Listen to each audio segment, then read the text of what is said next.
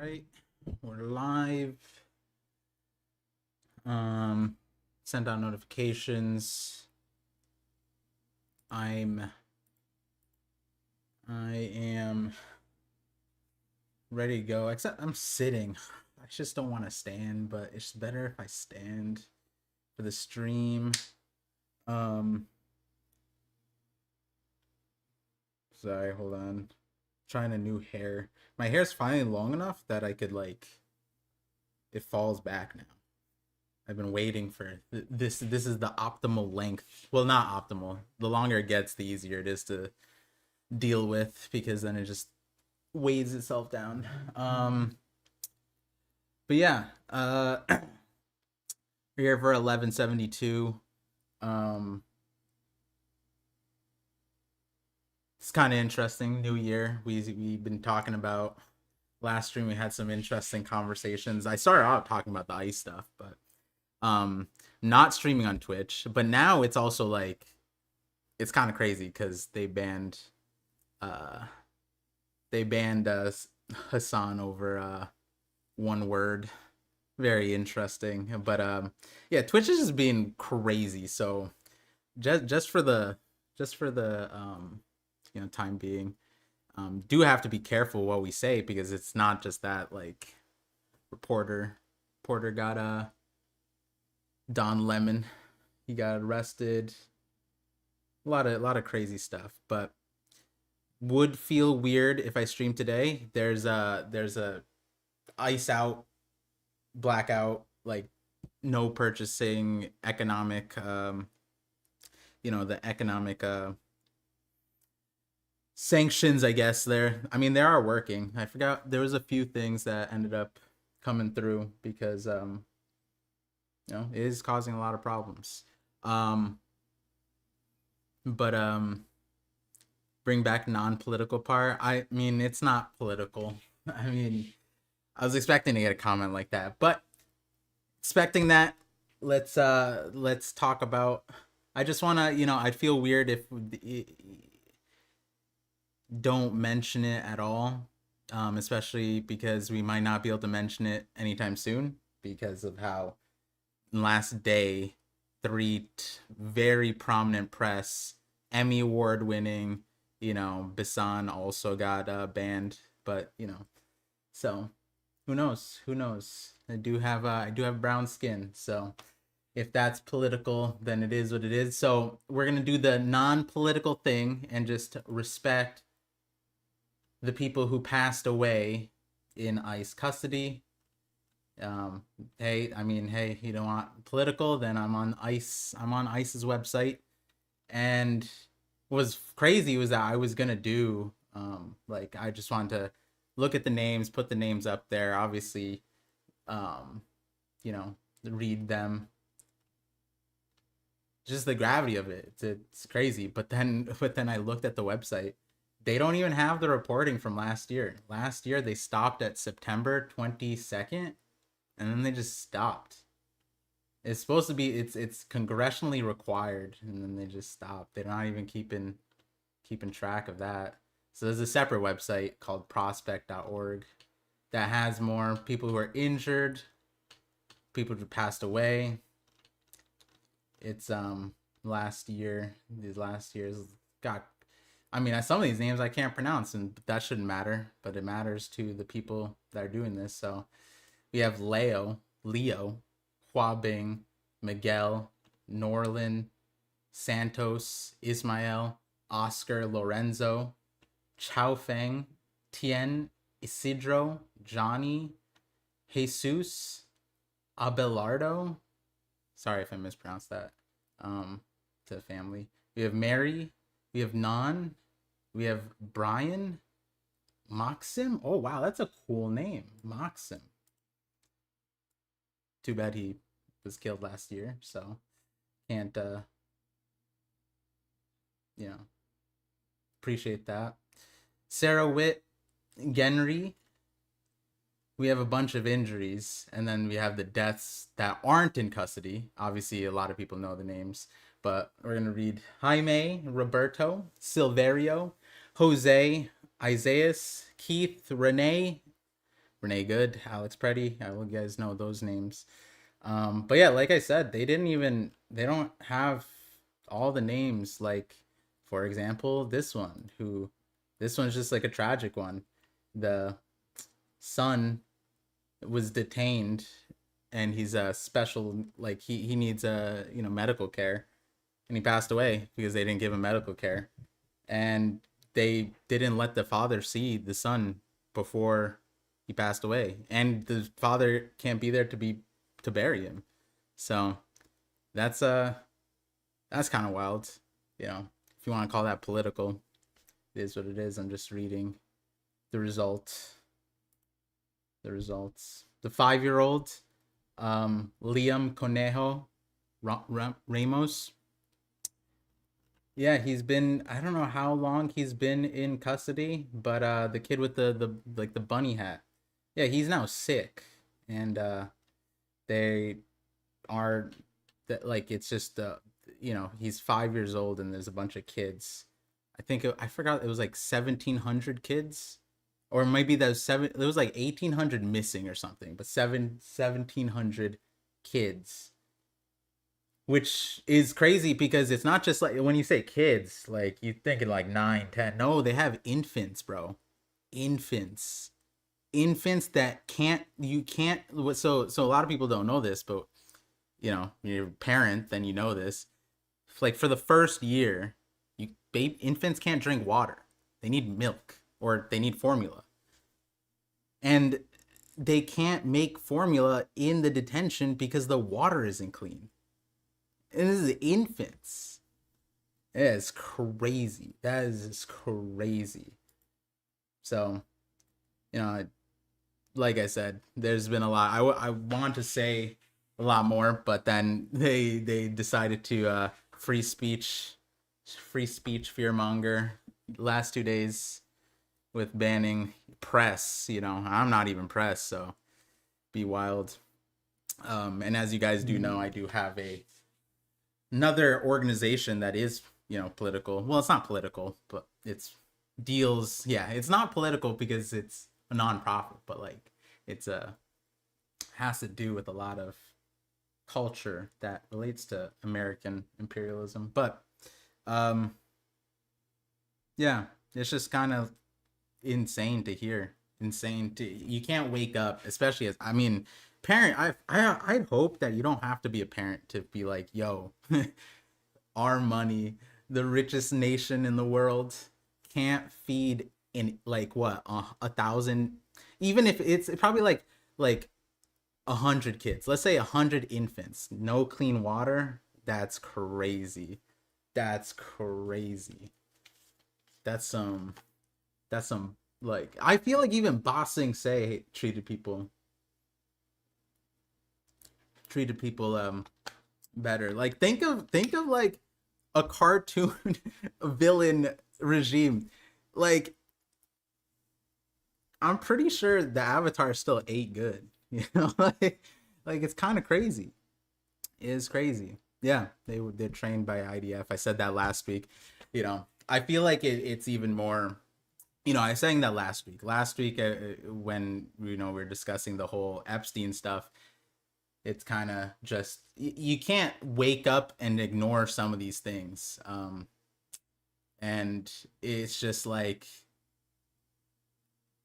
you know the only thing that we can do is have solidarity, um, and like I mentioned last week, unfortunately, a majority of people in this country made a decision that I feel like, it was completely eliminated off the basis of, pedophilia. But, a lot of people don't believe that. A lot of people would, you know, elect. I'm not even talking about the president. There could be other stuff too.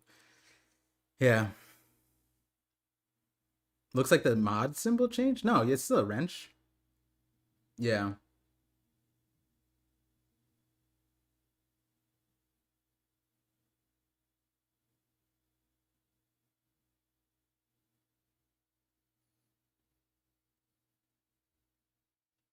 Yeah, it's just, I mean, don't even mention I have a whole list of like the pregnant.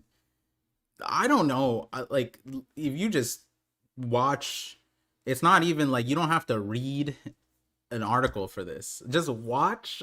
I don't know anybody in my life. And this is the one that got me like, infuriated. I don't know anybody in my life. I don't even think I've met a single person in my life that would beat down a pregnant person. That's just like, not like, okay, if the pregnant person's beating you up, like, okay, that's different. But like, to throw a pregnant person, I mean, holy moly. I like, that's where I'm like, I don't know how you watch the video, and it's like, why do you even, man, pregnant people get tired getting up from the couch. You don't even need to do anything. And that's just wild. You know what I mean? There's obviously, not trained, but obviously maliciousness. It all comes down to, and this is the overarching point that I want to get to before start the chapter, which is that it's just, there's a huge lack of humanity. Like, if you feel that I'm being inhumane by even mentioning this, then just leave. You know what I mean? Like, I don't even know what I could say to you to change your mind, but um my bar isn't beating pregnant people, but it definitely does. I'm questioning the level of humanity when I'm seeing people like that's not, even if I was ordered to, even if someone paid me $1 billion, I'm not putting hands on a pregnant person. Like like that. There's ways to do it, and kids, the people doing that to pregnant people, it's just, that's when you start seeing that, it's like, yeah, maybe they maybe that's too far, right? I don't know, but like I said, I don't know I don't think I have a single person in my life, a single person that I met that could be that violent to a pregnant person. It's just, this is inhumane. It's inhumane. It's crazy. um yeah. Yeah, and be safe. Be safe. The facial recognition stuff is real.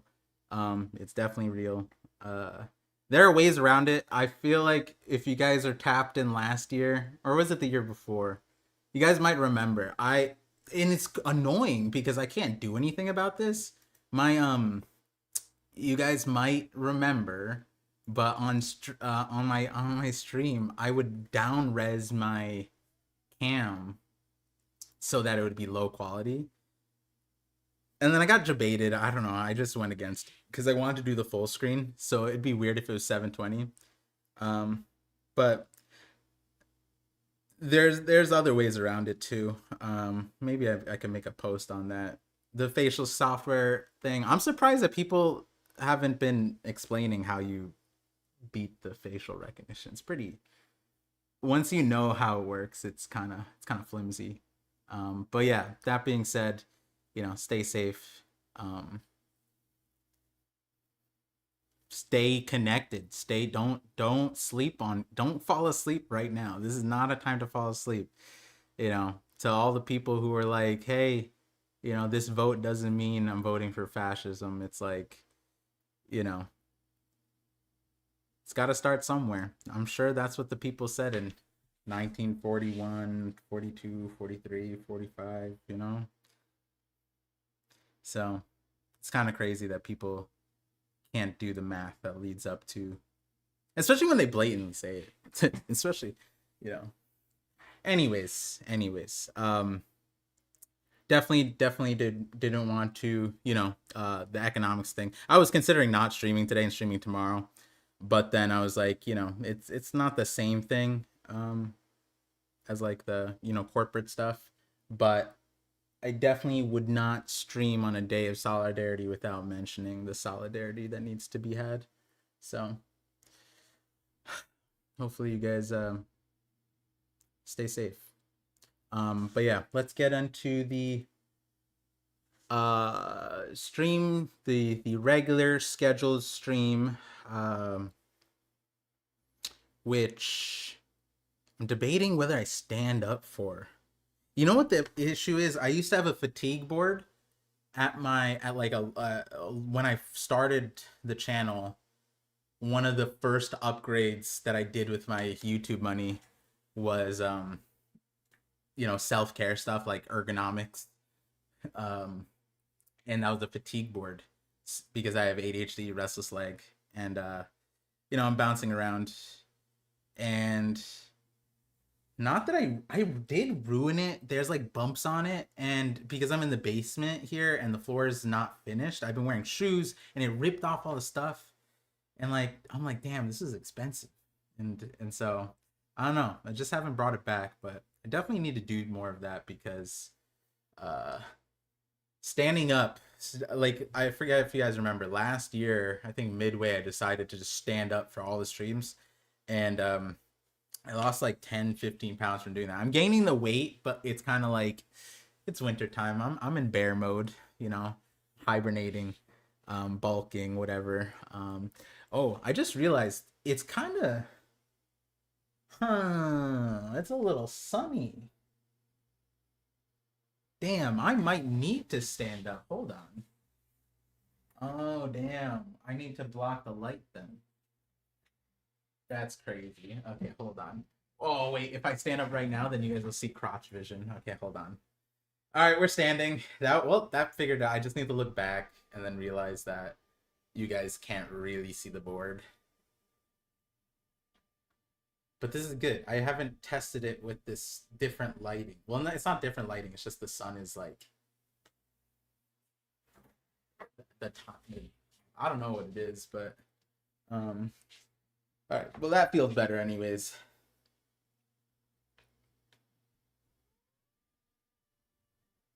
There we go. All right. Let's see. But yeah, as for the Twitch thing, I mean, there's also the technicality issue, but I also just don't want to be on Twitch. This is a hassle because apparently Streamlabs isn't supporting. I just updated it. I'm too scared. Once I do other streams like my watch parties, then I'll try streaming there again. But yeah, without further ado, we're at 22:30. Welcome into the Knock Up stream, guys. We are taking a breath of Elbafia. Oh damn! Oh, I don't have my fur coat.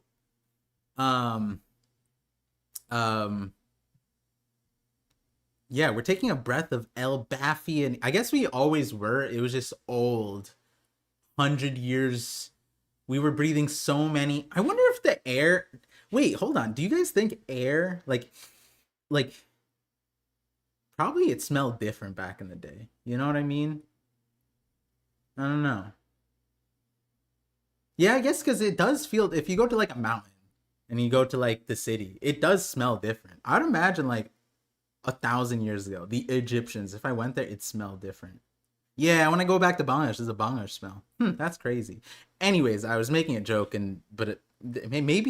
maybe someone, I have a good nose, but someone could differentiate in the One Piece world the flashback by the smell of the air. But yeah, we're back. I believe. Yeah, we're back. It was the Loki hitting the Draugr, and then it froze and shattered, and we're like, what is this power? Which I mentioned not specifically, but in relation to Nidhogg, that if a power were to exist here and it's related to Nidhogg, I'd like to see it be ice or frozen winds. But that came from Ratatoskr, which again we don't know the name. But yeah, we're here at 1172, and hold on. I just realized my camera is not. My head was getting cut off. There we go. That's a little bit better. Yeah, 1172. Trying to figure out if there's anything else. It's been 2 break weeks, so I feel discombobulated. But honestly, these break weeks are kind of necessary given the state of the world. It's hard to pay attention to when you're, worried about your daily outings and stuff like that, and friends and family, and going to New York or something like that. Which it's Zoran. Oh yeah, and then also Zoran was a light of fresh air, but the snow, that was crazy. So much snow. I mean, it wasn't crazy, but it was crazy from my son's perspective because the snow was like as tall as he was. Um, and he was just like, he normally throws himself into the snow, and he didn't this time because he's just like, yeah, I don't know enough about snow. He's very cautious, so I guess he was kind of like, let me learn about snow a little bit more. I'm not. This is like expert. This is an advanced snow. Um, Zoran, not Zordon. I was thinking of Zoran because New York, but you know, definitely a breath of fresh air to see. But yeah, the snow, that was good. Hopefully, apparently we're getting nationwide snow, which is, I guess, a solidarity in and of itself. But um, yeah, and so we have the over 56, under 50. I think we'll just hop into it. I am getting a little bit of free time, more free time, but then stuff came up this week, so who knows? Who knows? When are we getting another 50-50? It's a little hard to. I mean, okay, to be fully transparent, right? When we do the 50-50, and that's not like, there's some stuff that was like political. We had some political stuff, but in general, it's like we wanted to do like meme news, just like random stuff, so we don't have to be super serious. And right now, it's kind of hard to. There's not much to like talk about that's that disconnected from mainstream. And a lot of the stuff that we did cover at that time or for 50-50 was streamer related, like Twitch, YouTube, content creator stuff, because we are content creators. So me and I hate prankster accounts, stuff like that. Yeah, now it's a little bit different because there's lawsuits, there's the Department of Justice. That stuff is hard to get a good laugh about. Like I said, like, hey, if some of the censorship goes through my videos, some of my videos do have the words that would get censored. um I always was conscientious of that reality, so there were ways around it. So like some of my videos, if you did it a different way than the way I did it, then it would have been or not demonetized, but like limited monetization, um, which YouTube, all that YouTube has to do is change like two things in the algorithm, and then those videos would get demonetized, right? Depending on the strictness of speech, especially because when you're talking about like, I don't know, you know, Sorbet Kingdom, not yeah, like Sorbet Kingdom on stream, and it's literally the same exact thing as we're seeing in real life, in the Middle East. It's like, hey, I did use the words, so um, so yeah. I will say though, I jumped off of TikTok a long time ago, you know. Um, no offense, but you were a content creator to be sure. Hey, I stream every chapter. I know. See, this is the discrepancy. I put the theories out, like some of the theories that are, you know, the chapter related theories, on the podcast or on the stream. The bigger theories I haven't posted, but I've been streaming every single week. I'm still a content creator, and I stream eight, like, okay, not eight, but like 6 to like, I think the average is like 5 hours. I said I was kidding. I know. I was saying it more for me, to be honest. Um, saying it was funny because like I forget who I was talking to. I was telling them about like the videos, shorts, whatever. And I was saying like, yeah, I make most of, the revenue from videos. And then I also am like, yeah, but I didn't post a video last year. Yeah, but so it's pretty funny. It's pretty funny. I don't think I've ever seen one of your videos when it was new. We got to change that piece. So we got to change that. Um,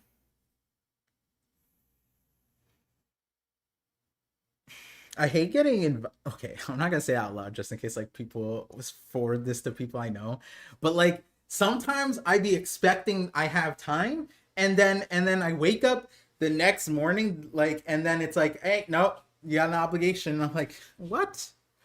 And it's so annoying because like I can say no. I've said no many times, but the last few things it's been like it's twisting my arm around my back. And then if my son says anything like, oh, I want to go to grandma's house, and it's like, all right, we're going to grandma's house now. I missed the intro to. I'm gonna update it because it feels a little weird, but yeah, I'm going. It's gonna be the same thing. It's just updated a little bit.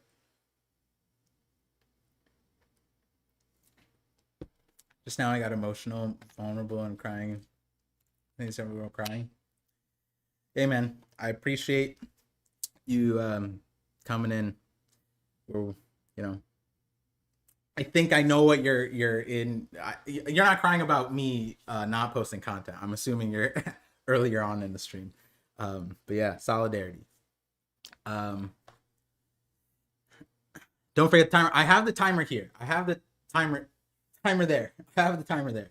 It's just okay. So like I was saying, I guess I wasn't prepared for the end of January solar path for the house because I never had this issue where it was this dull. You can still see this, but I imagine when they pull the panels up, it's gonna be a little bit difficult. I'll just move the timer to this side. I'll just move the timer to this side. That's what I'll do. So I'll do that, and then we're good. Oh yeah, then you could see it easily. Oh, you were crying about the content thing? Yeah. Um. Okay. Now we're there. 32. I'll put the chapter thing on the stream. We're gonna get started. 11:72. Reset the timer. Get into it. Okay. Oh, started. Okay. It's lined up. Chapter 1172. The Elbaf I admire. Who's saying that?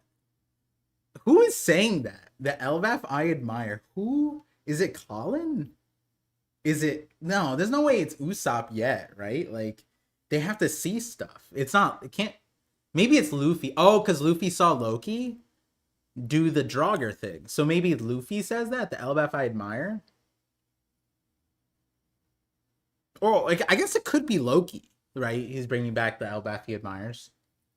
Could be that. Could be Hiredin. Let's give it to Hiredin. I'm not sure if that. I don't think that's the case. It's just that like I feel like this is anytime there's low hanging fruit, I'm just gonna give it to Hiredin out of just like I'm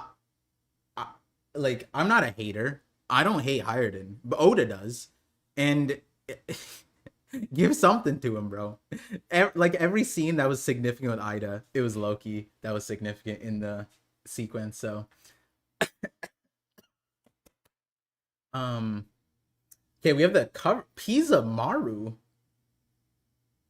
Some swans rummaging through Bon Clay cosmetics and putting on makeup. I don't want to freak out, but like Bon Clay is dope. If we get a Bon Clay chapter return, it could be like the thing is it's one of those things that like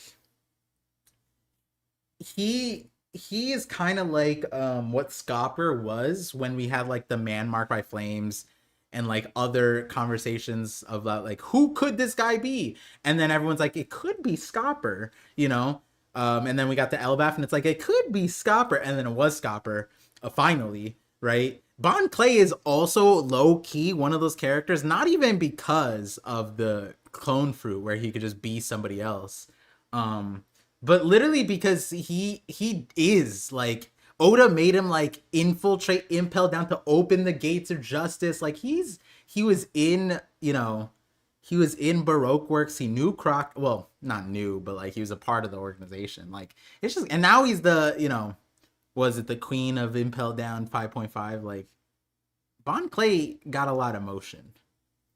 No matter where Oda puts them, it's like the motion is gonna be insane. Definitely. I think that might be the best part of Impel Down if they're still there. Why would Magellan let Bon Clay live? I don't know, bro. Maybe he doesn't want to like be charged with hate crimes. I don't know. They'll be too woke. No, I'm joking. Yeah, the day Bon Clay returns, that's gonna be a fun one. I'm gonna like bring Rogers base on the thing. I remember he lost. He lost a bet and had to cosplay Bon Clay, and I hopped into a stream, and then I'm like, hey, can you do this pose and this pose? And then he did. I forget what I did with those screenshots, but I was like, I'll save these for later. I'm not too sure if this means anything. I'm not gonna put my call sheet bet or whatever. Yo, oh my god, I just had the most brain rotted idea. One Piece polls and theories, call sheet bets, like sports gamble. No, don't do that, guys. Don't do that. That's terrible. Oh my god. I feel like people are doing that on Twitter already or Discords, but now you can just do that on call sheet, right? Whatever. All right, I'm gonna stop saying that because I don't support that stuff like that. It's brain rotting. But if you people do it, it's fine. It's whatever. I don't care. It's just a wild thing. It's a wild concept. Okay, we have Oda's note. I saw a quokka for the first time. It looked nothing like what you see on the internet. What is a quokka? You should hold polls and react to it. I feel like Psy does that. But hold on, let me see. What is the quokka? Oh my god. Is this... Could this be what Loki is? Oh, wait, hold on. Sorry. Oops. That was, hold on. Let me just pull this up. There we go. Quokka. You see this thing? Hold on. What? This is so cute. It's like a squirrel kangaroo. It's like a hamster, but like a kangaroo. And it's like mad small. Could this be Ratatoskr and this be Loki? And they're quokkas? Is this it? Low key? Maybe. Low key, maybe. That's kind of wild. Huh. Alright, let's get into the chapter itself. It says it looks nothing like what you see on the internet. Wait, so, oh yeah, so then that's not even what it looks like. Oda's saying it's different. Oh, Oda's saying that because he drew it in the thing and it looks nothing like a quokka. But he's gonna say it's a legendary, mythical quokka. For sure. Lock it in, guys. Call me a content creator again. Call me a One Piece theorist again. Greatest theory. No, it's not. I'm sorry. The lift ascends to the Sun Realm.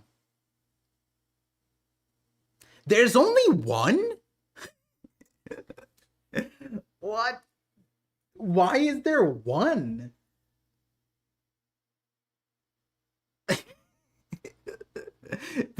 Sorry. This is just, sometimes the logistics of this is so silly. If you were gonna do one, because you figured that there would be a need for one, then you should have built at least two so that there'd be a backup, right? Like a minimum two. And it doesn't count if it's on the other side of the island. This thing's massive.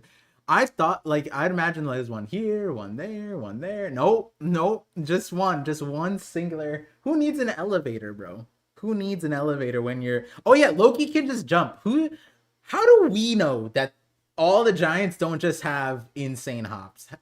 We're gonna find out they're all Birkin and they grow wings. They've been hiding them. That's what the true nature of ancient giants. And they can fly. They can fly. That's what we're gonna find out. That's why they don't need this elevator. They don't need the bridge. They don't need this. That's why they had cloud ships. There are 3 foes up there. Okay. Oh, we're getting... Wait, what?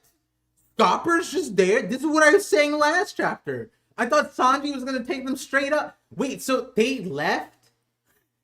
Wait. They left. Zoro hired in the new giant pirates. They left. Sanji left later with Scopper and the gang to carry them to the ship. Why didn't they just go on the?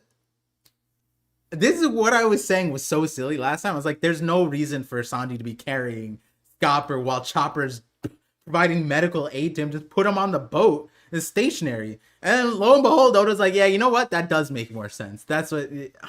I was like, who is he talking to right now? And I realized he's on the boat. I thought he was like floating on the side. Like Sanji was just like geppoing. But okay, cool. They're on the ship now. Or the elevator. Their objective is clear. They plan to abduct 10 children. 10 children? Was there a limit? They plan to abduct 10 children from elevator. Was it only 10? I feel like 10 is specific. I thought the goal was to just take as many kids as you could. As many as fit on a ship. And take them to the Holy Land. And the children will serve as living shields, leveraged to turn the warriors of Elbaf into battle thralls. I love that this is said, because like this is, me and Sai had a long ass debate about how the children would be treated, and it's like, yeah, they're gonna be serving as living shields. Where have I heard that before? Not political manga here. That's crazy. That's so ironic that terminology is being used here. But yeah, I mean the same thing in real life. The kids being used as living shields. America's doing it right now. Anyways, 3 humans did all of this to think that not even the giant warrior pirates or Yasan could stop them. Hiredin. Is that Hiredin who said that? Hiredin, you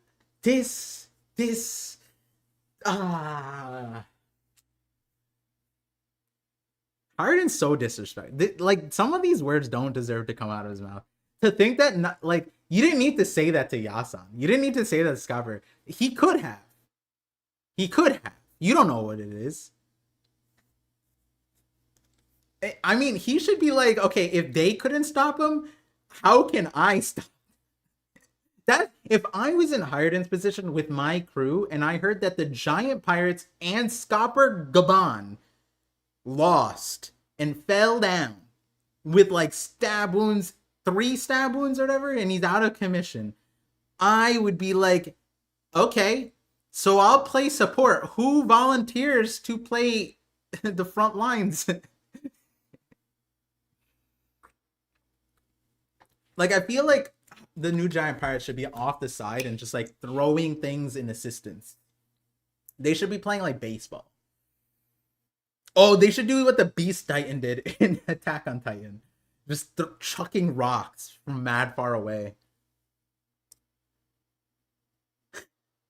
Sorry, I have no excuse. No, you do have an excuse. Scopper, you had the best excuse. Yeah, you're the only one. Oh, Scopper's so cool. They may be kids, but they're still giants, right? How can 3 people our size move them? One of the 3 is a woman with a strange arrow ability. The children are unable to resist her. Just the children? Like, that's kind of crazy. What do you mean, the children? Like, I assumed everybody could not resist it. Unless you had, like, hockey. Which Saul never even tried, like, armament hockey to, like, mess with the arrow. They just keep marching towards the West Village Harbor.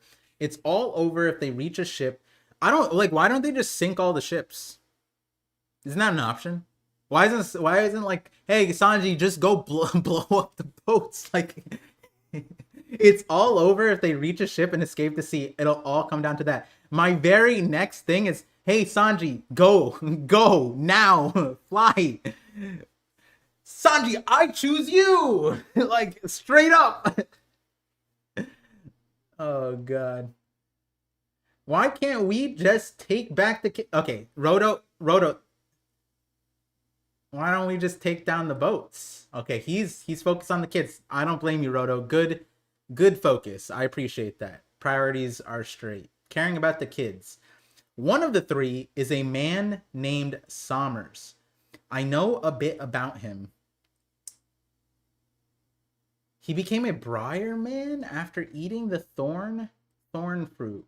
He can freely manipulate vines with sharp thorns. Okay. The vines can become oh my God. The vines can become transparent, and he's wrapped them around the children. That's just like so random. He's explaining this ability, and it's like she has a strange arrow ability. The kids can't resist her. Okay, moving on. Yeah, this guy, he's can manipulate vines and thorns that he can make up, and they turn invisible. Sure. Okay. Okay, no logic. Fair enough. He's wrapped them around the children. So we can't grab them? That's so cruel. Indeed, they're as tough as iron. If we clumsily try to get the kids to break their line formation, they'll turn into pincushions. It's been set up so that they'll hurt each other. Yeah, but Zoro could just cut them all. We like, right? Like Scopper can cut them, right? But like the difference is Zoro's like surgical precision. Probably, I'd hope. I feel like Sanji can do something here, and Zoro can do something here. And on top of that, oh, and then the other thing was, there is a way to stop it. Wasn't it like, no, wait, Saul figured, oh yeah, he lassoed them. Wasn't he roping them? And then he just pulled them in? I forget exactly what it was, but I remember Saul did succeed, like, for a little bit, and then the chapter ended, and then we went to the next chapter, and then Saul was just like not doing what he was doing, and then the kids were just like gone. I'm forgetting, but I feel like that's kind of important. And on top of that, the last one seems to have the powers to make nightmares come true. The things the kids find scary have come to life to prevent their escape. Like, this is not like this military debriefing right now. It's like, it's not even helpful. It's like, what did you just say? And like, even in the One Piece world, this is absurd. What do you mean he seems to have the power to make nightmares come true? It's like, what? What? That's insane. It's crazy. And the thing is, it's unlimited, it's like rangeless, it's infinite. There's regen. They're also strong. They're weak to the main characters, but strong to like medium strong characters. It's kind of like, wasn't it one of the moms beat down like half the giants in the panel and was like eating the ship. It's crazy. You could call that Big Mom, I guess. The kids may appear to just be waddling along in broad daylight, but it seems impossible for anyone to stop them. Okay, so wait, hold on. I'm getting a gist of this chapter. Okay, so this is like this is not. We're not doing much in this chapter. We've gone plenty of time now. Okay, because this is. I was like, are we just gonna jump straight into it? Because from my standpoint, Loki said he could fly, and Gunko's flying, and I don't know what's stopping Loki from just going straight to the source of the problems, right? Luffy can fly. Like, that's what I was wondering. I was like, surely Oda isn't gonna take us out of the flashback and then immediately go straight for Emu. And even though it's fully plausible, considering if Loki can fly and Luffy can fly, there's nothing stopping that. But we're getting like a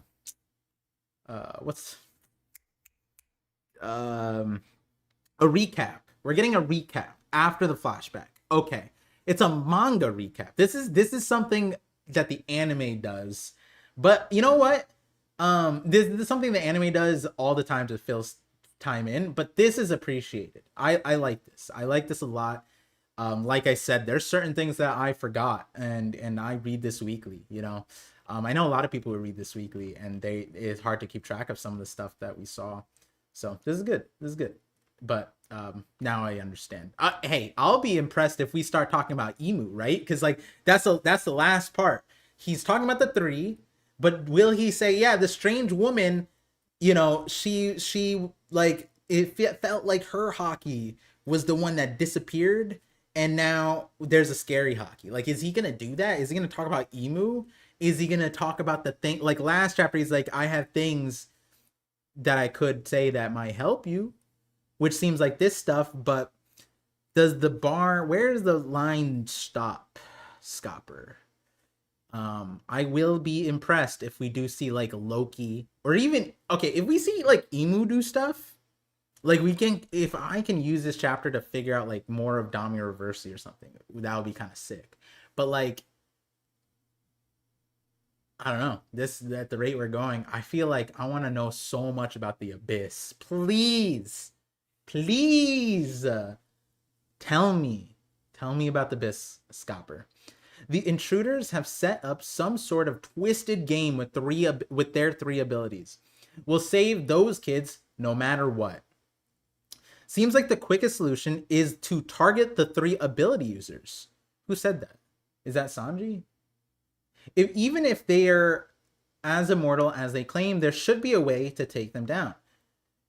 Well, like, yeah, you listen to the story, right? Loki just told a 100-year flashback story about being able to kill one of them. It's Loki. I feel like we keep getting teased on like, yeah, maybe there's something else. Maybe there's one other thing. Maybe they're allergic to radishes. Like, I don't know. Like it. Oh wait, what? Wait. We could try trapping them or crushing them, and maybe even eating them. Wait, what? Bro, I said allergic to radishes. That's crazy. If he said that in front of Luffy, Luffy would literally try. It's like, wait. No, I just realized Luffy wouldn't try, right? Because it's not like they're mochi or something. Goldberg is he's confirming like long-standing theory. When the Elbafs landed in Egghead, one of the giants looked like he was gonna eat the Navy guy. If you go back to the panel, me and Sai talked about this. They jump off the boats and there's a giant who's like half in the water, and he has a Navy soldier, and it looks like it's about to eat him. And I said, Sai, do you think that they eat people? And I forget what our answer was, and it's like, is that cannibalism? And it's like, no, but it is, but no. So like, is Goldberg just exposing that like it's in the realm? It's not like the weirdest thing to do. You know what I mean? Like trapping them, crushing that. You wouldn't say that unless like yeah, like this doesn't feel like an extreme thing. It's with trapping, crushing, and then eating. If in the order of things, it's trapping is normal, crushing is normal. I guess to Goldberg, eating them is normal. Damn. Yo, Harold probably ate people too before the like when he was 45 or when he was 40, he probably ate a few people for fun. Haha, sounds promising. Let's do this. What? How would you say that to that? It's the Sun Realm. Prepare to disembark. Okay. They're there. Whoa, thunk. There we go. Wait, I just realized. Is this is automated? There's no counterweight? I thought there was a counterweight. Huh. There's no one like doing it. I guess it's just an automated crank. Cool. Elbaf has technology. Take that, W, Sai. Sai's like, oh, they're dumb. Nope, they got elevators, brother. All right, there we go. We got... Whoa. What am I seeing? Why is this... Who is this? Wait, why is... Okay, so this is art... What? What? This is our giants right here. New giants. And then that's giant nightmare Nidhogg, right? And then that. What is that? A giant mecha? Did Frankie like go Super Saiyan? What's happening? Why is it so big? That's not even like Harold size. That's insane. Okay, so Nidhogg, Harold's freaking out. This is beyond anything I could imagine. Oh! Oh, I thought, okay. I thought this soldier thing, this knight, was fighting the Nidhogg, which made no sense to me because I'm like, wait, like, who's that big? But they're just nightmares, right? That's what it is. They're not fighting each other. It looks like they're fighting each other, but they're not. This panel cements that. They're just in the thing. This is beyond anything I imagined. Are there no limits to the... Yes, there's no limits to these nightmare monsters. That's crazy. I'm glad Hiredin has the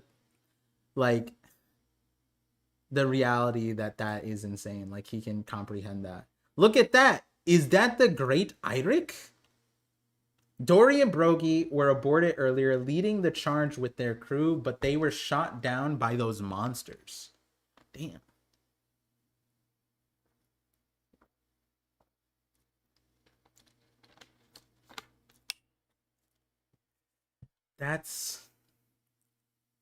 This is you get up, and this is the thing this is like, I'm trying to put myself in Hiredin's shoe, because apparently no one else is going to do that. This is his home, and like, these are so insane. That's crazy. Imagine coming home at night and you just like see a bunch of monsters at your house in your town. Oh my god, this is crazy. That can't be. Is that you, Hiredin? Kashi-san. Oh, wait. Kashi-san, I'm glad you're okay. I was in the realm of the dead. Tell me what's going on. You won't believe this. Listen closely. Dory and Brogy are trying to kill Elder Yarul. They all went crazy. Please, you've got to stop them.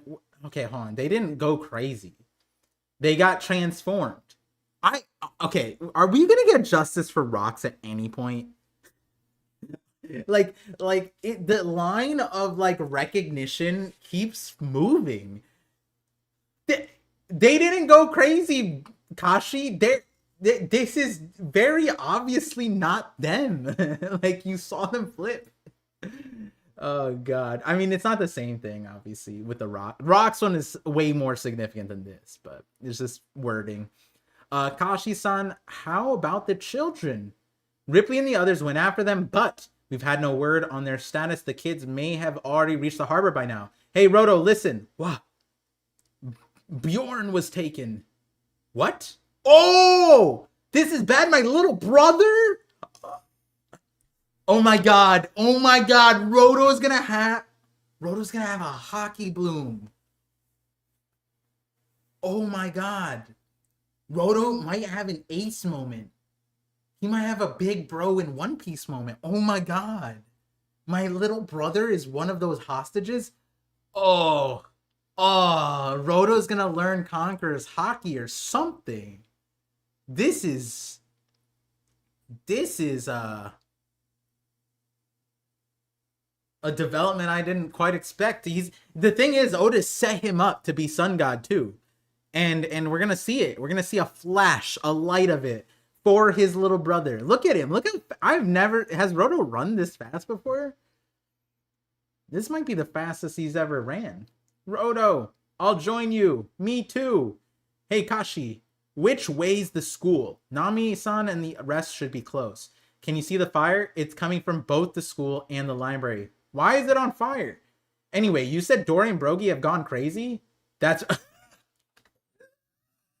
No! Zoro the Minority Hunter, bro! It's not just... It's straight up minorities. It's not skin color anymore. It's straight up... You're telling me that there's giants I can slay?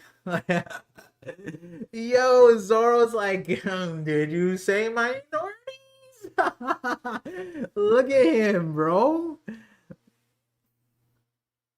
You got like we need your help to stop Dorian Broggie. Zoro's like, define stop. Define stop. Do they need legs?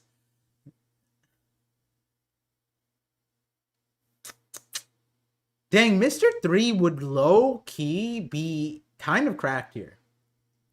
I'm waiting for Mr. 3 to show up, not gonna lie. Because his wax through could just lock everybody in place.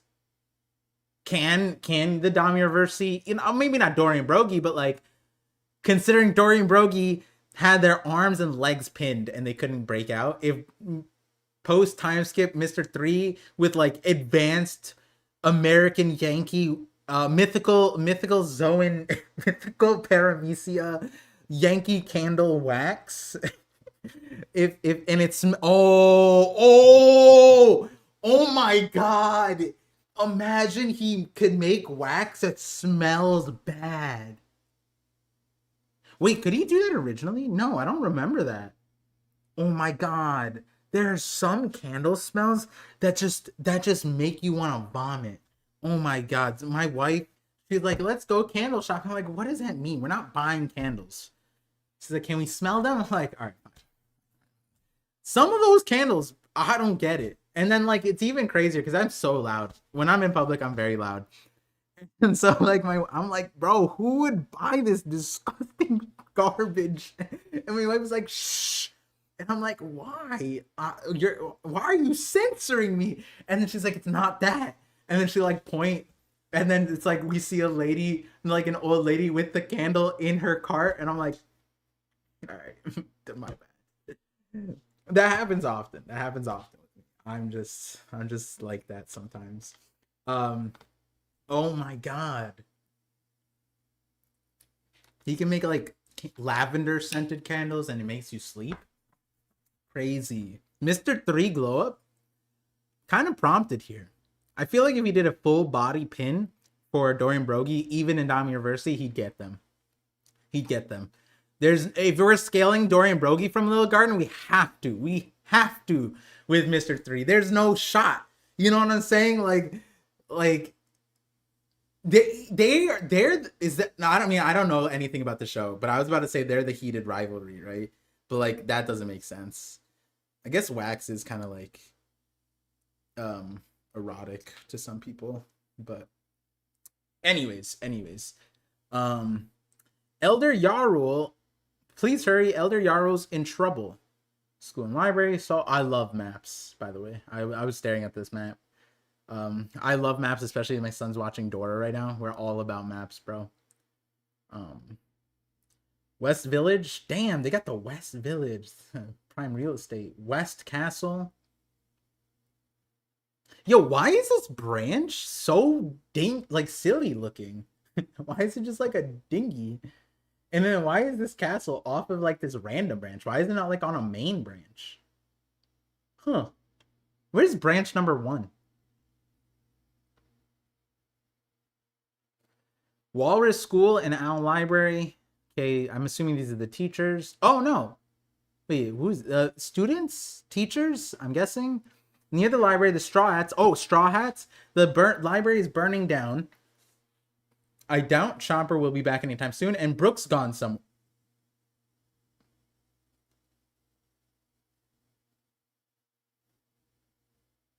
Brooke's gone off somewhere?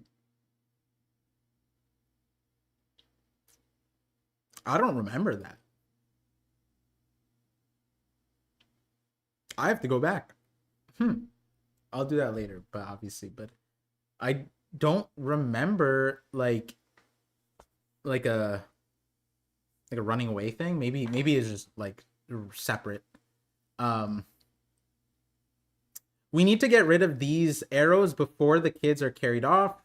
Master Dory, Master Broggie, I can't stand seeing you like this. Damn.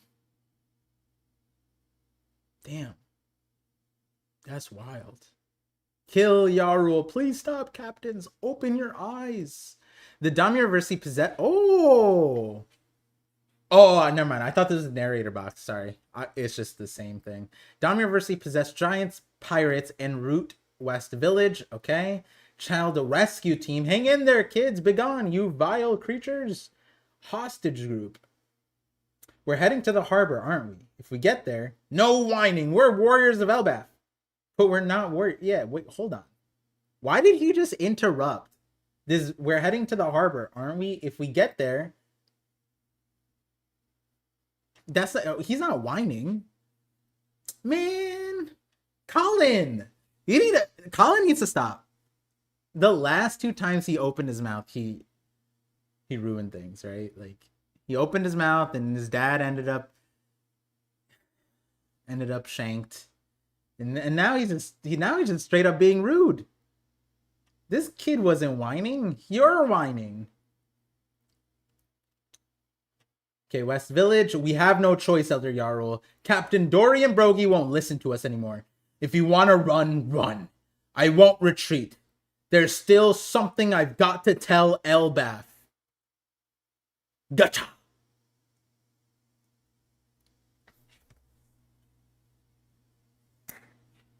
All right. Listen, people of Elbath. I will tell you everything before I die. Thank you. I'm so glad.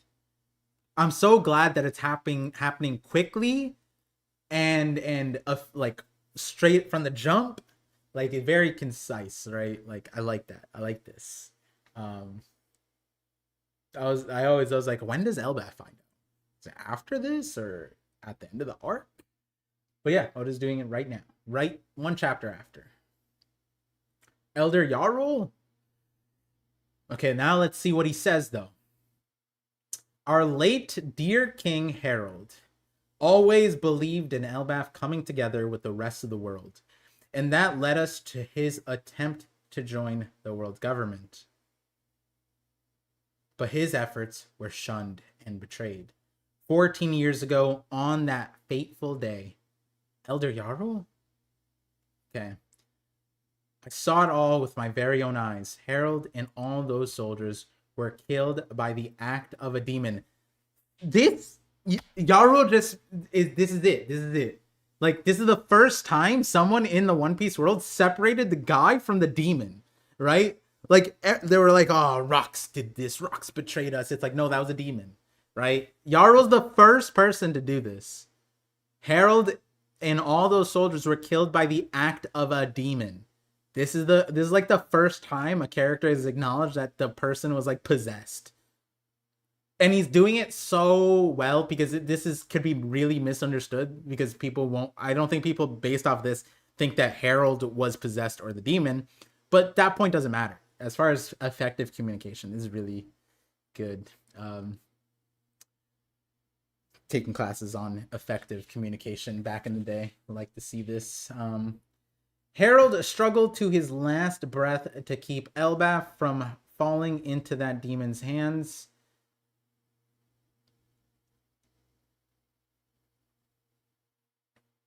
Damn. I held my tongue. Oh, wait. So Loki didn't kill our king?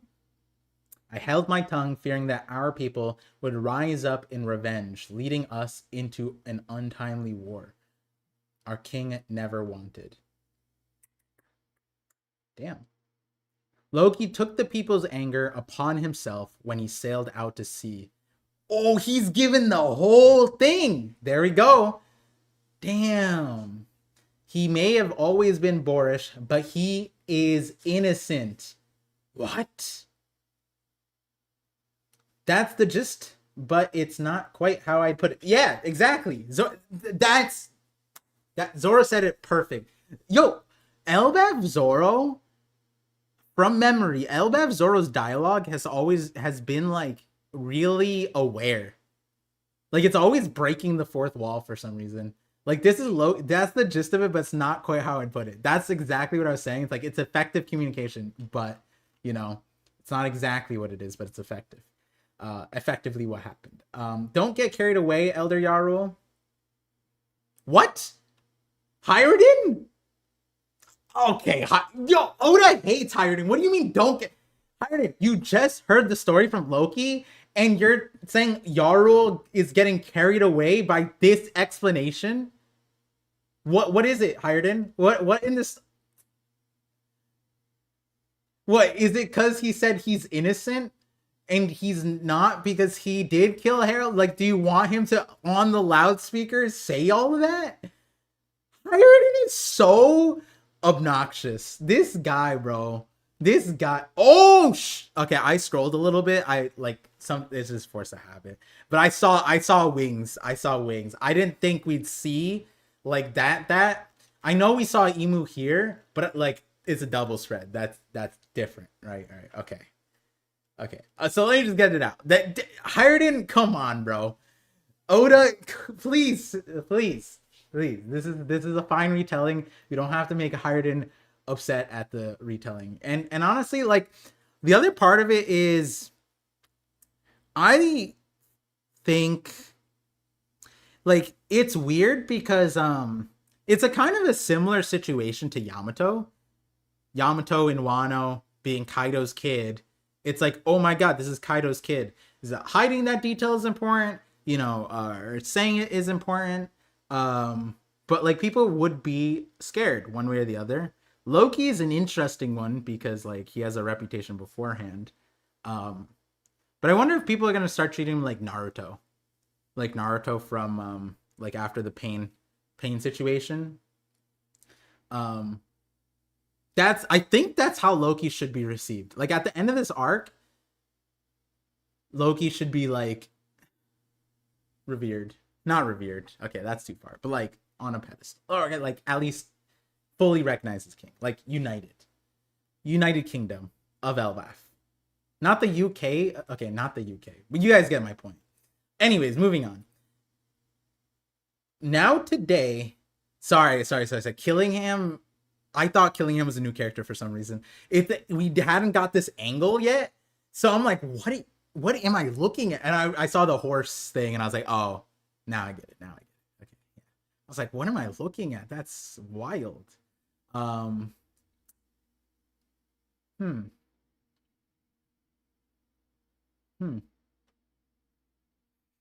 Now today, 3 new demons have appeared to subjugate our nation. I had hoped this matter was behind us, but we are once more in need of great power.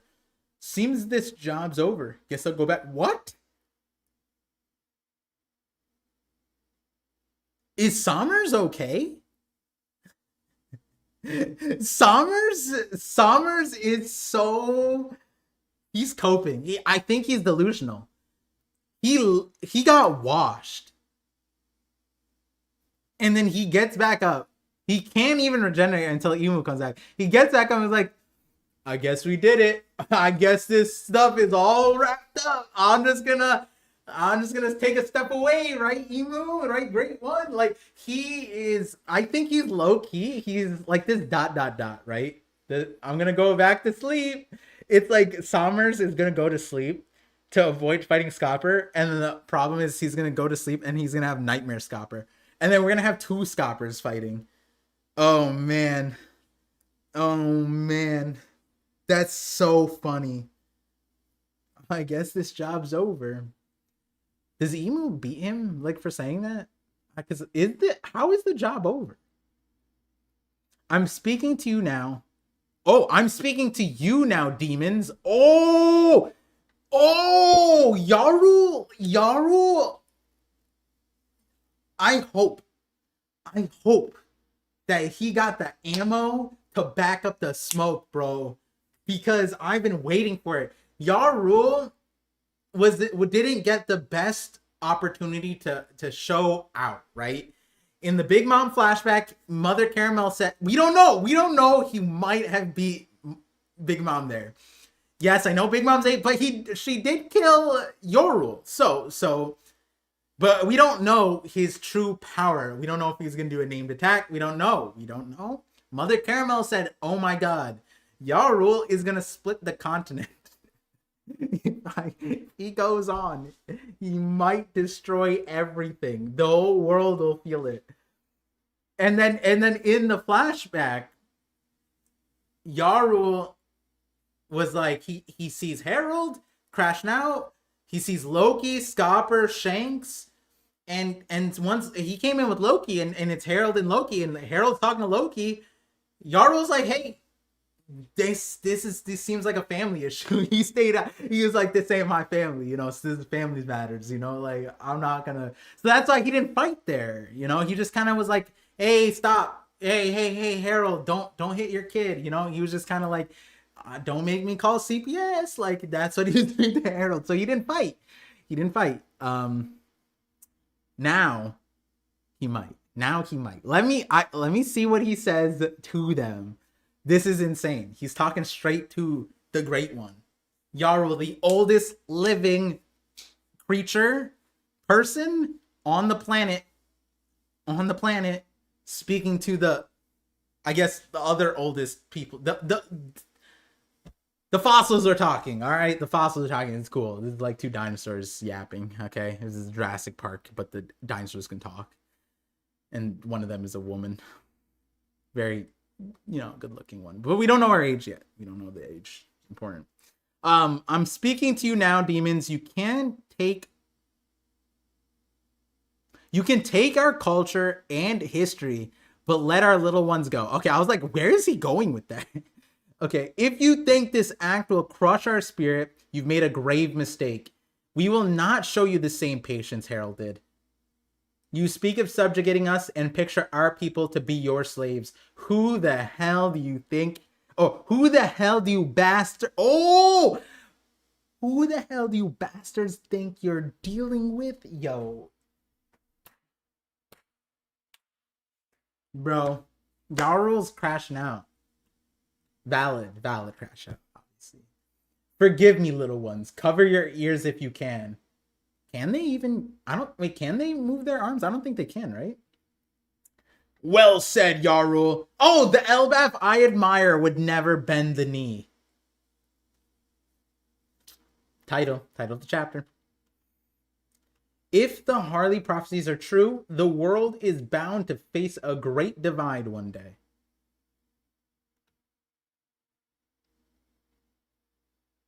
Harley prophecies are true. The world is bound to face a great... What? Wait. If the Harley... Wait, what? Forgive me, little ones. Cover your ears if you can. And then it says, if the Harley prophecies are true, the world is bound to face a great divide one day. Interesting. Why did the kids need to cover their ears for that? So be it from this day forward, all Elbaf will stand against the world government. Jarl's the leader. Jarl's the leader we needed, bro. He was even... I'm not going to lie. When he talked to Loki on the way into the throne room, he was already like saying, he's like, this is my opinion, but I think the proper protocol is that the young should lead and the old should provide guidance. And he did that with Harold too, right? He provided the guidance. He was like, hey, this is what the world government's history is based off of what I know to be fact. I know it's myth to you, but hey, like, there is something fishy here. This is as much as we know about the Galila. But just know that they're, they worked with the world government to a certain extent, and look at where they are now. They're a myth. But yeah, it's this is Jarl's unexpected dope speech. Did you really think some thorns, illusions, and this little reversey game would be enough to make us bow? I like this geezer. Bro, Zorro! Dude, Zorro is... Oda, like, this is my point. Oh my god. Wait, hold on. Oda's doing this on purpose. Ain't no way. This is confirmed to me. Zorro is Oda's purposely giving him the lines that like a reader who's like, passionate or whatever is saying. Like, I like this geezer, like the reactions. Oda does that all the time, right? But look who he's with. He's with Hiruden. And what have I been saying about Hiruden? Hiruden is the character that Oda has been demonstrating to be like the annoying, like why are you even saying this, right? And he put them juxtaposed this entire chapter. I've been like, what are you saying, Hiruden? I agree with you, Zoro. This is so crazy. Like, I like this geezer. Same, Zoro, same. It's so funny. Did you really think some Thorns illusions in this little reversey game? Damn, he called out reversey. Wait, how does he know? Wait, how does Yarul know? It didn't happen like all the way over there by the school or whatever. Did he? I guess the information came to him, but also he knows like Japan. He knows like Othello. He knows the history, the commercial version. That's crazy. I like this geezer. I bet you do. 300 years ago, he was known as the strongest being to ever hail from these waters. He was the Kaido 300 years ago? Oh, so Ors died. And then Yarul is like, this is my era. I am Yarul. Hear me roar. What about Yarul? What about him? Was he like the second strongest? Damn. That's crazy. This is what I've been waiting for. You can't say that. The strongest being to ever hail from these waters and then not be like that, all right? We will never submit to your dominion. What say you, proud warriors of Elbaf? Well said, Elder Yarul. The Elbaf I know and love is back. We get it already, Usopp. Focus on getting rid of these damn arrows. We will protect the peace Harold dreamed of. This is crazy. We're finally here. They said if we get caught up between them, it's over. Oh, okay. And then Zoro says, don't worry, I have a plan. Spark of Resistance flares. Chapter end. Ooh, yeah, chapter end. I was like, am I scrolling wrong? Okay. Crazy. Oh, wait. I had time. Hold on, I had time to spare. Let me hit that 49. Hold on, let me get this.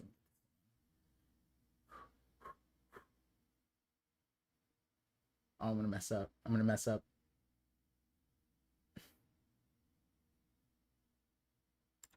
Oh no, I was off by 18 milliseconds. Damn, it's close. Sorry, guys. Washed up gamer here. He's learning reading too fast now, Par. I feel like I went on a lot of tangents that chapter. Didn't I talk about my son in this one? Like, oh yeah, I was talking about like Dora. He was watching Dora. How did I make it? Oh yeah, how did this happen? 55% said under. You late voters. Those are the mail-in ballots came in. Yeah, this chapter is more of a recap. Yeah. I like this chapter. I like this chapter purely because, well, okay, Scopper, this was needed. This was almost needed last chapter, to the point that I was like, why isn't this happening? Why isn't Scopper just with these guys? Oda's like, yep, they're with these guys now. And then when he goes like, hey, can I tell you? Oh yeah, another Herald hired in L. Scopper's like, hey, can I tell you about the powers that you're about to face? Hiren's like, we don't have time for that. It's not important. And we just like moved on. It's like, a Hiren, what are you saying? Okay. And then, so now this is necessary. Scopper stuff, necessary. Cool. The only part is none of the stuff is like new information. It's just necessary, right? I wished that there were new information. I wished we talked about the immortality thing, because didn't he say like that's the main thing. Like, these abilities aren't the problem. Like, when Zoro and Sanji fight these guys, right? Or fight anybody, like, they have the knowledge, they have the battle IQ to figure it out. They're strong enough, they're powerful enough, they can do that. What they can do is fight immortality. So like that's the main thing Scopper needs to tell them, because it's like, you guys made it this far on the Grand Line. I'm sure you guys have been blindsided by a crazy devil fruit before, but they haven't been blindsided by immortality. So that like that part, the mark, like the teleportation, the abilities that can come from it, those are that I want to know what Scopper knows. I want to know what Scopper knows. And what's weird is like Scopper should know the true history of the Void Century, and more as we go past like these moments, and I think about it too. It's like it feels like the Void Century did not have like these powers. Like it's weird because that doesn't make sense to me, because it would make sense to me that Emu or the world government came to power with the help of these powers, the magic. You know, whether Davy is involved with the contract one way or the other, it's like, wouldn't that be in the Void Century in some capacity? Like maybe like if I know, for example, right? Like if I know devil fruits are a thing, and I know that in my timeline random powers come in are in existence, right? Guy can turn into mochi, candy, you know, turns into spring. Another guy can turn into a jacket and be worn by his little brother. Like that's crazy, right? And then you read the Void Century, and you hear about a guy whose feet can turn into ice skates. I don't know. My brain would be like, oh, that's a devil fruit power, right? And it's like, I don't know. I've never experienced that power in my timeline, but because I know that devil fruits are a thing, I can make the educated guess that that's devil fruits, right? And I feel like that should be the case with this magic stuff.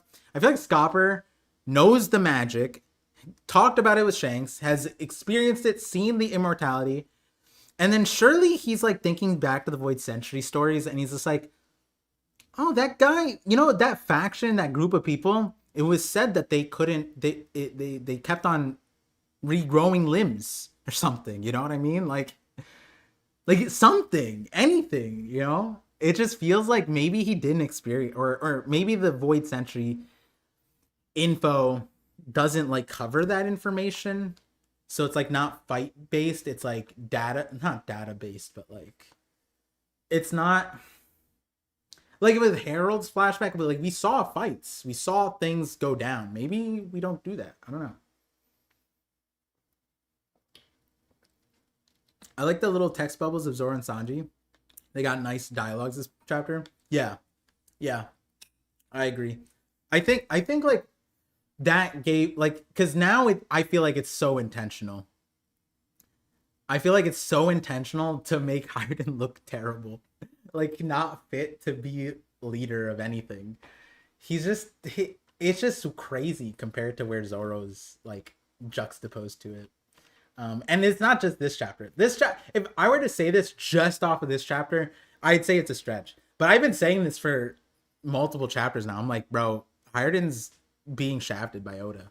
He didn't even get to see his own mom. Like, what was the thing? Like, my to my son or something? And then the son was like Ida to her son, and it was Loki. That's crazy.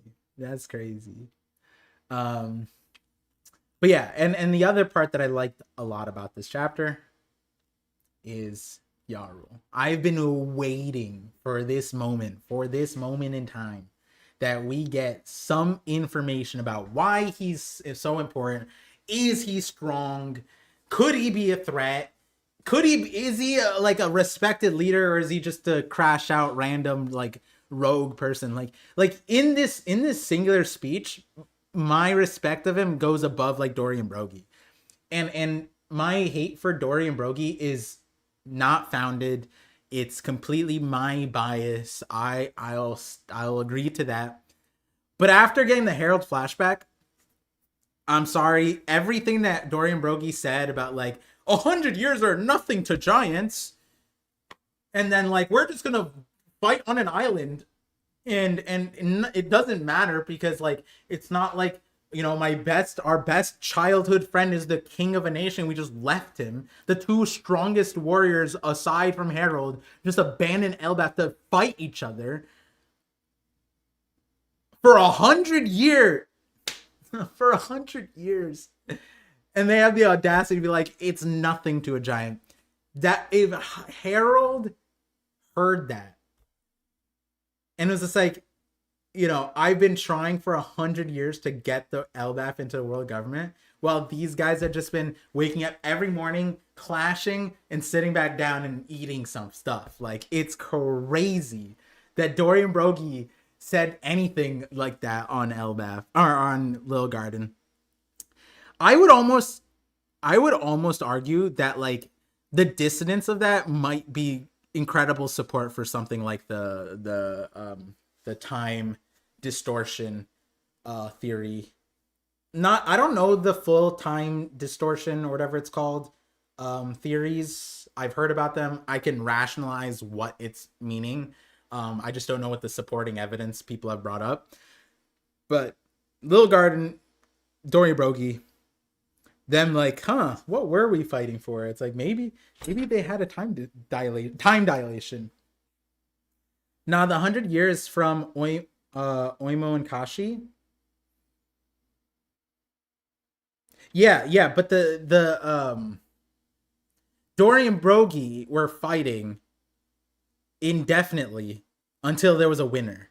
They ended up fighting until for like 90 years or whatever.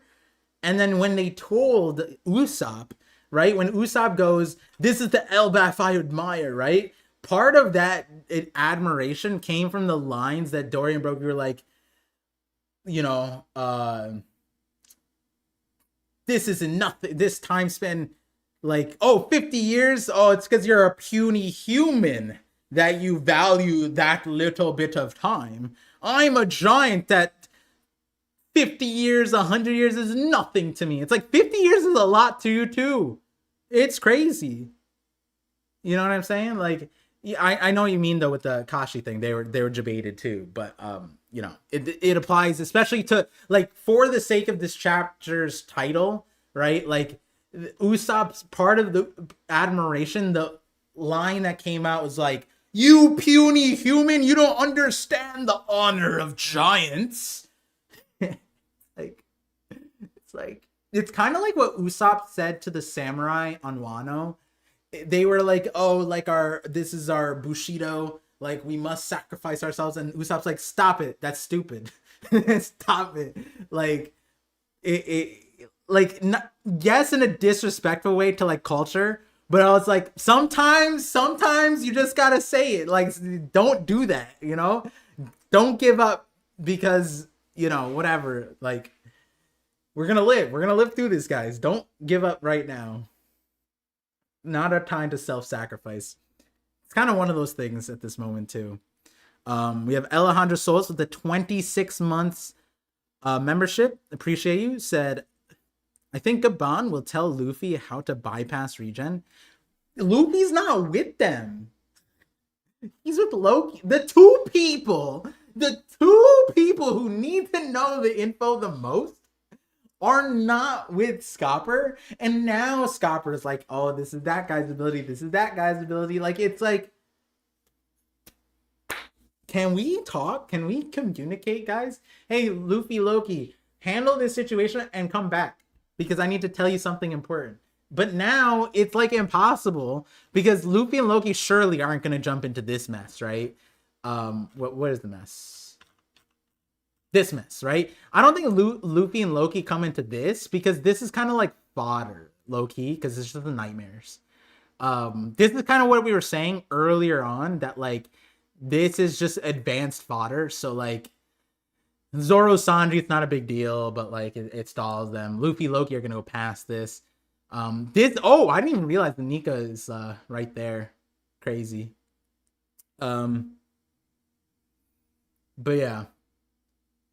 It'll be interesting to see how Oda positions the characters, especially when you have like Somers so like nonchalant, right? And you have three opponents.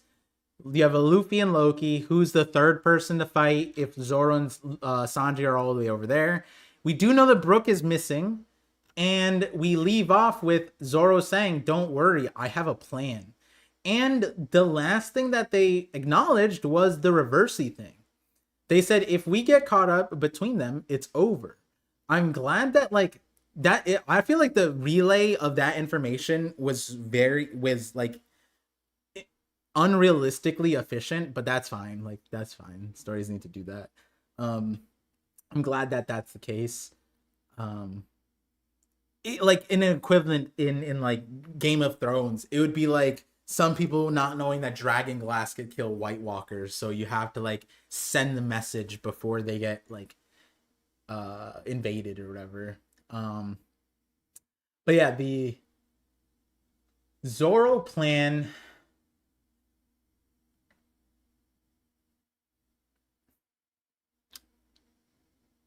I don't know what Zoro's plan is here. That's kind of like, is he being racist? Like he's like, I'm just gonna kill them all. I feel like Zoro does Zoro solo Dami Reversi, Dory, and Brogy? You already said it, part. I know, but that I was memeing then. Tricking Dory and Brogy into fighting each other is the popular idea right now.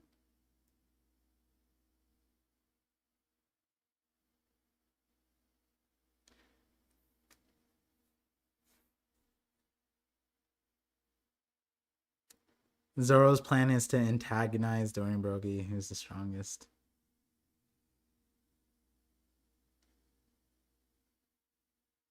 That's pretty good.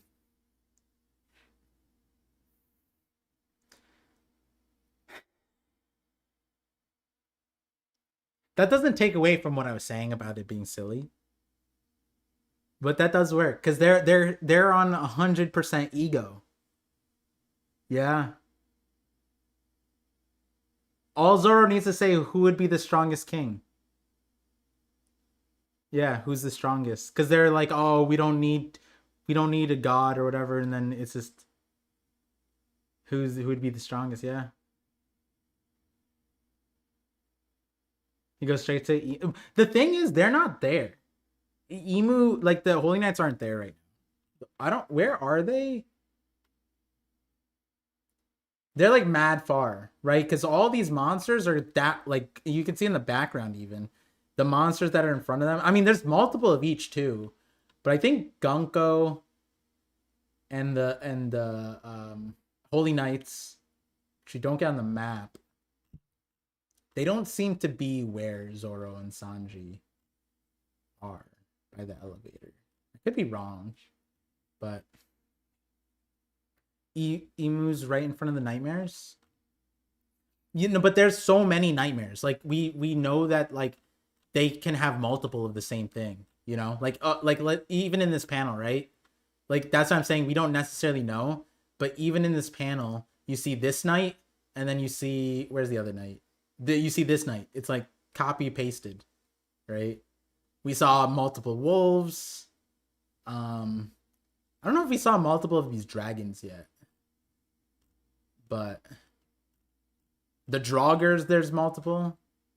I don't know if we can see where Emu is. I mean, like Yarul and them are not nearby, right? Yarul and them are at the castle, the West Village. This seems like, you know, they're all the way over there, right? We have it right here. West Village. They're over here.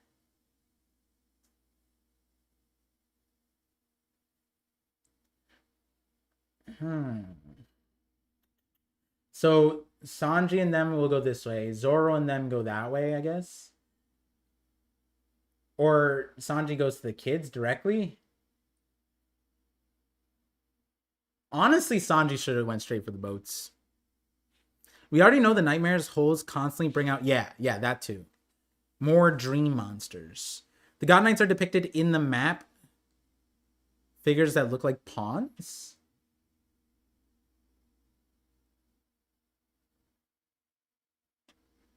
Oh, you think okay, so you're saying these ones are the so these are the kids, right? These are the kids. Saul is over here, and I'm assuming the Straw Hats are over here, right? Because they're seeing the school. The kids are here. You're saying this, okay? If you guys can see it, that one is Emu Gunko because that one's not labeled. Dory and Brogia are trying to go this way. Straw Hats come up here. They see Dory and Brogy that over there. There's a bunch of monsters in between them. The Irix on fire. Yeah, I guess that could be it. I mean, it's kind of interesting because they should be in the sky, but like, well, I guess Somers is sitting on something. Somers should ride Killingham. Do you think they give each other rides? Right? Should be. I feel Oda avoids Emu taking an L here by letting Brook break your control in Elbaf. This way, it's only the Holy Knights that look like bums. Okay. I understand the sentiment there, but I think that, like, I think people will give it a pass. Like, sure. I think that people will give it a pass. But if Brook, like, it would have to come through immense struggle and testing. Like, if Brook shows up, right, and he goes, Soul King, and then like he already knows how to disrupt it, and he just starts strumming or something, and then Emu's like, what is this? And then just like flies away or gets disconnected. I don't know if I'd like that. I understand the sentiment though, because yeah, you're right. That would be the way to save face. That needs to happen. As long as Emu is here, they can't lose. That's the problem.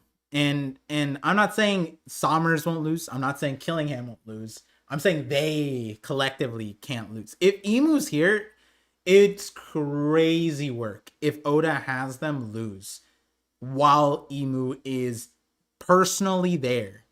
To the same extent that I was saying with the whole Herald situation when he was being killed, I was like if Emu possessed Herald, or if Emu was present in like the same capacity that Saturn took over Saturn in God Valley, if Emu did that, does Loki still win? That's the thing, right? Like, is Emu afraid of that power, or is Emu capable of that power?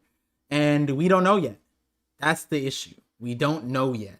And until we know, like, moments like these are kind of anxiety driven because this isn't Emu's arc technically. Like, it is, like, I get it last saga, but like, like we went to Elbaf and this is inside Gunko. The cope would be like, oh, it's inside Gunko's body. Emu's gonna be more powerful in person, but it's still like a reputational thing. It's still like a in your mind, a subconscious thing. Like, you're reading, and I think a lot of people would subconsciously shift to like their expectations will be lower when you put a certain event on the horizon. It's like, does Blackbeard show up? Because Blackbeard's probably the villain, right? Like, it does stuff like that. So if Brook were to do it,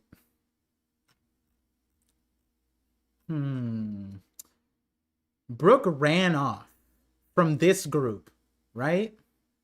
Where would he go first? He's not going towards the fire.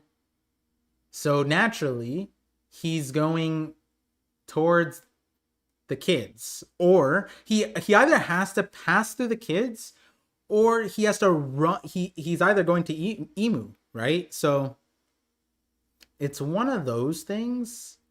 Oh, let me see. I do have message Sai to see. We might have Sai, but the chapter, I don't remember, or I don't know when the chapter came out. It came out this morning though, so sometimes Sai doesn't show up. Will you be awake enough for stream? Let me know. No, I'll put the headphones on. Oda derides Shanks. I'm pretty sure he actually had Shanks kill Kid. Maybe. Fun fact: the quokka is Goldie Rogers' animal motif. What? What do you mean? Wait. Proof. Send me proof. Send me evidence of this. I've been thinking about how Brooke got freed and not helped the others. That brings me to Gunko intentionally sabotaging the whole body arrow thing he was in. Yeah, there's something interesting there for sure.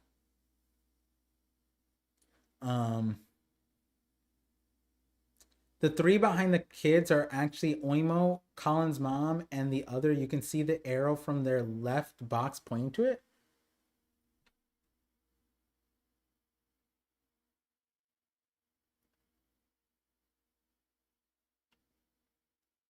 Wait, what? Let me see this. The three behind the kids are actually Oimo and Colin's mom. Ripley? Oh. Oh, you're saying these three, right? The arrow pointing to converge on the kids, that's the rescue group. The child rescue team. So Ripley, which makes sense. They were there. Oh, so yeah, I don't think this depicts Emu then. And then if we have full coverage, then where are they? Yaru's here. Yeah, that makes sense. Because then where are they rescuing the kids? They would have to be en route. And they were just with the Iric over here. So yeah, no, I think you're right there. I think you're right with that.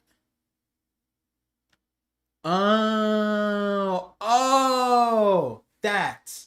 I see what you're saying. The panel zooms in. I thought that was the case, but then I was like, oh, it's just design. The kids are there. Dorian Brogy points to those things.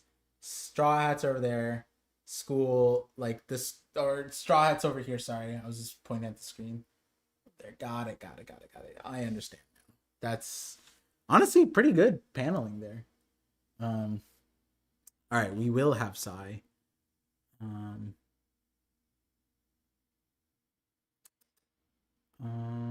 Where's Kid Par? I mean, I don't give a shit. Yep, Quokka is in Rogers. No.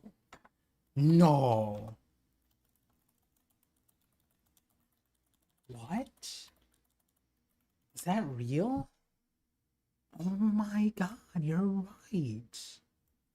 That's so crazy because when I read the thing, I literally went to this is important. I thought maybe Loki, like Loki and the squirrel end up being the Quokka. But now I feel like, yeah, it might actually be that is the Quokka. Because if you're going to give it significance and Oda had him resemble the Quokka,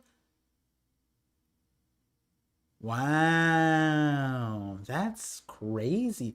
Come on, that has to be significant. You don't do that. Quokka's an animal.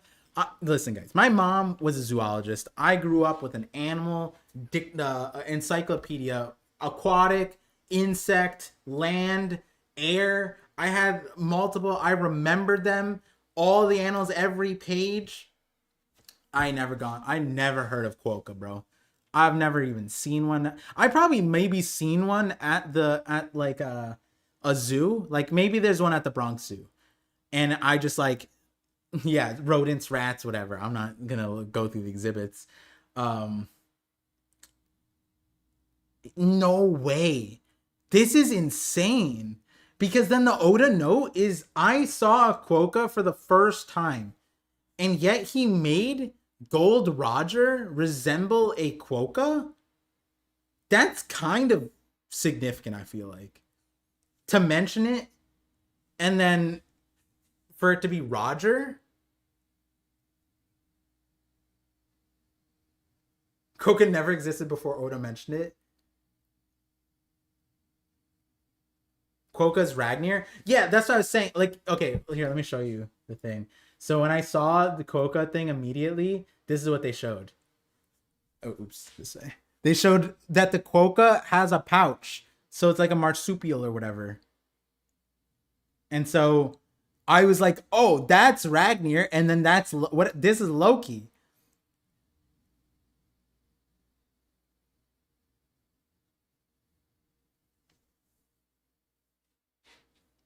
How does Roger resemble this? What is Oda smoking, bro? What is Oda cooking with this? This is crazy. When did we find out about this? In Roger's Viver card? Do you guys know what year that was? Can someone figure out what year Oda decided to establish Roger as a quokka? Because that's nuts. Guys, he said I saw a quokka for the first time. That's such an interesting thing to do. You would think that, like, if Roger, I guess he's 17 or whatever, 18, like he's a young kid, and he's looking up quokka. It's probably not, he probably, at that point, he already introduced Roger, and it's like, I can't. But so what year did he make the quokka thing? The quokka is known as the happiest animal because of its smile. All right, you've done it, okay? You've did it. Now I have to read. Yeah, it's a marsupial. It's nocturnal. I'm nocturnal.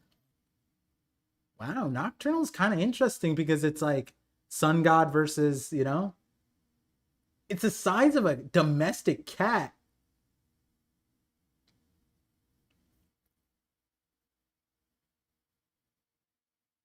Oh, these are Australian animals? That's why I don't know this shit. It's Australia. You guys know I am I just talked my cousin, I have family from that region of the planet, so they are well versed in Australia. But obviously to like these would be like grandparents. So I'm not gonna like telling them my Australian slander, but I did tell my cousins, and they're like, everybody I tell my slander to, they're like, yeah, you're right. And I'm like, yeah, we're never gonna go there. And he's like, yeah, but it's a lot of fun. I was like, okay, so let me answer this. If my wife has a problem, like a legitimate, like she freezes and passes out if she sees like a bug, would that be an issue in Australia? And they're like, yeah, don't come, right? Like everybody who's like, they're just like, yeah, if it's that, if your wife has, has an issue with bugs, I have issues, bro. I've seen videos where the spiders are hiding behind toilets, and then the Australians go, oh yeah, that's just the neighborhood Australian neighborhood wolf spider. You don't have one? Everyone has one behind the spiders or behind their toilets. Giant spiders, venomous thing. No, it's not. See, okay, I'm. It's this in today's world. Maybe this is like this gets misconstrued because when I said this originally, I was joking. I'm like, I'm racist towards Australian, right? You can't joke about that anymore because this is kind of wild. But what I mean by that is one of the record streams on this channel is my first, like one of my first chapter readings where I just stayed live for 8 hours waiting for the chapter. I said, I'm going to stream until the chapter comes out, but I thought the chapter was going to come out in like 5 minutes. And I said that, and then I was just like, I'm not going to go back on my word. I didn't have a kid at that time. If I had a son, I'd never do that. You know what I mean? I'm like, hey guys, I can't stay until forever, right?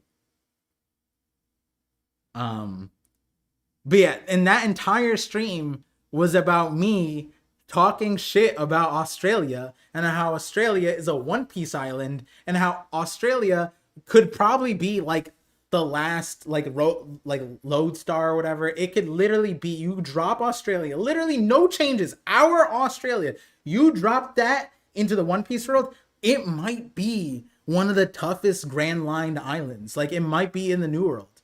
No joke. The people lost to the kangaroos, the emus, the Great Emu War. They lost, and they used guns, and they lost. That sounds like a One Piece island, guys. And that, yeah, and so that's why I don't know about this animal. It's from Australia. I'm too busy learning about the bats that are like 5 feet tall and have a 6 to 8 foot wingspan. Okay, yeah, that's a thing. I mean, it's exaggerated a little bit, but like I've seen some crazy pictures of like like I think they're called fox bats, and they're just up. Yeah, it literally the great emu spelled with an e. But like here's what I brought up on that stream. And remember, I was a spry young new age content creator, you know.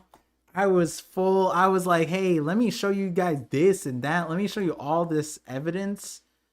Now I just say I'm gonna show stuff. Okay, so this is the second chapter. This is the second chapter.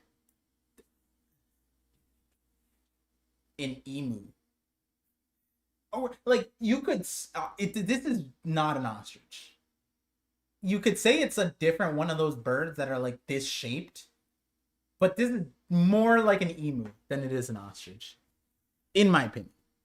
Now I could be wrong, but I just feel like the face is not giving an ostrich to me. But yeah, this is the second chapter. I remember bringing this up. I remember saying like, hey, I was gonna make a series on like how historical references in the One Piece world, and then like going off on a tangent and talking about Australia in a video. And I did do that via shorts, but I didn't make a video series. That was when I was so big on making series, like the Rocks Pirates series, that ended up being one of the most important video series on the channel because the Godfather Shanks video is on that. But yeah, let me just see a little bit more on this Quokka thing and then get to some super chats. Oh, and then let me just get into the Discord room so that when Sai gets here, we're ready. Okay.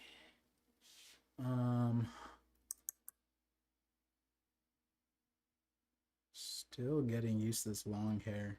It's so crazy. You know what? Long hair is OP in the winter, though. I will say that. It is so OP. I was shoveling the snow and my hat fell off because, like, now my hair is so, like, it's like the sheen of it that it's just, unless I bundle up my hair, it just fall off. Because I'm shoveling, so I'm like moving. And then my hair just fell down and it was by my face. And I started sweating outside. And I was like, oh my God. The hair is insulating me from the cold so much that my body heat, and it was like negative, not negative. It was in like it was in the 10s or 20s or something like that. I think it was in the 10s, 10 degrees. And I was sweating. That was why I literally had my wife get me a hair clip to finish shoveling. Cause I'm like, bro, I'm sweating. This is insane. But yeah, let me get into the Discord. Discord. Dun dun dun. Okay, and then let me get into the room. And then I'll get to the super chats and chat in general. Join voice. There we go. Turn on my camera. There we go. And then let me just double check that the audio should be right because we fixed it last time. Input, output, perfect. And then let me just double check that the audio. Okay, I'll do the audio later. Okay, cool. All right, back. Emperor Whitebeard Pirates is the exact Weaver card name. Oh, yeah. Someone's Par Blind Spot. Oh, thank you for this. December 4th, 2018. That's when Oda decided Roger to be Quokka. Now, I'm assuming that would be One Piece chapter 965 wiki. That is the Odin. This is before the Odin flashback. So this is like at the beginning of Wano. It was Act 1 of Wano, 2018. What did you say? You said December? So 30 chapters from this. Let's do 930. So this is at the beginning of Act 2. March 11th. Okay, so we're in Act 1. 2018, November 26th. That's chapter 925. Yeah, that's I think Act 1 ended 926, 927 or something like that. Right? Or was it later? No, I think it was then. Um what was the chapter cover? Is it significant? December 3rd?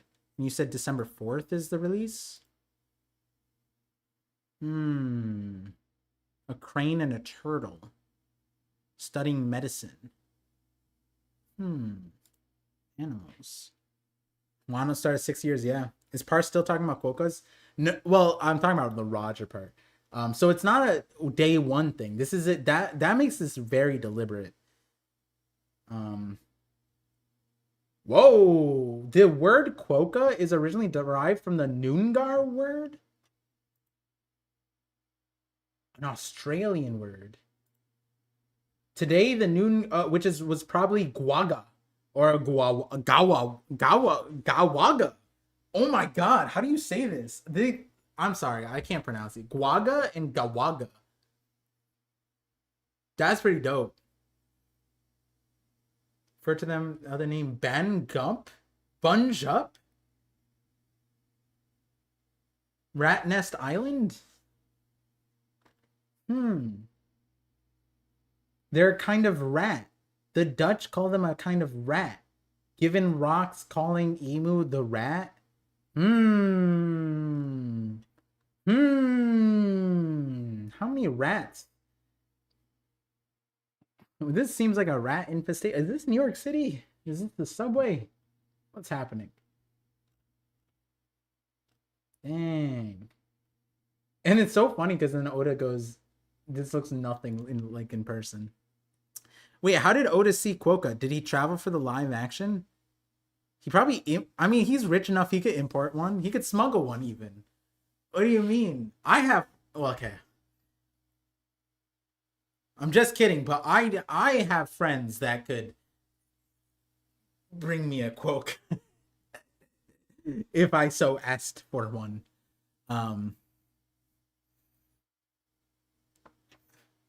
Whoa! Part blind spot. Whoa! What are you talking about? That's crazy. Let's see. Okay, so I read Alejandro Solis, this one. $5 super chat. Alejandro Solis, appreciate you. Thank you for support. Again, Yar Rule knows about the Damir Versi. Did he experience it out on the sea 300 years ago, or was it something that passed on the holy text? Oh my god, did I not register that? Or did I register that and then I just forgot to go back to that? Did he say that?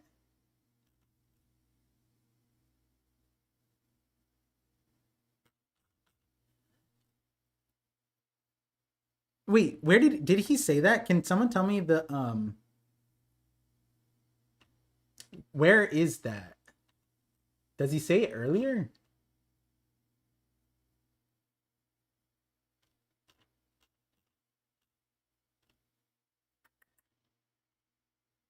See, Scopper may have told him. The very end.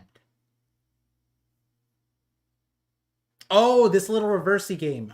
Right. No, I think that's different. I don't think that's particularly the Damir reversey. This is the little reversey game is because this is what I was saying before, that you have to suspend belief that information traveled this fast.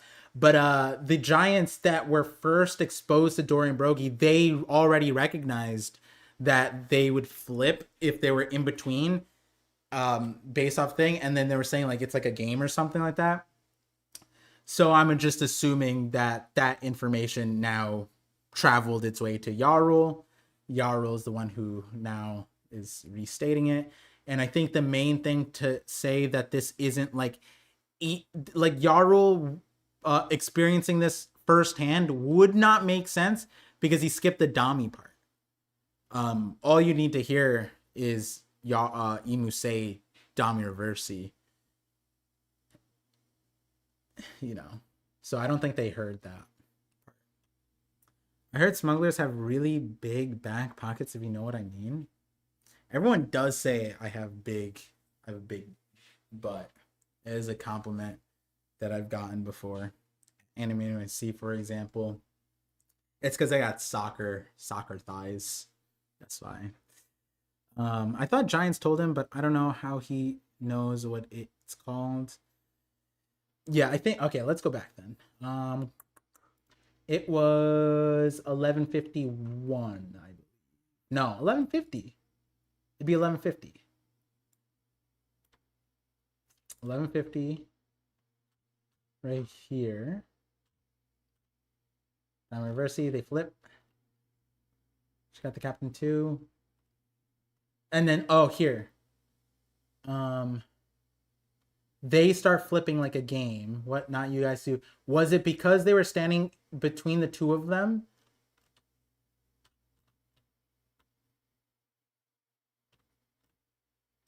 I swear there was another line. But this is what I'm assuming. Like they heard Emu say reversey, I guess. Or like they know that this is reverse. I swear there was another line there like it's like a game or something. I mean, they do know it's kind of like a game.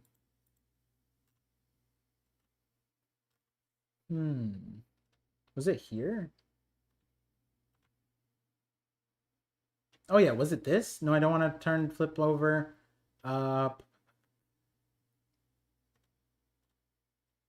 Credible feeling. This demonstration here. But no one acknowledged that. Maybe I'm just misremembering that. But I do the other line before where they figured out the information, at least. That information seems to be what like Yarl knows. This part. That like if you stand in between the two of them, you flip. Gotta go later, guys. Lots of love, Par. Appreciate it, Par. Blind spot. Appreciate it, blind. Wait, I can't like shorthand your name because I can't say Par. That's me, and I'm not gonna call you blind. And then blind spot. It's like I guess blind spot rolls out talking. All right. Appreciate you, blind spot. Take it easy. Let me see. Did he experience it 300 years ago? I mean, it could be also something that Yarl experienced before. Wouldn't be surprised. Spots? What about spots?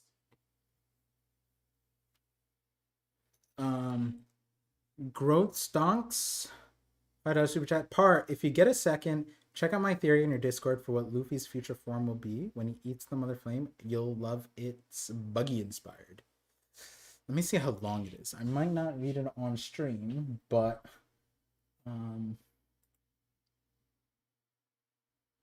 Raws for after. Oh. Appreciate it. Appreciate it, Hattori. Pigeon. Dill. Appreciate it, bro. Let me see. You put it in general or you put it in One Piece theories?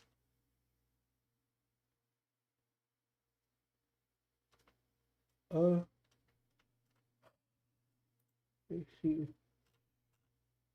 shit. I just scrolled past where I read. Oh no, it already scrolled. Never mind. It was January. Yo, sigh. Oh, I see the theory now. Okay. Oh, it's a little. Let me see. Give me a second, sigh. They can't hear you yet either. Okay, yeah, I'll check this out after. See a lot of familiar panels though. I like it. See,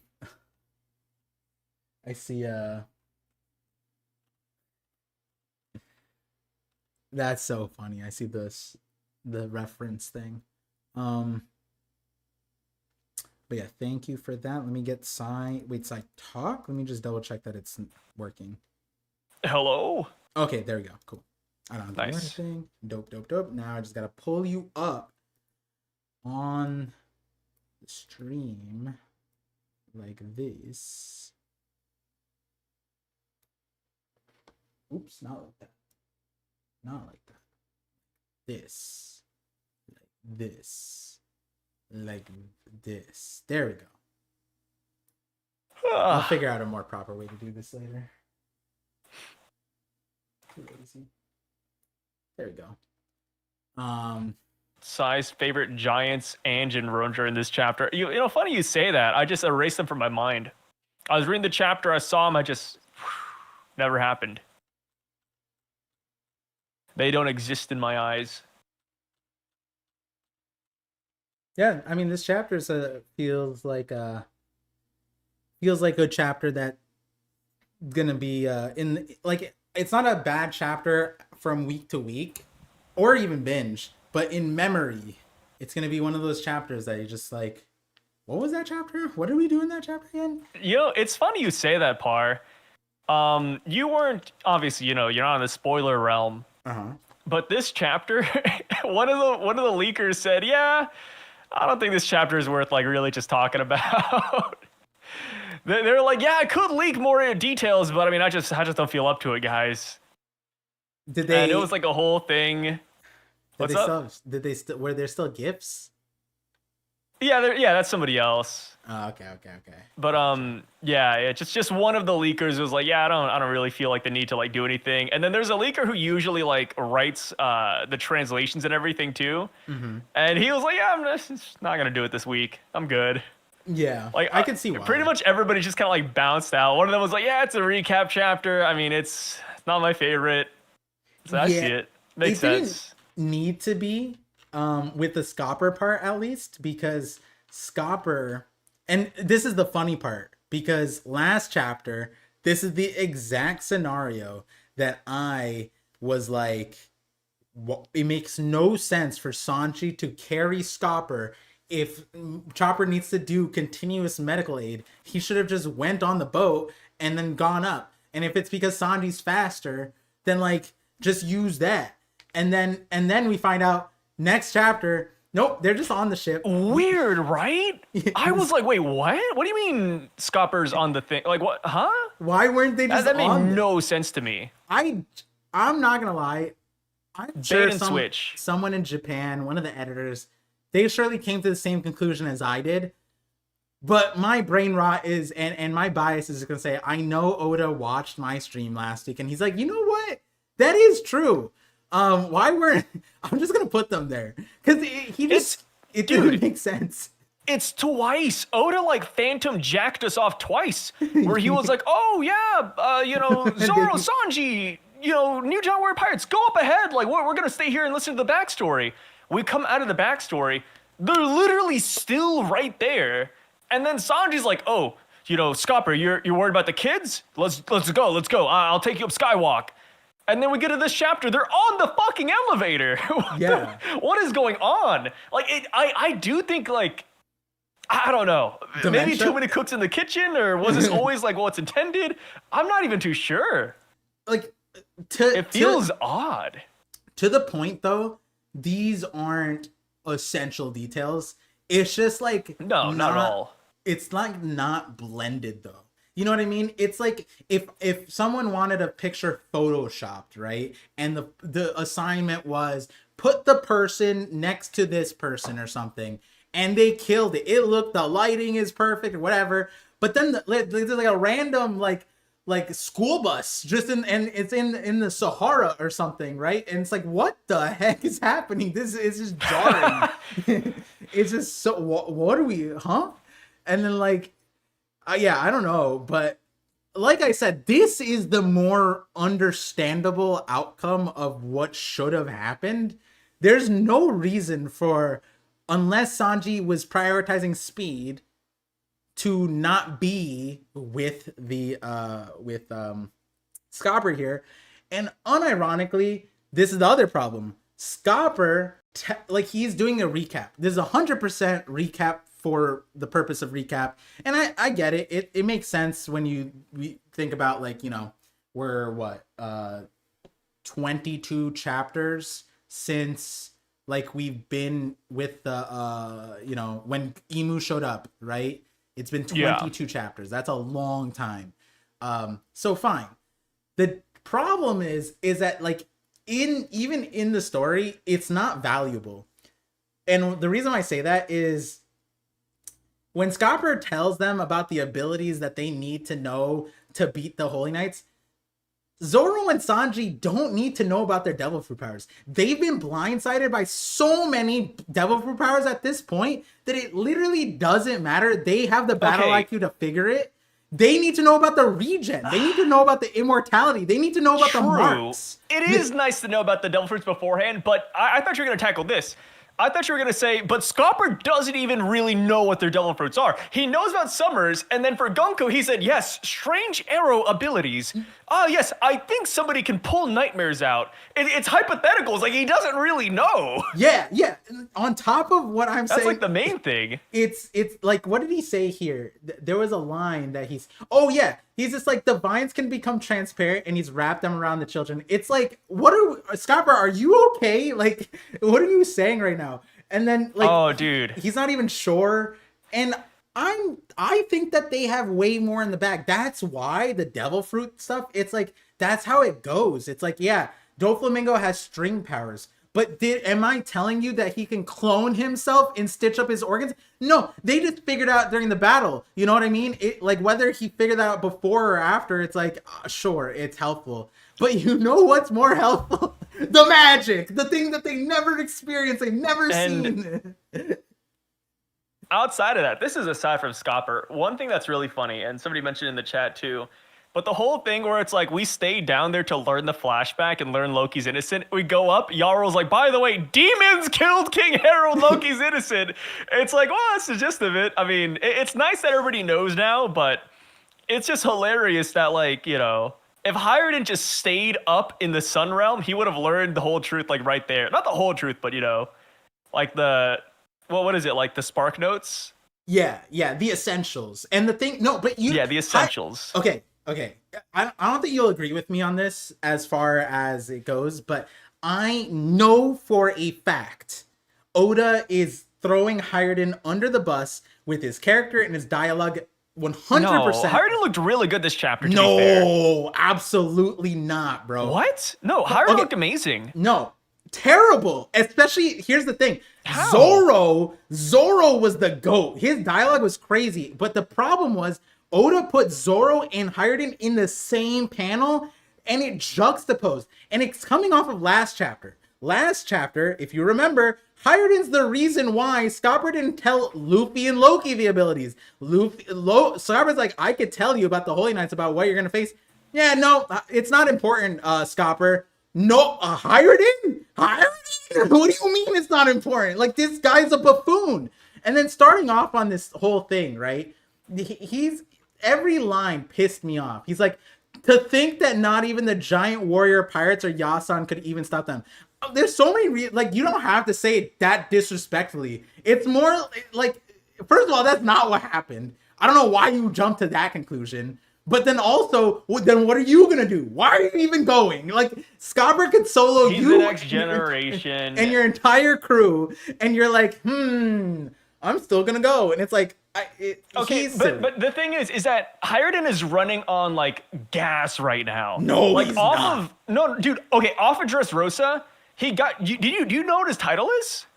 Okay, what's his title? The man that can lift the entire world. He's like fucking Atticus because Mac Vice was 10,000 tons. And the world Hiruden is legitimately known as the man who can lift the world. The world is like a Google billion pounds. Like, I don't know. Whatever you can imagine, Hiruden can lift it. No, he can't. What do you? And might I remind you, he didn't lift it. He broke his entire body. His arm But he did shattered. It. All right. Yeah. Okay. Luffy beat Rob Lucci. Oh, but Luffy's on the ground at the end. Ooh. Yeah.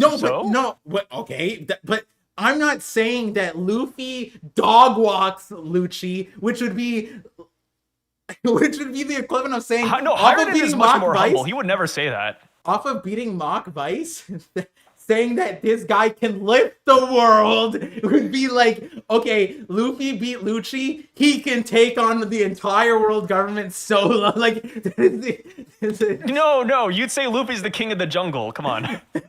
yeah, it's like Luffy beats God. Like, I don't know what the Mach Vice to planet is. I don't mean the power scale, but I don't think Mach Vice is planetary. Like, yeah.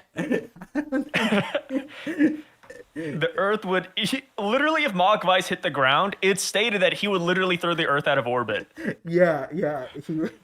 The Earth famously is lopsided because Mach Vice exists ever since he ate the devil fruit. The Earth's never been the same. Like, is The world shaker, the shaker of worlds, Mach Vice. Earth is tilted. But yeah, and it's not even just that line. There's another line. I think every line Hiruden says in this chapter. No. How about Hiruden's best line in this chapter? He drops that Yarl is the strongest person to ever grace the 7 seas 300 years ago. Where That's is that some again? crazy like gas right there, man. And, Like, you know, it's painful. literally stronger than Roger, stronger than Rox, stronger than Garp, stronger than Emu. Yarl was that guy, man. 300 years ago. I think he's like one-shotting Kaido, man. Wait, hold on. I don't think he's saying stronger Big than glaze, Rocks. big glaze. I don't think he's saying Rocks, Garp, Roger. I think he's saying 300. He doesn't have to say it. We can infer it. No, he's saying 3. Okay, this is where I went. I went that We can infer it though, Par, right? The moment Oars died, Yarul ended up being the god. He was like, finally. He's like Endeavor, and Oars was. No, I'm All gonna say Might. this right now. You remind me of Yarl, actually. Or no, not Yarl. You remind me of Hiruden. Wait, why? Because you do the same thing as Hiruden. What's the this? way you hype up these old asses? Like that's literally you. Wait, The way you talk about the way you talk about King that? Neptune. Wait, hold you're on, like, hold on, King Neptune's like top 10 strongest of all time when he was in his prime. That's you. Wait, did you guys hear that like mic ruffle? Was that just me or was that? If you guys don't hear it, then it's fine. There was like some when you were talking, it just sounded like you put the microphone in your pocket. Somehow. Oh, that might have been me. I don't know. Okay. Oh, you guys Is heard it gone? too? It's gone, but it happened like a bit earlier, and then it just happened now. Next time it happens, I'll. The world government tried to cut me off. Okay. They couldn't stand the slander. Yeah, it was kind of wild, but I don't have like direct headphones, so it doesn't bother me as much. But I know for the headphone users, they're gonna be like, "What the hell was that?" First of all, no, you in the chat said Rocks and Roger. I said Oars. Okay, I don't know who has Oars above Rocks and Roger. I have him above Alive or not even alive. I have him under. But you Oars. have like prime. You have prime King Neptune like in your top 10 though. Okay, not top 10, but I do have. Yeah, that makes sense. I think you know what's crazy is that but now Brago's top 30 and that's what I'm saying. You're like Hiruden because Hiruden has Yarl in his like top 1. Which I mean, if we're saying Yarl is this strong, we gotta say Yarl is this strong too. The mic thing happened again. Did you do anything? Okay, I have no idea then. I didn't do anything. I'm like not even on my PC. Maybe Weird. because it sounds like the only thing I can the only time I've heard that is like when you brush up against something on the mic or the cable is loose. Yeah. Not I don't know. sure. Yes, Shahab is saying Loose cable? Maybe. Here, I guess I can like disconnect this and like reconnect it. Let me see. Static interference. Oh yeah, oh yeah, that is the sound. It was just like more. Is it better? Yeah, it's not like all the time. It just like abruptly just happens. But it was like a loud version of what Strange. Elizabeth, thank you for stopping by. Strange. Yeah, it's good now. I'll tell you if it happens again. I think it should be fine because sometimes it's static. Yeah. Huh. Ask I just if he recorded knows what before this. I don't polkas- hear anything.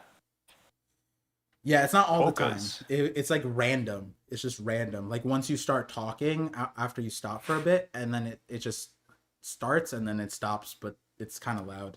Um, um, do you know what quokkas are before we hop back to Hiredin? Or did you know what quokkas were before? I have no idea what the hell that is. Yeah, it's You're gonna crazy. have to inform me. I was baffled because I should know what I'm a huge animal thing. I've never in my entire life ever heard of a quokka. And so immediately when I saw the Oda note saying that he saw a quokka for the first time, I Googled it and I'm like, oh my God. I'll put it on screen. This thing, it could be Loki and Ragnar. The author note. Yeah, the author note, quokka.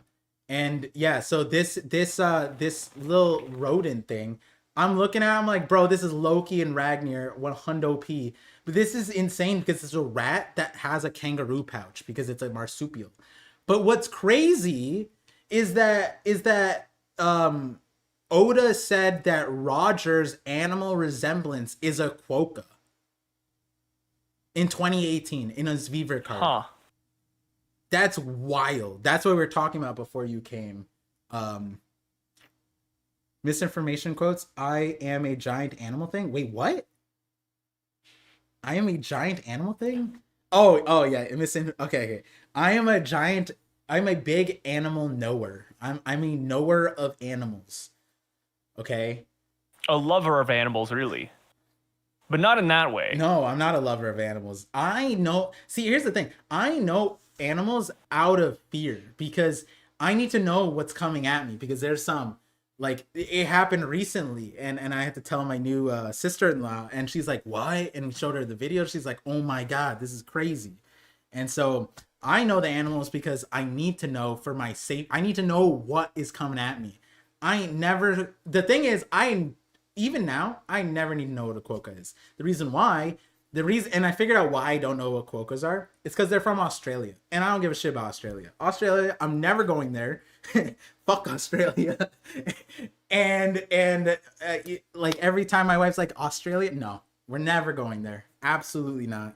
It's a one-piece island. Never going there. Yeah. I don't know how. The thing is, for me, quokkas, now knowing they're from Australia, completely changes. They're not rats. These things are fighters. To survive in Australia, bro, snakes, like the dingoes or whatever, like these things had to survive all of that. If people can't survive middle of Australia, these things can. That's why anything from Australia is built different. And even the people. And I've talked about that. I have an 8-hour stream on this channel. But there are theories, though, still wondering if Australia is even real. So we do have to question that. Bro, no, it's funny because I have cousins from like that area of the world. So they and my wife has cousins from Australia. And they're the reason. They're like, oh, we're going to go visit. I'm like, no, I'm never visiting you. And I don't care that you're not particularly in Australia. It's the same thing. And the only one I might give a pass is like New Zealand. I heard it's a little bit different, but my cousin's parents just came and they were talking about Australia, and I was just like, I was just clenching. I was just like, stop talking about Australia. I was just like, no, I can't. I'm not gonna say anything because like the old people, you know. But I was just like, if I talk right now, dinner's over. But yeah, it was just a funny thing. Yeah, I feel like they were trying to get my parents to go to Australia, which my dad will never do that. So that's at least my brother. Yeah, talk him out of it. Yeah, but it's like for your own safety, don't go. Yeah, don't go. I don't think my family could survive Australia. I honest to God, I do the same thing with my parents too. Like whenever my dad's like, "Oh yeah, I want to take your mom to like to Laos or Cambodia," I'm like, "No, don't do that, Dad. No, it's a bad idea." Sai, what do you feel about if you go to Japan? Australia is not that. Oh, not that far. I thought you said not that bad. Yeah, but it's not that far. Isn't the issue? No, the problem is I wouldn't go. The problem is You could throw in a free trip to Australia, all paid. I probably wouldn't go. the problem with Australia is that everything on that island is like from Hunter x Hunter. Okay, they just got put into a biome. They got a lot of bad PR. Oh, it just happened again with the mic. Really, I didn't do anything. That's crazy, huh? It is strange. Yeah. It's not. It's funny you say that because I recorded 3 videos like before hopping in here, and it's like nothing. Yeah. No mic issues. Yeah. Well, I mean, chat's hearing it too, so.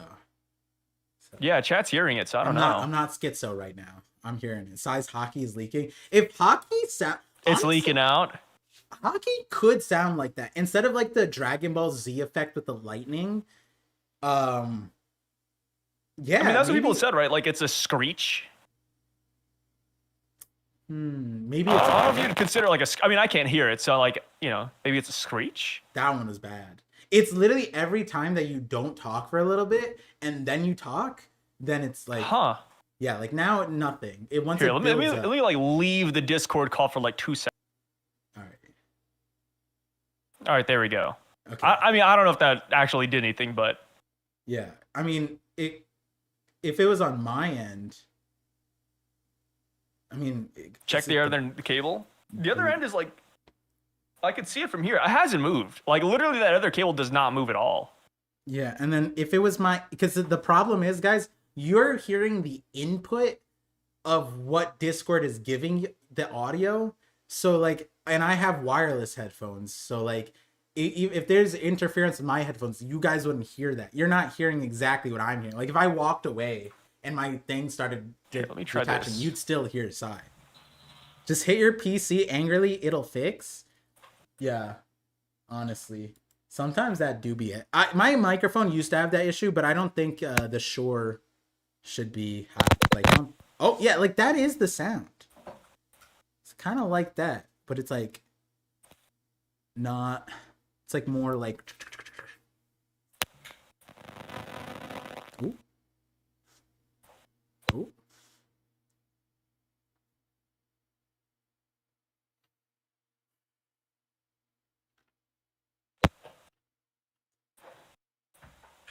Sai's not gonna like where we're gonna return to this conversation because he said I'm an old man glazer. And I am. Like the thing is in One Piece, ask him to watch your stream. That's true. He can hear himself there. Yeah. All right. I unplugged and replugged everything connected to my mic. Okay. Next time. So I don't know if that'll work. No, I just heard it again. Go onto the stream. And yeah, I don't know. You'll hear it. No, I believe you guys. I don't have to hear it. Yeah, no, but I'm saying maybe but you'll I mean, notice... just the sound itself, I don't know what that would be. Yeah, it was slight there. It was really slight there. But that one is livable. That one is livable. But as far as One Piece stuff goes, is there a bias towards old people? Sure. Have I been wrong on that with Garp and the others? I don't think so. No, we don't like old people here. But what I will say is that Hired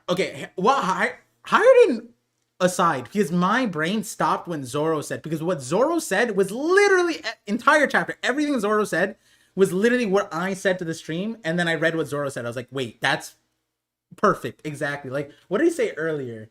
He said, he's saying, hey, Dorian Broggy got crazy.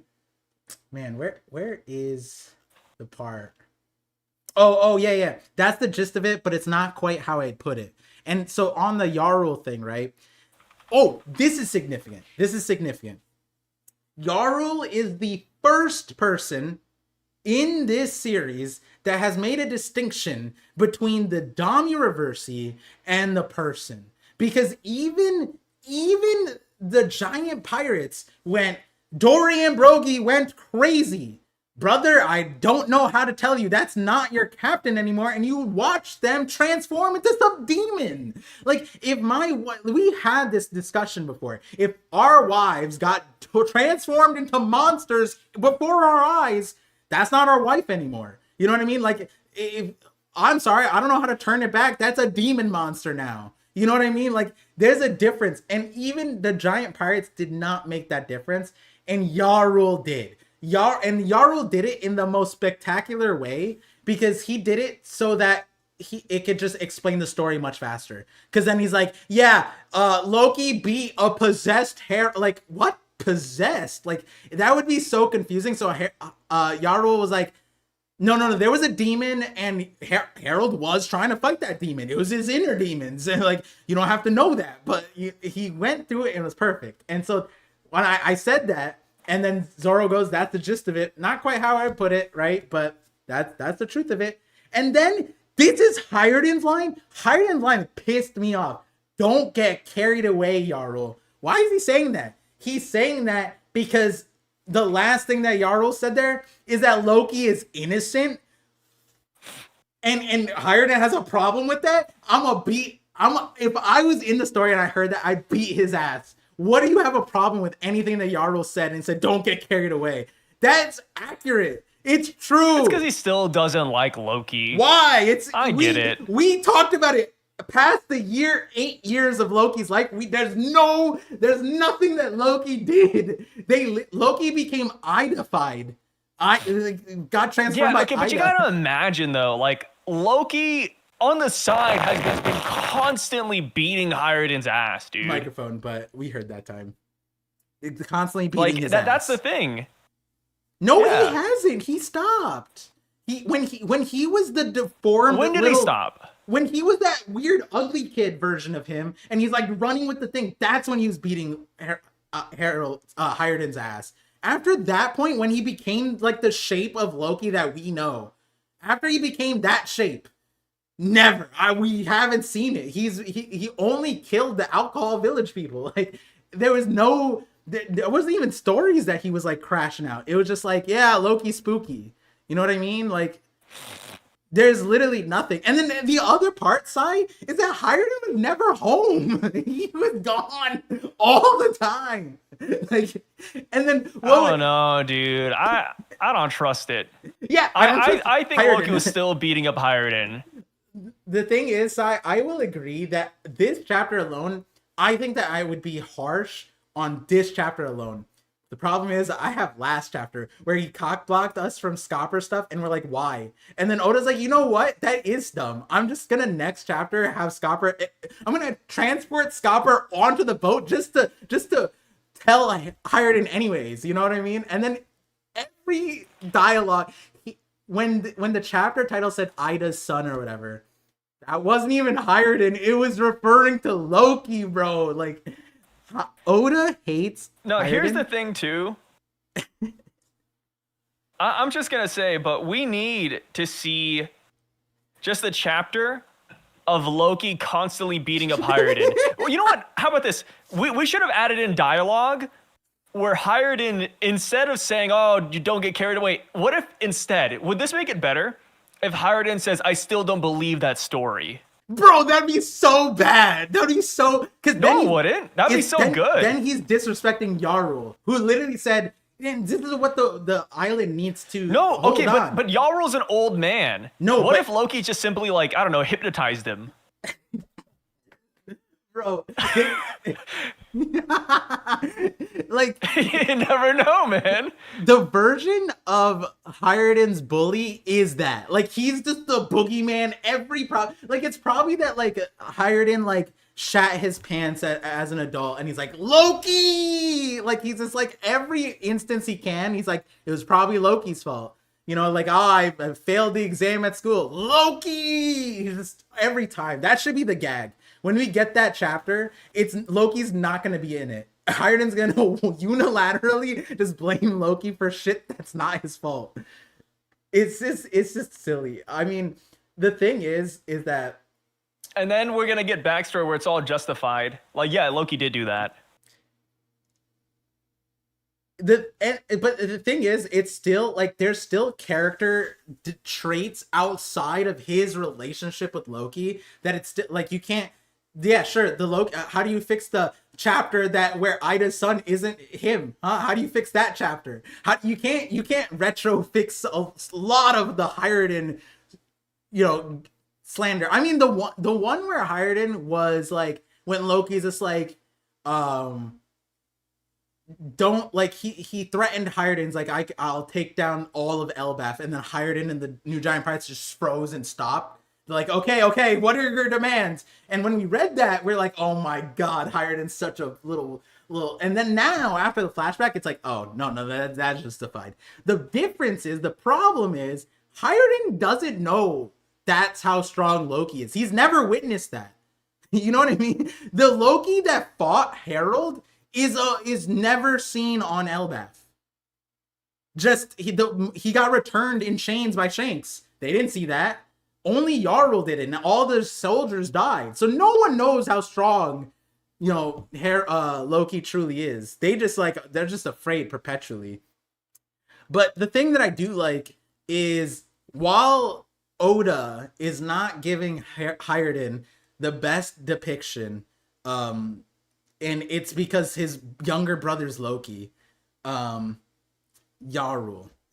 is the character, bro. I've been saying, do you remember when the nightmares were going towards Jarl, and you're like, Par, what do you think is gonna happen? Oh no, they're going to like Colin, and Jarl was there. Par, what do you think is gonna happen? Do you think like A, like the Giants, do you think B, Usopp, do you think Colin's gonna crash out? I was like, no, I want Jarl to be like, there's no, like, what was it? He said like, warriors don't run, and he just like slices it one shot. You're making fun of him, dude. No, I thought Jarl. You were making fun of him, dude. No. Go back to the podcast. No! You were making fun of him, dude. You can't. No, you were so making fun of his ass, bro. No way. That I always glaze old people, and I'm giving you an example of when I glazed old people, and you refuse to accept No, it. you did not. You hated him. Oh my god, no! You hated him. No, Jarl. You're lying through your teeth. No way. No. Wait. We gotta go through this. Go back. What chapter was it? Rewind the tapes, guys. What chapter was it? Rewind the tapes. Par hated Jarl. Absolutely not. Par said, "What is that old son of a bitch gonna do?" No, you did. You hated him for no reason, really. No, only hired him. Yes. I think you might be mixing it up with Yoru. They sound very similar, but he lost. No, you hated Jarl. No, because like I said this on this stream. In that moment, he might have killed Big Mom in that moment, but he couldn't show his true power because Mother Caramel's like, he might split the island in half. I can't let this go on. So she stopped him.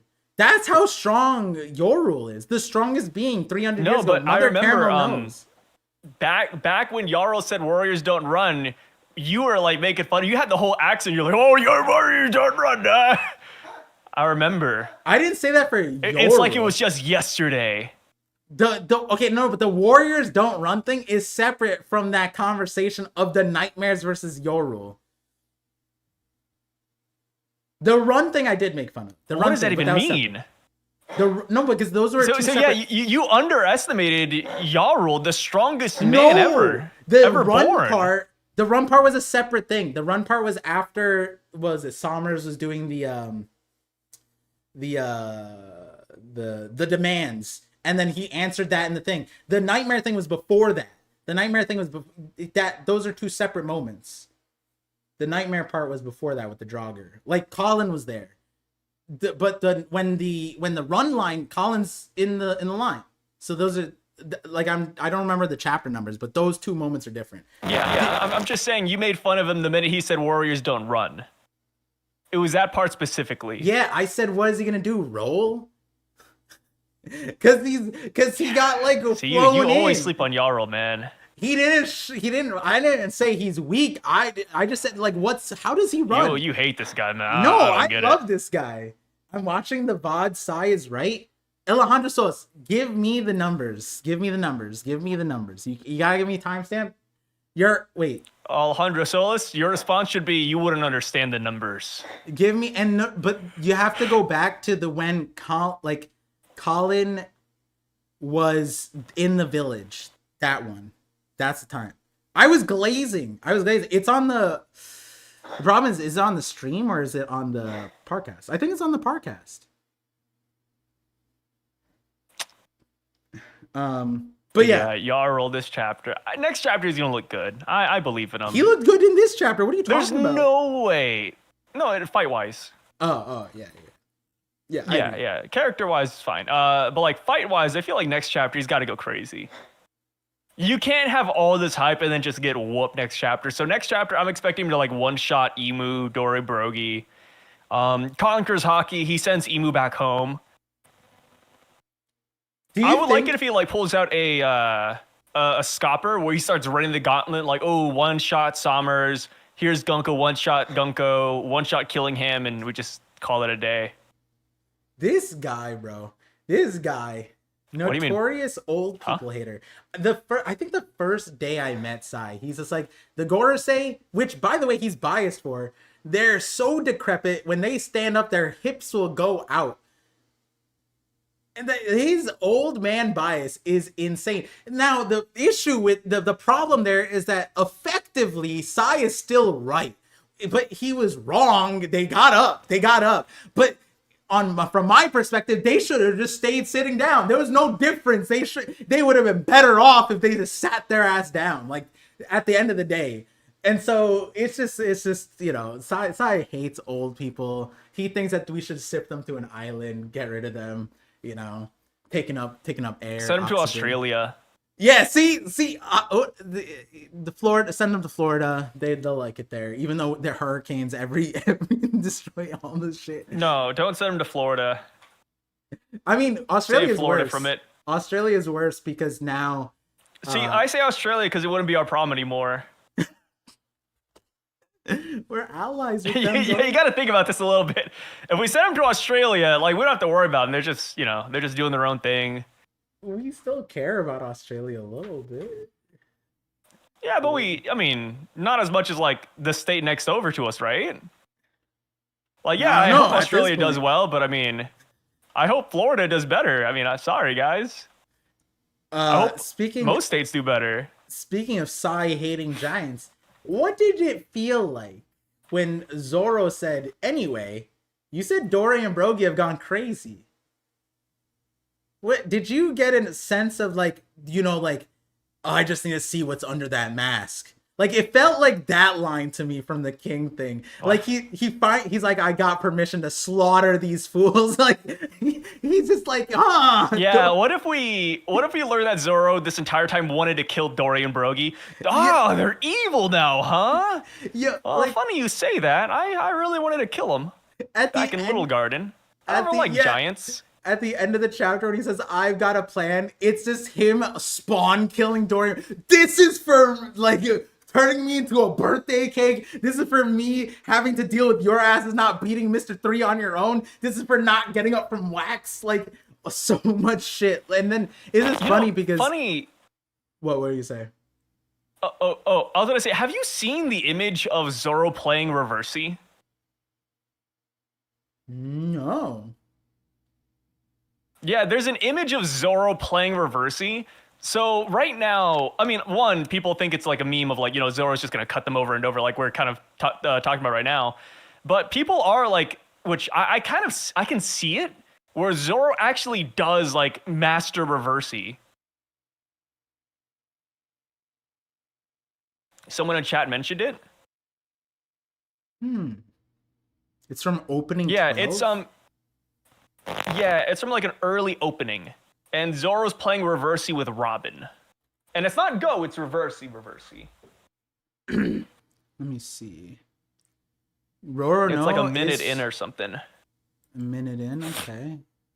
Yeah, I see it. That was such a long time ago, so I doubt it has, I doubt Oda had like Domi Reversey in mind, but if there's somebody to do it, it's either Usopp, Robin, or Zoro, so I'm down for it, man. He was losing. And the thing is that like in this chapter, he's losing badly to Robin. In this chapter, we actually see that Jarl calls this Reversey. Yeah. Like, this is a game of Reversey. So Zoro, like, maybe he does, like, Reversey, huh? Like, maybe it does, like, trigger something inside of him. Yeah, Zoro in this opening is losing so badly that Robin could just fall asleep and Zoro would still lose. Like there's no winning. Like I don't think Yeah, there's no winning it. Okay, to be fair, his opponent is Robin. Yeah. So I want to know what this Robin's plan like is. a crone, dude. It looked like his plan was just to dive bomb suicide hunter and then just kill everybody. Like if he's like I'm the but he is kind of like he saw the black pieces and he just saw red. That's what it was. Minority Hunter is in the in Reversey too. That's crazy. Cause like I don't know what Zoro was gonna do, but when I think of like the Davy back fight, like they did have like strategy, you know what I mean? Like they knew strategy, they knew game. They weren't stupid about that kind of stuff. I think even in like Film Red or Film Gold, right? Film Gold, they had some of that too, where like they had to do like weird game stuff. The guy doesn't even like black pieces. Yeah. Zoro's playing Magnus Carlsen's like, I'm white side. It's like, well, no, you're giving black side. I don't care. Like, he just takes the black side or the white side. Oh, God. That'd be crazy. So reading books makes you good at board games now? Is like saying being a historian makes you a good chess player? Well, yeah, Robin read the rule book to Reversey, that's why. Yeah, and Robin. It wasn't just any book. It was the rule book. Robin also famously depicted playing like chess and other things. I feel like frequently. I feel like the last time was the major thing because we got. Like, it was Egghead. Yeah. It was like everyone is a chess piece, and she was the player. That was wild because we didn't know who the other side was, but feels like Emu, right? But yeah, I want to know. See, here's my thing. At the beginning of the chapter, when they said they just keep marching towards the West Village Harbor. It's all over if they reach a ship and escape to sea. It'll come down to that. I'm like, okay, send someone to destroy the ship. And I'm like, Sanji could easily just fly, that would be smart. Yeah, like, I mean, okay, what Straw Hat can destroy the ship? What if the ship is made out of Atomwood? Okay, if Sanji can't break Atomwood, then we got problems, right? The thing is, like, and the thing was I don't know if Luffy can.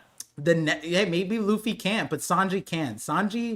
If Zoro can, Sanji can. That's the way it works. Anything Zoro can, Sanji can do just a little bit worse. And it's just because he doesn't have blades. He just refuses to use hands. But the next part where Scopper is explaining the thorn fruit and how the kids are wrapped up in the thorns and they're transparent, that sounds like the perfect job for Zoro. And we knew that. We always talked about like Zoro and Brook or something slicing through it. Zoro shouldn't have any issues cutting through that. And that's why I was like, okay, Zoro goes to the kids and then send Sanji to this boat. Send Sanji to all the boats. Make Sanji destroy every boat on Elbaf. That if they needed to leave, they'd have to take the Thousand Sunny. That's what needed to happen. Like, when they said that, I'm like, okay, you need to act like this is what Venus did. Venus dropped in map, spawned, booked it, did a perimeter run, took out all the pacifistas to save money. There was no conversation, no anything. He's just like, okay, mission priority, destroy all the pacifistas, done. Send Sanji to do the exact same thing. He can. He's supposed to be the fastest. You can't tell me that Sanji can't do something like that. But destroying Atomwood is just impossible. I mean, even like somebody said, set it on fire. Atomwood doesn't burn. Oh, like I really don't know what Straw Hat can destroy Atomwood.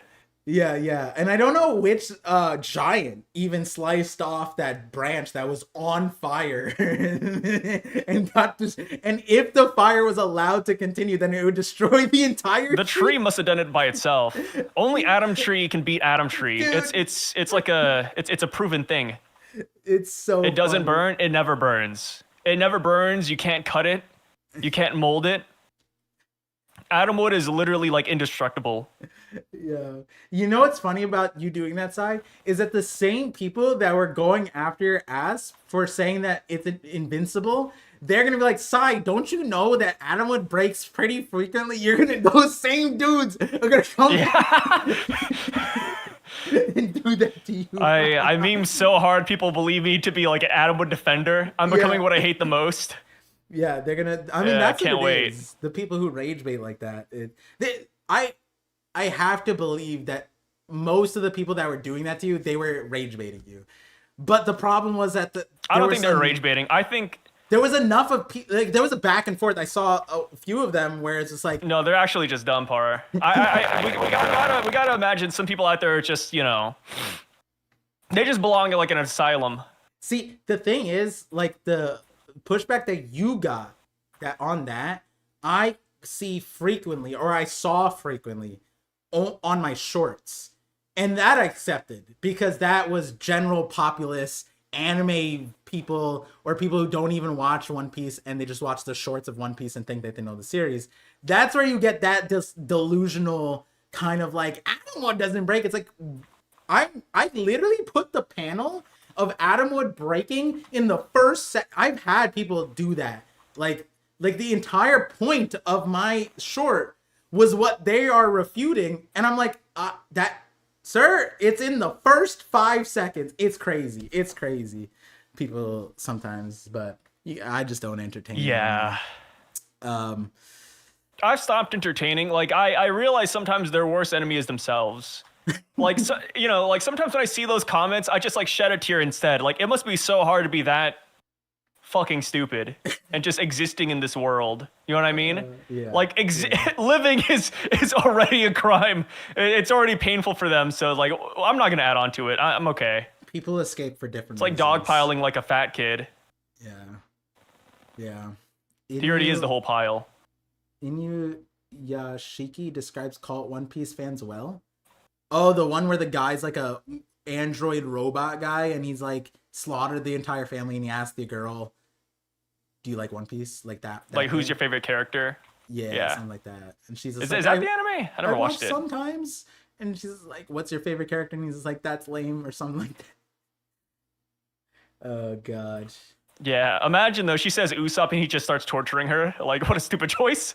Yeah, the only believable answer would be Chopper for her, right? Most girls probably like Chopper. That has to be it. Japan girls. I think that's a stereotype. I think Chopper has to be beloved in Japan. Because a lot of the things that we complain about, like, why are they doing this? It's because they don't care about us. They care about Japan. And so when I think about, like, the delusionment of, like, no one, when I go, like, to anime and I see no one's buying a Chopper. Well, okay, some people are, but, like, okay, I was gonna say no one with me, then I was like, okay, no, that's not true either. But then but Cole bought the chopper thing to shoot it, so like that doesn't count. But yeah, I think that in Japan there has to be a pull for it that's beyond our comprehension. There's gotta be somebody who likes Chopper over there. Yeah. They have a lot of Chopper statues too. Yeah, I mean Nara. Do they have? They probably should have Chopper statues in Nara. But if they don't, I guess it makes sense. In the One Piece store, there's like a giant chopper thing, like front and center you could take pictures with. Like it's an attraction. I'd only take a picture with Chopper if he was in reindeer form. Chopper fans are a myth, yeah. Yeah, I'm not. My guy friend loves Chopper. I'm not a fan of Brain Point Chopper. But Walk Point, is it Walk Point Chopper? I don't know which one it is. That one's. I like Arm Point Chopper the most. Really, he's too disproportionate for me. He looks tasty though. I'm yeah, sure but Luffy for me he's strong though. Yeah, I just think about the strength. Yeah, but then he gets mogged by Monster Point. You know, strength. If we're talking about strength, then I'm going to. But Monster Point's really ugly. Like I generally dislike it whenever Chopper goes Monster Point. Okay, but you dislike it because Oda cutified it. It was cooler in Enies Lobby. No, I didn't even like it pre-time skip. What? I thought it looked too basic. Yeah, I thought it looked too basic. It was just big. What did you want? A Digimon? He's just turned into a. I just wanted him to look cool. I wanted him to look scary. I think that's what it is. I wanted Chopper to look scary. He looked like a Digimon to me. Like Chopper, whenever he's in his Monster Point, it essentially looks like what I think all the Adam Wood people look like. You know what I mean? They look like Adam would enjoy. Is when I think about Adam would enjoy, I think about Chopper's Monster Boy. Stop. That's exactly what I imagined, dude. Stop. I turned around for a reason. Stop. That wasn't permission to go. That was not permission to method act. Okay, that was crazy. Oh God. Sai was just choking on type something. of person that'll lose in reverse. He was not being ableist, guys. And if he was, it wasn't a genetic thing. It was a concussion. Sorry, guys. It was from football. Yeah, it was a concussion. Yeah. Sorry, guys. Um. It's all those years playing soccer. Whew, yikes. Do you think, like, okay, when I look at this panel of like the monsters surrounding them, they load up on the elevator. This is like the zombies thing. You get to the new level. So you're surrounded. The problem here for me is Zoro and Sanji are there. Is this a problem for them? What do you mean? Like the nightmares around them. I feel like they're not an issue for Zoro and Sanji. Like maybe they have to it's not an issue. Like I wouldn't even consider it. Yeah, like maybe they have to use multiple attacks or whatever, and it takes like a few minutes because there's so many.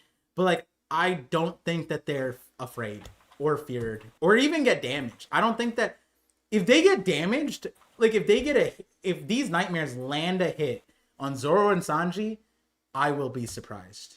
I'm not gonna lie. I think they could land a hit, but I don't think it would like really matter. Like if Sanji got hit or Zoro got hit outright by these nightmares, like I bet they just tank it. The reason why I say that is like we saw the likes of Saul just like clap one of the wolves, right? Like he's like, "Oh my God, it's a wolf!" And then next chapter we just see him go like, "Well, that's in a day's work." And I'm like, if Saul can do it, like there's just It's just the problem. It's the same thing with the Holy Knights at this point with the nightmares.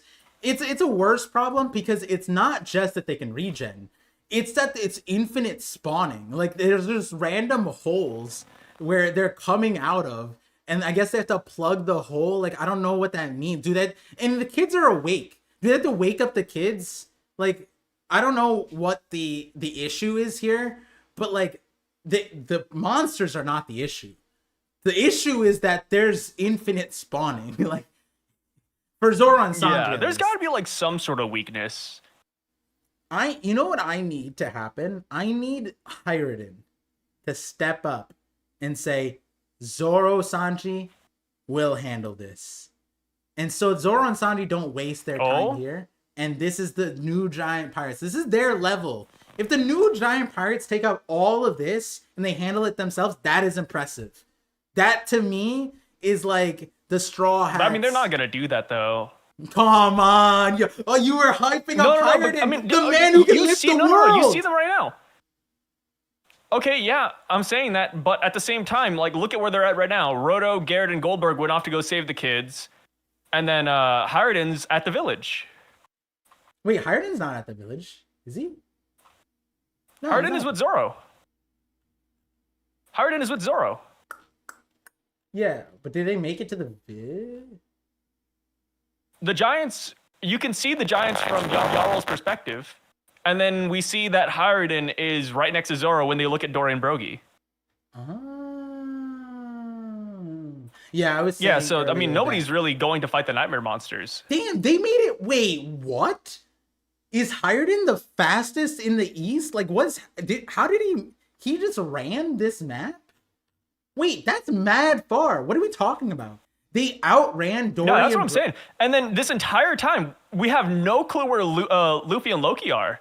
It's like Hyruden literally made it to the village, and Luffy and Loki are nowhere to be seen. What the fuck is going on with them?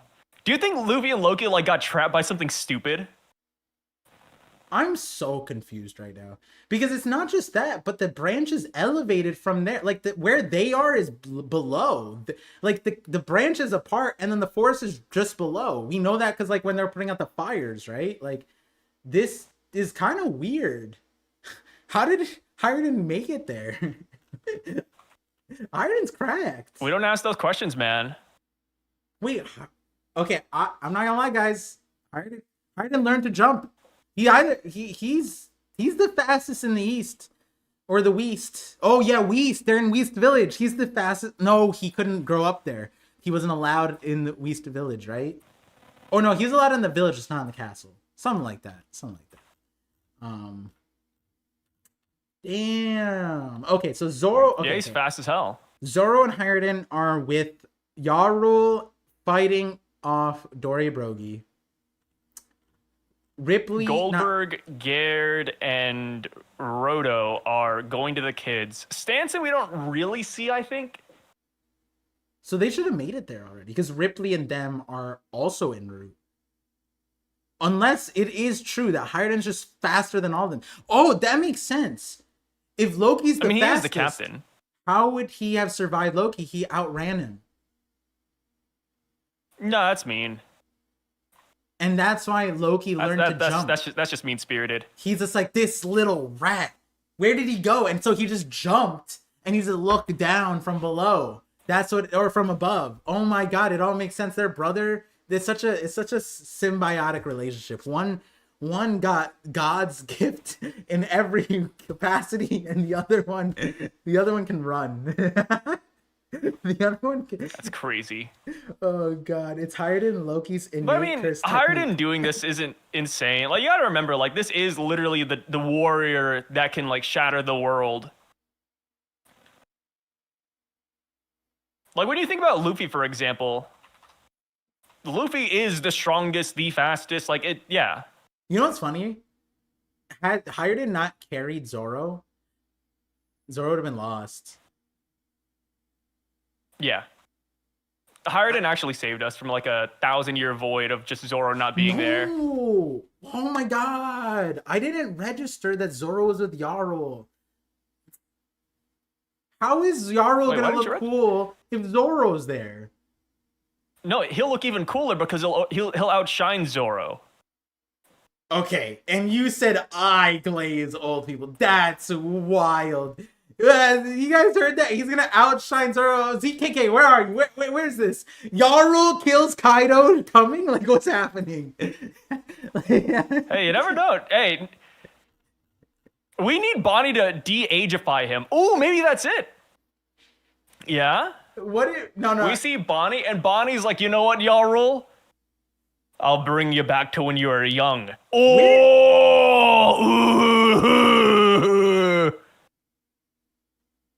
Wait, where is Bonnie? Yeah, Bonnie's not on the map. Lilith isn't on the map, and Frankie are not on the map. They're hidden, brother. Bonnie's gonna de-age Yarl, and he's legit going to be the strongest person in Elbaf, like by a long shot. That's cool. I'm not mad. I like this one. The thing is, like, does Bonnie need to stay touching him? I think that she needs to hide in his beard and just like constantly. It's like My Hero when Deku needed like to repair the damage, so he just had the girl on his back or something, and she just kept on repairing him. Like, that's what needs. Oh my God. See, the version when you said Yarl's gonna outshine him. This is what I imagined. I imagine that Yarl is like, I can't use my power, but that doesn't mean I can't like be useful. And then so then he starts like, he uses his sword to redirect the sunlight and start blinding him. Like, he starts actually hidden technique outshining. And then Zoro's just like, thanks, old geezer. That's what I thought was gonna happen, but I like what you said. I like what you said.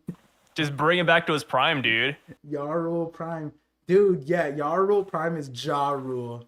None of this Yarul. He starts rapping. It's crazy. Yeah, he's black now. Like, the rap of liberation. He's gonna free your soul with R&B. If that's the case, then Eminem has to come back, and that means Anel. So Anel would have to. Just a mug, you know. So, yeah, one way or the other, next chapter needs... Okay, maybe not next chapter, but the continuation of this moment, which should be next chapter, but if it's not, then the continuation from this moment should comprise of Yarul Glaze. I should be leaving that chapter putting Yarul in my top 10 of all time. Like, like prime Yarul. Could he like when they gave that epithet to Hyrdin, it's because that epithet existed already. You know what I mean? It's because like the man who carried the world has been missing for 300 years. So naturally, they're like, is he the man? Is he the return of the man who lifted the world? Like that's what needs to happen. What we should do, I know you're not like in too hot with Bleach, but there's a thing where there's this one character who seems kind of underpowered, but we come to find out that their family left him something really powerful, like a very powerful sword. I wish that happened for Hyrdin, where Yarl like is on his deathbed, like he just got whooped, he blah blah, Emu beat him or something, and then he says, Hyrdin, I gotta let you know, your mother Ida left you one great ability, and then Hyrdin's like, wait, what are you talking about? And this is when Yarl drops it. He says, Hyrdin, have you ever wondered why you're so weak compared to your brother? And he's like, no, I thought it was just bad luck. And then no, Yarl says that the reason why is because Hyrdin was too strong. They put a limit at birth. Hyrdin literally did shake the world. He mounted the world with his very presence. So to save the world, what they did was that they actually took away 95% of Hyrdin's power and they hid it within Elbaf. 95 is wild. Not even Goku. No. Hear me out. I'm not done yet. So what happens is that we go off to the Heaven Realm and we find out that is where Hyrdin's abilities are. And then Hyrdin goes over there and then he gets stronger. He gets his birthright and then he comes down as Hyrule. Yo, what do you mean by that's where his powers are? What is it? Like, no, because they had to split it. They had to they had to split his powers early on. Like imagine like it's a Kuma bubble. Like a Kuma bubble. That's what they did. They have a Kuma bubble of Hyrdin's powers up in the Heaven Realm. Yeah. And that's where that's everything. And it's in the mural too. Because if you go back to the mural, Frankie is blocking something at the bottom, right? And it's a big theory. What is it? What is it? It is Hyrdin's power bubble. I don't know how you could say this shit with a straight face sometimes. Say what? The thing is, all right, I'm not mad that you roped in the Heaven Realm. Cause hey, if we have reborn again Hyrdin, rebirth of Hyrdin at the Heaven Realm, fine at this point. Like if the elders come down, Hyrdin, we fucked you over. What if we come to find out that Elbaf wasn't even around and it's actually Hyrdin who brought it into existence? Like the day he was born, the tree sprouted. Yeah, that's what happened. Yeah. With that being said, I also be back in like I gotta use the bathroom real quick. All right, no problem. The Heaven Realm might just be Hyrdin.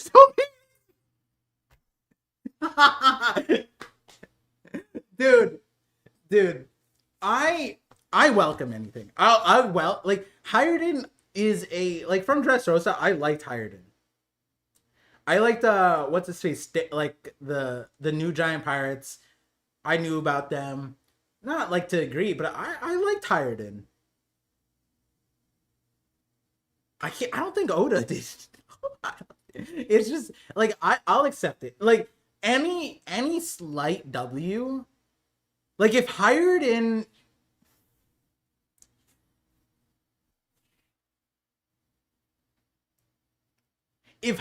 can hold off either Dory and Broggy for an extended period of time, 1v1. You know what I mean? But their Dami reversied, right? And it's Dorian Broggy. That's what I'm saying. The odds, the thing is, I thought Hyrdin was by the monsters. Turns out he just ran past them. And he went to hard mode. And I don't think he can handle it. The thing is, here's the main problem, right? My theory And I say this is a theory, but it's like the innate reaction when Dami became a thing. The first thing that I thought in my chapter reactions that was like theoretical was that like Hiredin would purposely Dami Reversi so he can get 3 times bigger, much stronger, and then finally beat Loki's ass. That's what I thought Hiredin was gonna do. And honestly, maybe that's why he ran here so quickly. He's just like, what? Steroids? Jeez, lower your expectations, bro. Have Hiredin hold off one of Nightmare. The thing is, right? The Nightmares are like, their strength is like so. I feel like we saw the Nightmares get dispatched quickly, and then at the same time, we saw like one of the Draugrs take out like 8 giants. So like, I guess they're not combat giants, but these were like the Weast Castle giants, I thought.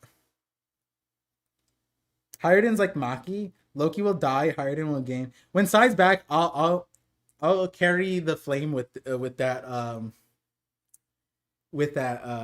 He's gonna unlock his true powers. I think I know where it's from. Hey, he's right. He's right. Harold did leave something for Hiredin. He saved it this entire time. What if Hiredin's like Hercules? Hercules got his powers way earlier, right? I don't think it was I don't think it was in the 11th hour. I don't think it was when he was at the ripe age of like 88. They're like Usopp's 10-ton hand. Wait, Hiredin got one shot from Gear to Luffy. Listen, that's Dressrosa. That's Dressrosa. That's messed up, bro. Comparing Dressrosa to last saga Hiredin, come on. It's only 4 months ago. How many months ago is Dressrosa? Like it's like 4 months, right? Because like post Wano's a month, and then pre Wano's like a month, and you get to like what, Whole Cake Island, and then Whole Cake Island, they went from Zoe, and then they went there from Dressrosa. Yeah, it's like 4 months. I feel like that feels like about a good estimate. Some people think Hiredin's reaction to the Nidhogg proves it's Loki's fruit. What do you think? Oh, that's okay, hold on, that's gas. What the hell? You're right. He did have a crazy reaction. Oh my god. It could be. It could be. It could be that this is what he has nightmares about. It could be that Nidhogg is his nightmare. That, you know what? Honestly, what if this is Hiredin's nightmare? He just doesn't know. Because, like, oh no, they have to be asleep, right? Because Sommers, he'd used the sleep ray on Sommers. Sommers fell asleep, and then he pulled the salt out. So he has to be asleep. Otherwise, he would be able to do it when he's awake. Was Hiredin ever asleep?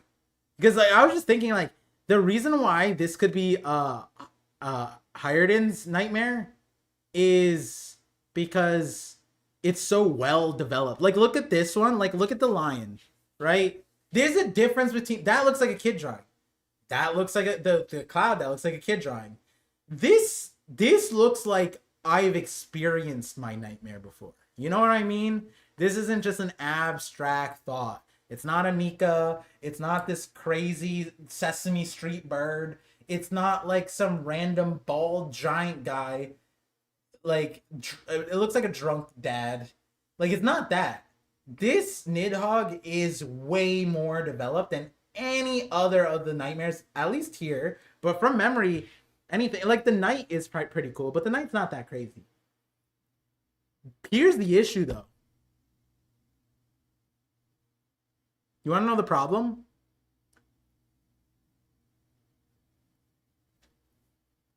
Cosmic Zoan said it. Hiredin would never have seen it. And that's the thing. That's what I was saying earlier. When Hiredin was like he doesn't even know how strong Loki is. No one knows how strong Loki is. Like, that's an insane like premise, right? Like, Loki is unfathomably strong. He broke the manga, and we had to seriously discuss, we had to recontextualize a lot of the story because of this character. And this character is just like Emu was lucky, right? Emu's kind of lucky in a lot of ways that Loki chose what he did. But also like Emu not like sensing Loki is an interesting situation, right? Because like when Emu was at God Valley, instant Davies, two of them that way, yonder, 5 knots, 55 degrees, like pinpointed accuracy, right? Just from like it looked like they smelled them. I feel like Emu should be able to like that's Nika, that's Luffy, and then oh, what's that big guy? He's pretty strong, right? I feel like should sense Loki. But yeah, Loki is a variable that like none of the world even knows. None of the giants know. Emu doesn't know. Luffy doesn't know. Heck, I would go as far as Loki doesn't know, right? Like when you think about it, how would Loki have tested his strength in an incognito way during the time he was at sea? You know what I mean? Like, if Loki made a name for himself, he made a name for himself, right? There could be a way that they like erase him from history or something, right? I guess Shanks could no, but Shanks doesn't have that kind of pull, I guess, right?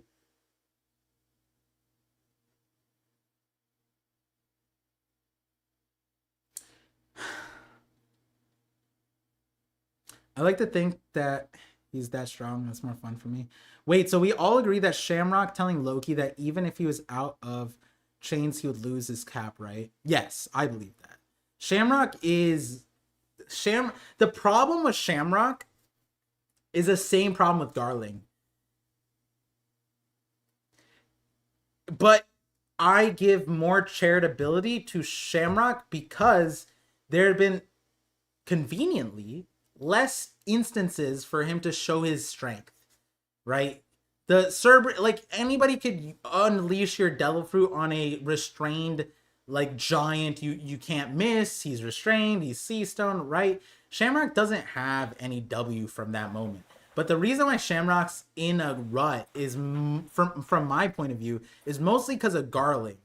And the problem isn't even the like the not having a body or whatever, not seeing the fight. It's that there was a few opportunities now for Garling to have demonstrated some sort of strength. Like, and as example, when who was it that clashed? I forget. They like clashed, and then they zoomed out, and then there was like the island felt the reverberations, and then like Whitebeard did a casual slash, and then like he unintentionally slashed a holy knight in fear. Dragons there, like there's reactions, and then like Rocks, when Rocks turned around to like face them, he just went like that, and he sliced the entire island. Like that's what I mean. Like Oda had a lot of opportunity to have Garling demonstrate power, and whether he's strong enough and to it fight hasn't Rocks. happened. Yeah, that's the issue. Is that, and for me, that carries off to Shamrock because with Shanks we know, And here's the thing, guys. There were people who thought Shanks was full of hot air before Figarland, before all this. Some people thought that Shanks was a fraud, right? So like, I think that was insane to think that Shanks is a fraud, given that he's day one character, all this stuff. It makes no sense. But Shamrock and Garling, they're not in the same boat as Shanks. They're on the Holy Knight side, and Garling is like proof in the pudding. And the thing that like Shamrock did, hitting a guy who's restrained. No strong character would do that. You know what I mean? Like, I don't think Kaido would respect himself anymore if he did shit like that. You know, that's the thing. That's the problem. I don't think there's a strong character. Kaido would get drunk, untie him, start whipping the chains around and be like, "Sea Stone, this locked you." Like you know what I mean? Like Big Mom would eat the chains and be like, "I freed you, now fight me." You know, like that's the strength characters. Versus Shamrock's like saying such lofty words from the great shield of this like tattered, beaten. All his friends were just murdered in front of his eyes, and he has Sea Stone restraining him. It's like, yeah, big words, guy. Like, how about you say them again when the chains are off, right? It's crazy. And the thing is, we saw the chains on Loki, and he still brought down lightning that probably could have killed half the verse. Like, you put some islands in between Loki and the lightning, they would have. Loki killed all of Skypiea with that. Like, you guys get what I'm saying? Like, Shamrock's not doing that. Well, we don't know yet. I really hope all the God Knights make a comeback. I hope Oda makes the God Knights a compelling, strong villain faction. We need it, man. I agree with you. I'm really shocked Oda has portrayed them so poorly. I want that, and that's why I said, like, at this moment, we can't. There's not evidence for me to even like. I'm struggling to almost even say. You look like you were coming. This is the same level of like of the. Wait. Oh, you should have seen that. Oh, nothing. No, I mean it's because it pisses me off when people are like Usopp. Oh, this is Usopp's moment.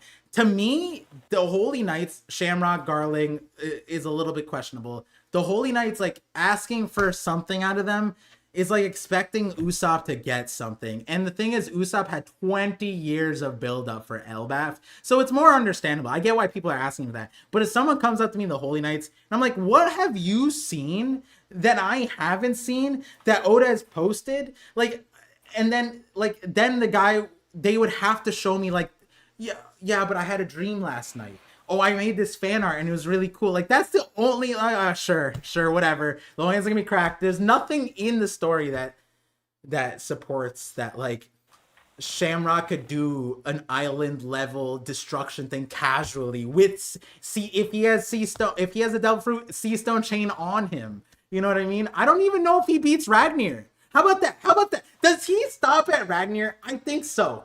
Listen, I think Cerberus gets mollywopped. I think when Cerberus stabbed Loki, Ragnir was like, this guy. You saw Loki, like, he was probably like, you think that's gonna take it down Loki? Like, that's probably what it's at. It's like seeing like Luffy and Zoro get hurt a little bit, and it's like, psh, that's nothing. You know what I mean? Like, I'm sure Ragnar's just like, wait till I'm out. Wait till my squirrel ass beats your Cerberus ass. Because that's what we're gonna need. We're gonna need that Cerberus to get crushed, and I think Ragnar's gonna do it. Ragnar's gonna go pop. It's gonna whack-a-mole. Darling did destroy God Valley though, Par. Listen. Hey, that's my guy right there. My alt account. Savage Emperor, I think I know what you're envisioning. That panel, it's canon. You're right. When he walked up with his boys to the defeated rocks, and he took that body and he put that sword through his neck, he went too far, and he did Law's move of Willy Shock or whatever, and he just put a hole at the bottom of the island. You're right. Law probably learned that move from seeing Garland. That's like a Garland special technique. As I said, Law's backstory is probably fabricated. Made up. Yeah, he probably entirely fabricated. It's fake. You know, it's funny. I've been seeing a lot of people saying, and I like the theory generally. They're like, oh, you know, Zoro's gonna whip out the Dorian Broggie, like, who has the bigger fish thing, and get them to fight each other. I think that's cool. But at the same time, I'm like, guys, but remember though, when you say that, the Straw Hats didn't see that flashback. Dorian Broggie do not know why they started fighting. We, as the audience, saw that. They have no clue. Yeah. Yeah, that's true. Like, it's still like a mystery thing. Which They're like, oh, why do we fight? That sounds familiar. Whatever. This chapter does, like, if the theory of like, oh, Zoro's plan is to tell them which one's stronger, that does make Little Garden feel really cool. But that doesn't change that them doing that in the first place is idiotic, and I stand by that 100% after the Herald flashback, because they're like, yeah, like, you puny human, 50 years, that's nothing to adjust. Yeah, your best friend became like an ultra, like he started throwing him back for some boogeyman, and it's like, bro, like, they could have saved Elbaf. But anyways, to the point, Mirai goes, Par doesn't know what it feels like to cheer for the underdogs. Here's the thing. If I knew... No, you're right. I think the reason why you're right is that the person who introduced us to the Holy Knights, I think I have to defer. It's not Dragon. I have to say the Revs introduced us to the Holy Knights. And in that logic, then yes, they are the weaker ones. They are the underdogs. Anything that they are punching right now is above their weight class. If that is what I should have interpreted, then you are correct. But I feel like no one interpreted it that way. I feel like everyone went through the story. Oh my god, that Shanks silhouette. Is Shanks in the Holy Knights? Nope, it's his twin DNA copied older brother. Older brother. Wasn't that clarified? It was the older brother, right? Yeah. Yeah. So listen, all I'm saying, Oda loves younger brothers. Because Loki got that younger brother boon, and apparently Shanks did too. At this point, Shamrock. I want Shamrock to be strong. I don't think Garling is that strong. He probably has a transformation, and he's like the other Gorosei now. But am I gonna say, oh my god, he's gonna be a crazy swordsman? It's like, okay, then is he stronger than Venus? I don't think so, right? That would be kind of weird. So.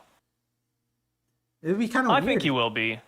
Like, I think that it would make sense. Like, I think Garling will be the strongest Gorosei. You think he's the strongest Gorosei? I feel like it, but like, if you put any like Venus in their prime, right? Because that's the thing. That was like young. That was young Garling. That was the Garling that looked like Shanks, just with the crazy hairdo.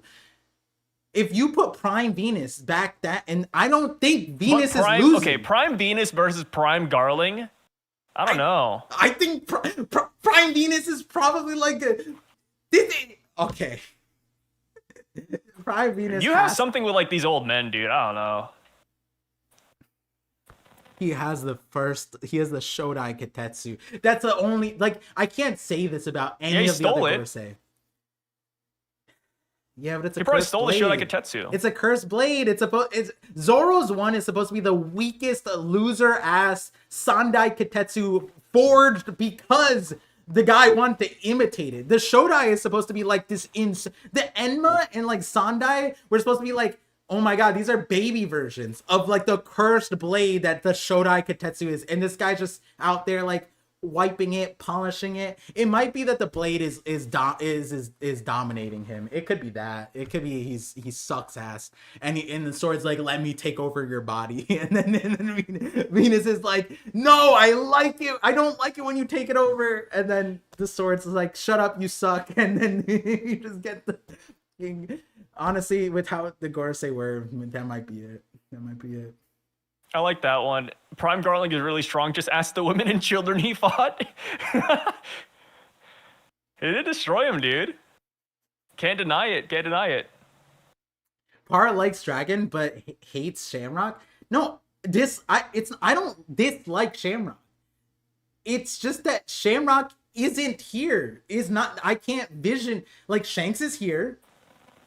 And I don't know where Shamrock is. But if I were to take an educated guess based off of where he's at, I think that when he said to Loki, the result would have been same with the chains up. I think he's full of shit, and I think that he doesn't know what he's talking about. And no character in One Piece would act the way he did that is strong. None of them. No, Garp, Roger, Rocks. None of these characters are acting that way. Shanks. Think about it, guys. Like Shanks is out there getting his ass beat All because right, it doesn't matter. so he has a quirk in his personality, and all of a sudden he can't be strong. That's crazy. I mean, it's not about a quirk. It's literally he's saying this to Loki, and then we get a flashback where we're contemplating Loki being the strongest existence to right now, and he has Ragnar.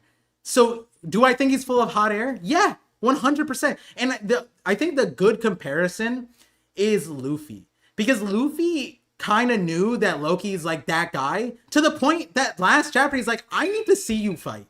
When has Luffy ever done something like that? Luffy's literally like, I'm going to sit with you and you fight. I'm gonna ride you and you show me how strong you are. Like, Luffy's fanboying before, and it's like, I think that's because Luffy knows that Loki's like insane strong. And I think it's also from the Scopper thing, right? Scopper's like, yeah, do you think you can take Loki? And then, you know, they did the Gear 5 and Zoro did the thing. And like, you know, it's kind of crazy because like I'm fully in the boat that like Luffy, if Luffy were to fight Loki, it would be a crazy fight. It wouldn't be like the Gorosei. It wouldn't be like Loki would be able to push him back. Like, it's crazy because if Conqueror's Haki is the end all be all, then 100 P that Loki has enough gas to gas out Luffy. It's just kind of insane. Kind of agree with Par. It's easy to say. Yeah, if he had said that alone, that's one thing. But now we know how strong Loki is, and it's just like there's no way. Saying it'd be the same is just that's just not a fighter. This person has never fought someone strong. It's like Sommers acting strong and then Spawn dying on Roger over and over again with his entire Holy Knights. Like, to the point that Scopper is like, I've never fought one with Conqueror's Haki. Like, that's the who, like, what is it? The arrogance, right? That Sommers is walking, I beat anybody. And then the moment Scopper comes on, he shits his pants. And then look what he says here, guys. Let me bring it back to what Sommers said here. He goes, it seems this job is over. Guess I'll go back to sleep. Yeah, Sommers, doesn't look like it's over. They're cocky, man. I didn't know that it was over. I didn't look at the situation and just think that it sounds like Sommers like, Emu, you got this, right? Right, Emu, I'm gonna go sleep. That's fine, right? Because his ass is traumatized over all the times that, like, you gotta think about it. He died on Scopper, dude. He died on Scopper so many times that Scopper learned his name. He's not a Pokemon. He's not like, I am Saint Sommers. It's not like the Straw Hats know his name. Like, this is insane. Scopper fought him so many times that he's just like, what? This is the 100th time. My God, I've seen you so many times. What is your name? Please don't come back. Like, yeah. The thing is, you can't even disagree with that painting of how it went, because it could be worse. It could be worse. Like, if Oda were to draw out the Holy Knights versus Scopper, it's probably worse than you think. I mean, you know, there's also something where, like, you know how Scopper said he beat the Holy Knights like every other day or something because they were trying to get Shanks back? Yeah. There is a reality where Scopper's just lying and they never won. Yeah, and Shanks did get taken back. And all of this is just a coked up, heroin-induced psychosis that Shanks received from Shanks. We're going to find out that we're only at the 3rd scar. The 3 worlds are just the scars that Shanks have on his eyes, and we're in a nightmare. That's what we're in. I love that. I mean, you know, it goes back to, like, the Sengoku propaganda. Like, it's really silly, but in reality, like, Scopper could be lying. And then Roger might have not even found Laugh Tale. Like, those are... Okay. At the end of the day, we're following a story with pirates. Uh-huh. Pirates lie. They cheat. They steal. No. They're swashbucklers. No. So what are the chances that Roger actually found Laugh Tale? What are the chances that Roger actually beat the God Knights? It's easy to say that you beat the God Knights every other day when the God Knights aren't there. See the problem there, Sai. Vegapunk's not a pirate. I don't know, man. Vegapunk's not a pirate. You call him Vegapunk a liar? He said Roger made it there. He said Roger knows. You call Vegapunk a liar? Okay, so you're gonna believe this guy that literally chopped off his head? He's a lobotomy boy, dude. Yeah, yeah. I'm a lobotomy man. I'm gonna All right, believe the guy whatever you're gonna say, dude. who made Lunarians. I'm gonna believe that guy. You know, you can choose to believe the 5 dudes who spawned in on Egghead and lost gloriously to a rope. Okay, you can choose to believe that narrative. That the Gorosei, it's like, yeah. Egghead went fine. We didn't lose to Fabric. Why would that? It's kind of funny just thinking about it, you know? Yeah. Just like Par. Next thing you're gonna say is that you believe Atomwood is like indestructible. Yeah. Believing a pirate, dude? Come on. Yeah. And I'm not gonna just sucker punch anybody who asks me about anything that happened on Egghead, right? Right, Doberman? Right? Doberman? Why? Wait, wasn't it Doberman that got an punched? Insult. Saturn punched him, right? No, Doberman was the one. No, Doberman was the one who beat Luffy. No. After Egghead, like on the ship, Saturn punched Doberman for asking about. Oh no! Saturn used his unique ability to attack Doberman. Oh yeah. Wait, what? He used his eyes? Yeah, he used his eye to hit Doberman. He didn't punch him. Oh. He got I mean, that's worse. Doberman was one of those characters that you can't beat via a punch.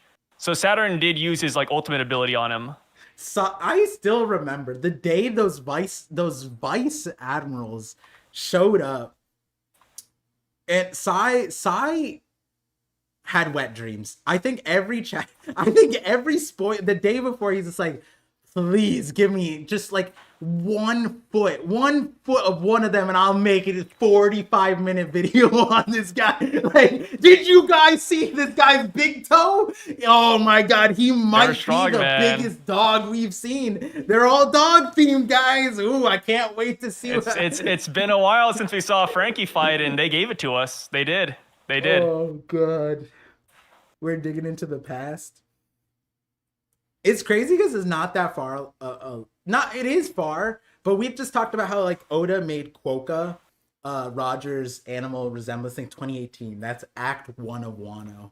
That's crazy. That's 8 years ago, right? 2026, and that's 2018. So don't bring up old videos. It's kind of hard. Tosa Crunch, yeah. Tosa Crunch almost one-shot Frankie. Dorenbergy saved him. Never forget it, guys. Yeah, he saved him. I think they saved him on accident. Because he hit him with the blunt side of the axe, right? Yeah. Or do you think they were showing mercy? I think it was just accident. Which one's better? I think for your narrative, I think it was an accident. It's better than they were showing mercy. Okay, so since you didn't pick up on the context clues, since Tosa's Crunch could destroy steel and iron with his bare hands, so that's why Dorenbergy didn't want to use their axe. They didn't use the sharp part of the steel because Tosa would have just tore through it. So instead they used wood. So he's wood is the only thing that could stop him. Atom wood, actually. You're saying that Tosa Crunch, it puts him straight at Arlong Park level? He can finally beat Arlong? Is that what we're talking about? The steel level? You're so slanderous, Par. What do you mean? That's when we broke steel level. Like, why do you hate Oda, man? Like, and you're saying that to a guy like Frankie who fought a train. Like, as a kid, he sumo wrestled a train. He fought a train, but he didn't beat the train. Yeah, but I don't think that Tosa would survive that. Considering that, I think the axe had less force than the train. Tosa's blood-soaked serpent level.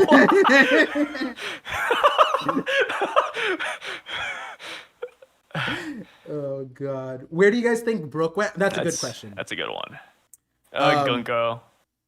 You think to Gunko? I think he would go save his girl. Where do you think Emu is? Because they're not on the map. Emu's in the woods. Yeah, you can see, like, in the panel where you see all 3 goddess, you can kind of see the background. It looks like Emu Gunko is still with the Domi Reversi giants in the woods. Killingham's in the woods with the Nightmare monsters, and then Sommers is on the branch. Yeah, the thing for me, it's like the monsters. There's like hundreds of Draugrs. There's hundreds of like those slime things. Like there's multiple of these. That's why it was like non-specific. But yeah, like depending on where they are, first of all, they're flying. I don't know what Sommers is doing, but Emu's in the air, right? I don't know what Sommers is aura farming. Yeah, let's call it that. Okay. Emu's in the air, and I don't know where Brook is gonna go, but it should be to Gunko. If they're not like we're actually like we're at the village. Brook, if he went, would he be with the kids? Like, well, then we have two groups going to the kids, and Brook ran there. Like that doesn't seem right. He can't go to the school because it's on fire. It's got to be Emu, dude. Yeah, like I guess like. Oh, do you think he could put out the fire with like ice? Brook? Or did maybe I think he could. Yeah, maybe but I don't think he's going to. Like, okay, they said Brook realized something and he ran off. Like, there's no way it's not Gunko, right? Yeah, maybe he's trying to go. Like in reality, like where does Brook say, "Oh God, I gotta go quickly to the library"? He's no. I don't know. You're right. No. You're right. Why would he go to the library? He's going to the immigration office because he wants to see like her records. He wants to live in Elbath. No, he wants to see like her, like he wants to figure out, is this her? I was thinking the library because he might be like, is this her? And he's looking up his island. He's looking up like the census. He's trying to see the population, the voting records. He's trying to figure out all that stuff. That's what he wants to figure out, who Gunko is. And if this is the same person. Yeah, the only way to do that is to go check out immigrations, hoping that Gunko's like registered in Elbath. Yeah, I mean, if there's immigration, why wouldn't you think that Gunko... You're saying that Gunko's illegal? Oh my god, that's... Yeah. Oh my god, and you're saying I say that Gunko needs to be deported like my uncle. You're saying Brook has ice powers? That's crazy. I say Brook better deport his ass like my uncle, dude. Send his ass back to Thailand. Damn, that's crazy. You're not even from Thailand. That's crazy. No, but my family member is. I think. I don't know. I don't think he doesn't speak Thai. They just sent his ass over there. It's so funny, dude. Yeah, funny. Funny times. No, it is. He sent the family a picture of him in Thailand. He looks so upset. I fucking cackle, dude. Mm-hmm. We have Anime Dimension. He should definitely save the library if he can, in my opinion. Yeah, I mean, okay, he should, but I just don't think he could. I just don't think that's what he's doing, though.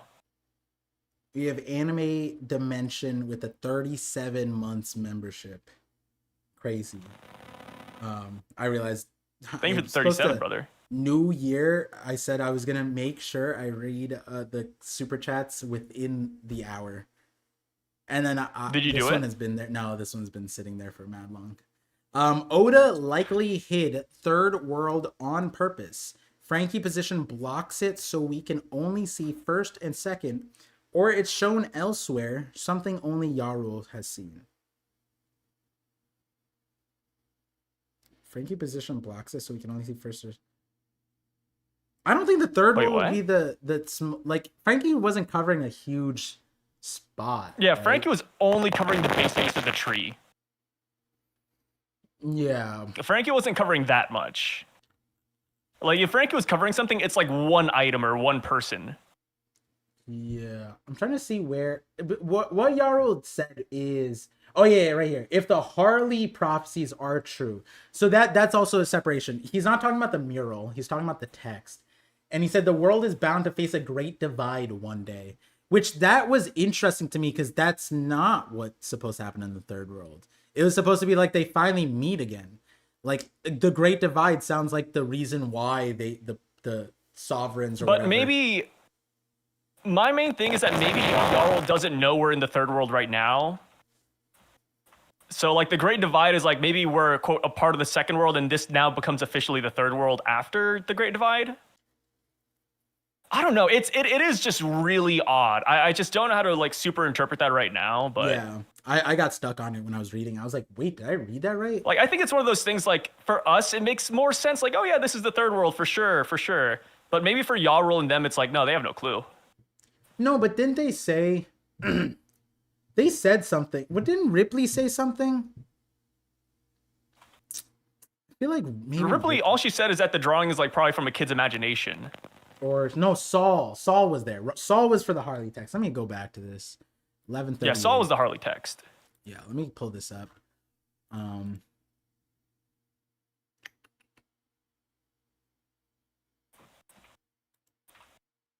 let's see, 1138. Oh my god. There it is. Okay. Oda will let us know when an SBS is funny. We'll figure it out later. It's just SBS thing.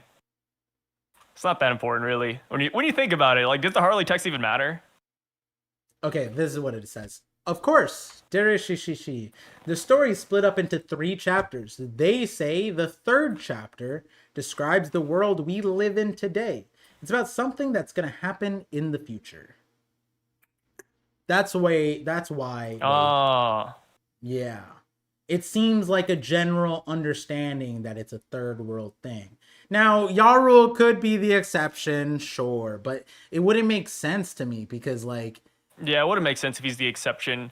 He's been around for way too long to be the exception. Yeah, it says, within the chaos, there was emptiness. The inconvenient remnants recall the promised day and hear the voice of the half moon. The sun god dances and laughs, guiding the world to its end. The sun returns and brings a new morning, and they will surely meet. There's not a single thing besides, like, the end that, like, even remotely refers me, like, I can't even inference, like, a divide of some sort. The text definitely matters, but I don't think we get much context because even the characters aren't sure what it means now. I think the mural is more for fans, readers to speculate. Yeah, I think the mural is important for a lot of reasons. But it might not be, like, I think the text is more like contextually important, if that makes sense. Like, the mural is like, it's important for vibes, if that makes sense. And that kind of makes sense from how it was introduced. The first reaction to the mural is Frankie's shock at seeing that all the races are working together. He's like, that's not real, right? That's never happened before. So it's like, this is fictional, right? That is crazy. So to me, I'm not saying it's like pure vibes, but I'm saying that it's like an abstract, like, this is the feeling, kind of what like Yarul did about Loki's flashback. Loki was Yarul didn't explain that Harold got possessed, and he was the person who would have ended Elbaf, and he was the problem, and he didn't do that, right? That could be something that exists in this mural, right? It's like he kind of said the vibes of what happened, but he gave enough details for you to figure out that Loki's innocent, we're enemies of world government, Harold was killed by the world government, like all that stuff, and the demons there were the same demons that killed Harold. Like that's the vibes. And like I feel like the mural plays more of that role, whereas the text plays more of a role on context, like specific stuff. Let me see. Think the mural. Oh yeah, no. End of the world as we know it now. Yeah. That's why I'm saying that there's not a thing in this paragraph that like what Yarul said about like, what did he say exactly? He said, if the Harley prophecies are true, the world is bound to face a great divide one day. So be it. From this day forward, all Elbafs will stand against the world government. Yeah, that's kind of not like, it doesn't, I don't know. Yeah, it's not what the Harley text really applies. Where is he getting that from? Yeah, like what prophecy? Like, hey, maybe Yarul like turned the page, because like that was my issue with this whole thing. Saul pulled out this thick ass book and he goes, there's 3 chapters and then it's just paragraphs, and it's like, it doesn't even cover a page. You could probably put all 3 of those on 2 pages. So it's like, I mean, Oda did put it on 2 pages actually. So it's like, what? Maybe Yarul just like is goated and he just turned the page. He's like, yeah, let me figure out. Maybe Harley wrote more. Maybe Yarul has the sauce. Maybe. That'd be crazy. Maybe we find more of the Harley text. Maybe it's like a video game. Like we have to unlock. Like when we get the DLC, we'll get more Harley text like tokens. We only have like 1 out of 5. We need to get like 2.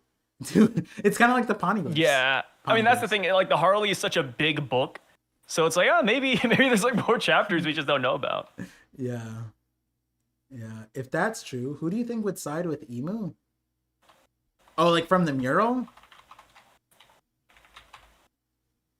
Um, if you're talking about the boat, like I think Emu is that giant like thing. Well, not that okay, not that giant thing per se, but I think it embodies the stuff. Like I think the shadow stuff in general could honestly be um embodying emu related things. But so now Par likes Yarrow after shitting. What? I didn't shit on. Okay, Tornado's crazy. You're forced. Size gaslight no me is insane. It's insane. I did it. Tornado is a Psy viewer though, so it makes sense. I remember one of the people. Oh man, where did they see me? I was in a random Twitch chat, and then someone recognized me because I used my ParVision account because they were talking about One Piece in the stream, and then they're like, "Oh, I watch you and Psy every week." I didn't recognize their name either. And I don't think they popped in on my Twitch. I think they pop in on our. I mean, they have to on our YouTube. So that was pretty cool. In the wild, digital wild, saw a fan, or a viewer. Sorry, not a fan. I don't want to insult you. You're not. Don't be fans of us, guys. That's not okay. You guys can view us. Don't be our fans. I don't like that wind. You never want to be known as like a Par and Psy fan. Don't say that in the wild. People will make fun of you. Yeah. I'll make fun of you. Don't do that. Don't do that. So be it. Yarl accepting that there will be another fight for the world.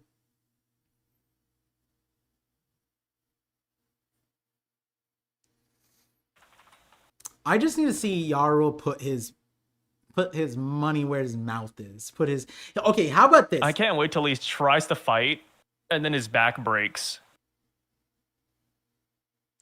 That is the thing. Oda does that. That's why King Neptune couldn't show up. But even when King Neptune did show up, he did the ultramarine technique. Jinbei's never shown that size, that level of power.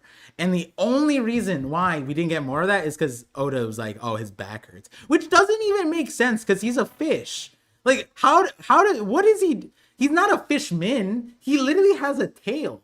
How is he? He's not deadlifting. Like, he's not putting... He's a merman. Yeah, like, that doesn't... I don't know how you have the back problems there. Whatever. Like, the move is a shoulder throw, too. Like, at least make it his shoulder throughout, his rotator cuff. You know? Like, something like that. Throughout his arm. Fish still have... Yeah, they still have spines, but I don't think that... He's putting the when someone pulls out or throws their back, they are exerting their back, right? If you're lifting something with proper force, what is he lifting? He's floating or he's swimming. Like he's never like he doesn't have that. He doesn't turn 30 and then now he has 2 feet either. That's only for the women. Like I'm pretty sure that's only for the women. Yeah, that's only mermaids. I don't think merman have that. He just stays tail. Like, he's not lifting shit. And if it is, it's his tail doing the work. Like, or the bubble that's levitating, giving him buoyancy. Like, it's not his back. Whatever. But yeah, with Yarl, it makes more sense. Except, I don't think we've ever seen him walk. In the current. Yeah, 14 years ago, but in the current. He's been, like, floated everywhere. I don't think he's, like, moved. Yarl? Yeah, I don't think he's moved from the spot that he was in. I think he's just standing still since the banquet. I think he's walked. They floated his ass in, right? And then he's been in the village. How do you know he's moved? You know what I mean? Like, he could have just stayed in the same spot. They never showed his legs either. We know he walked 14 years ago. He's capable. He didn't walk far. I have to throw just that the Yarl there. Hater. But classic Yarl hater stuff, really. That did sound like Yarl hate. But I'm just saying that no, but you misunderstand me. This goes back to one of the prime rooftop theories. Actually, people thought that Gear 5 was gonna be sumo Luffy, and then he would ring out Kaido. It would have been that, like King of the Hill. There was a lot of people who thought that. That's what I'm saying about like Yarul. He's so strong, he doesn't even need to move his feet. Like, I don't think Dory and Brogy can even move him from his spot. What if He's so strong. they lift his beard and we find out that he has roller skates underneath? Okay, and what would that do for us, Sai? Speed feats. Is he faster than Hiruden still? Hiruden's the fastest Depends on guy. where they're. I think. I mean, I don't know. It's kind of hard because it's like if that's happening. So if we come to find out that he does have roller skates underneath his beard, Yeah. would that like up or down, Down. his speed feats? Down because it's not him. No, because the thing is, right? Here's the problem. He can't use them because his beard. He would always just roll onto his beard, his waterfall beard. Isn't he like Yorul the waterfall? Or mountain fall, something like that? Mountain beard. He's mountain beard. His roller skates would trip over his own hair. It's crazy. He's just not. If he shaved, sure. Maybe he beats Hiruden. But I think canonically, now we could say Hiruden's the fastest giant. Right? I think canonically, we have the distance. Ripley and them aren't even at the kids yet, and they had a head start.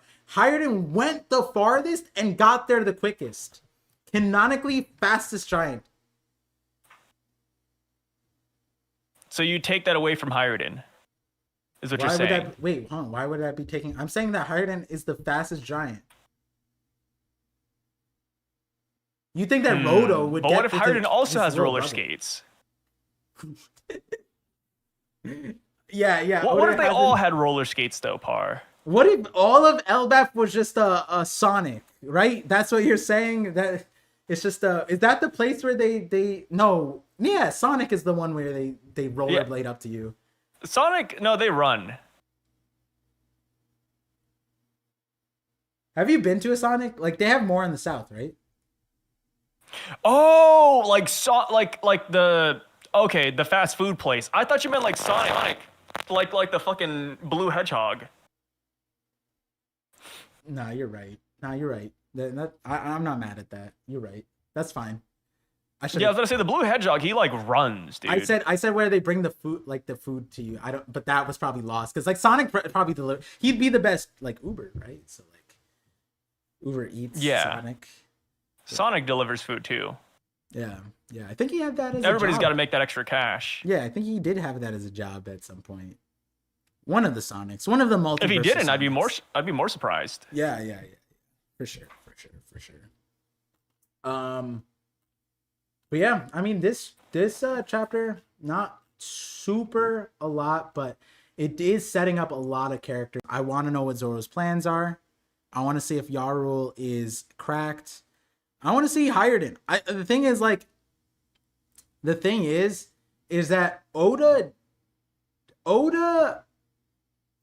made all of the giants who came back to Egghead look pretty cool.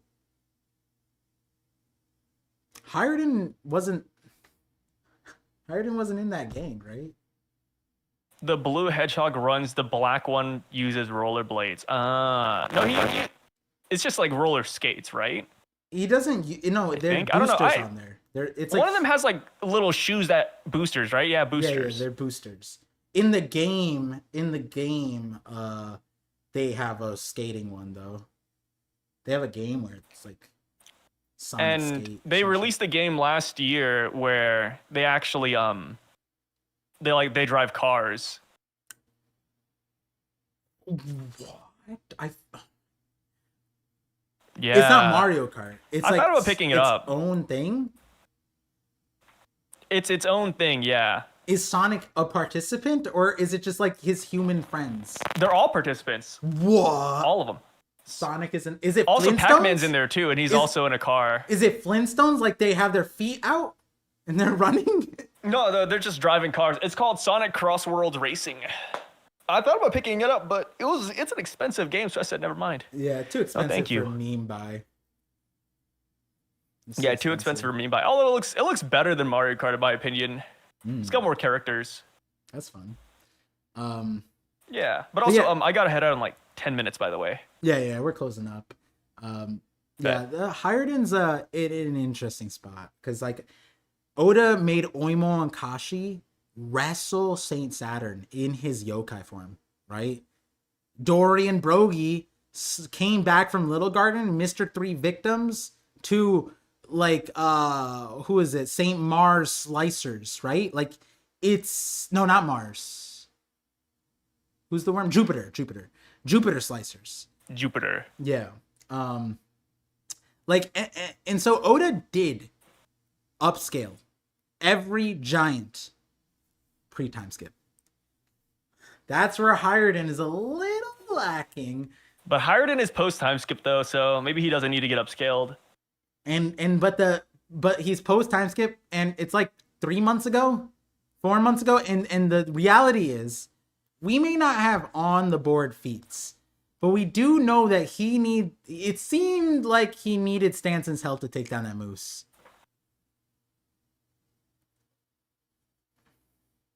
No, he just wanted a friend. That's how you gotta see it. Like I think he just wanted a friend to be there when he took it down. No, nothing that big. What chapter? Do you remember? Here. Like I have TCB pulled up. It's like 11. Yeah, it's very early. 30. It was 11:30's Loki. So then 11:28 maybe. 11:31. 11. Oh shit. 11:31. Third to last page. Fourth to last technically, but yeah. 3. He says, "All right, I caught a moose. We made it in time." Yeah, see. He says, "I caught a moose." Back in Dressrosa, Hiruden was caught in the wicked plot of Doflamingo. Oh my god. They don't even look at him. Look at him in that panel, bro. They have Doflamingo. That never even happened. that never even guys, Oda put, where is it? Can I zoom in on it? That's so disrespectful. I'm not even doing this. What are you talking about? What are you talking about? It's crazy. I saw your smile in the refresher, which is also my favorite thing about these refreshers. The refreshers are you can't even see it because I'm blocking it. The refreshers are never accurate. My favorite one is Ohara, where Oda did the refresher and then everyone's just smiling, burning down to the ground. And then this refresher, Oda put Hiruden being manipulated by puppet, like Doflamingo is doing that. That never happened, right? I don't even. That's no, that happened. What happened? I just got done rewatching Dressrosa. Oh yeah, when did that happen? So was it before he got turned into a toy? Sugar did that to him, but no, that's not okay. Fair. So when it comes to like the Coliseum participants, Doflamingo says, the legendary giant Hiruden, I must get my hands on him. Oh yeah. And then we see Doflamingo control Hiruden for a little bit, and it really pushes back Zoro and Sanji, and then Luffy had to step in and put him down. I remember reading that in the orange. Yeah, it was after. In the orange data book. Yeah, you're right. It was in the data book. It never got translated though. It's just so good for I can't believe you can read Japanese. It's a deleted scene because Oda forgot. Well, no. It said that's when Oda came up with the idea to eliminate 95% of Hiruden's strength and put it in the Heaven Realm. It all ties in. The damned one. Par is using false. I'm not. Oda put the puppet strings there. I didn't do that. That was an insane realization for me too. And you guys know that when the refreshers come in, I harp on them super hard. I apparently skipped this one. The Stanson Rayleigh one, that one grinded my gears. This one's just straight up disrespectful. Like I didn't even think that Doflamingo could do that to a giant, but apparently Hiruden's so small and so weak that he could. I don't think he could do that to Dorian Brogy, but fine. You know, it is what it is. You know what? Hiruden's gauntlets remind me of All Hunt Grout.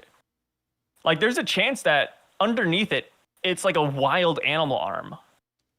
From the filler thing? Yeah. Like the monster. The one that was like Jinchuriki coated, like that one? Yeah. The kid with the Do you think Hiruden is really just a Jinchuriki? Do I think that Hiredin is a? Oh, you know what? Actually, let's take this to a real place in a second. I just want to double check what he said here, because he's like, "Suck it up, man." No, okay. These beasts don't live in the upper forest, but their meat is exquisite. I can already see the excitement. How will we carry the monster? Oh my god, they can't even carry the monster, bro. They can't even carry. They're not. They can't carry the moose on their. Stanson and Hiredin don't. No, Yeah, but guys. also he says, "Don't embarrass me. We'll manage." So literally, you are Stanson, and Hiredin is him. Suck it up. and Another be a good man. One Piece content creator was lost to Agenda Piece. This meat is for. Par just really doesn't like Hiredin. I don't get it, man.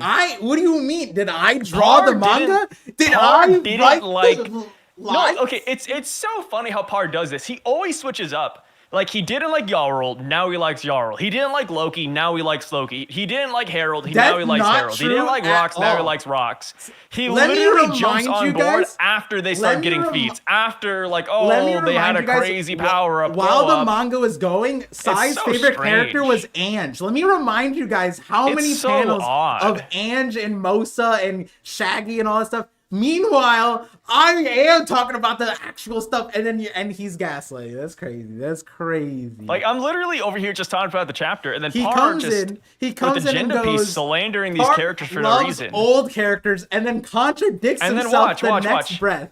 Like, it's crazy. Literally watch. Hiredin's gonna look good next chapter, and he's gonna say, I always liked Hiredin. I was always a Hiredin believer. I was talking about Hiredin being the best back in the day. Nobody believed me. That's like, whoa, Par, sure.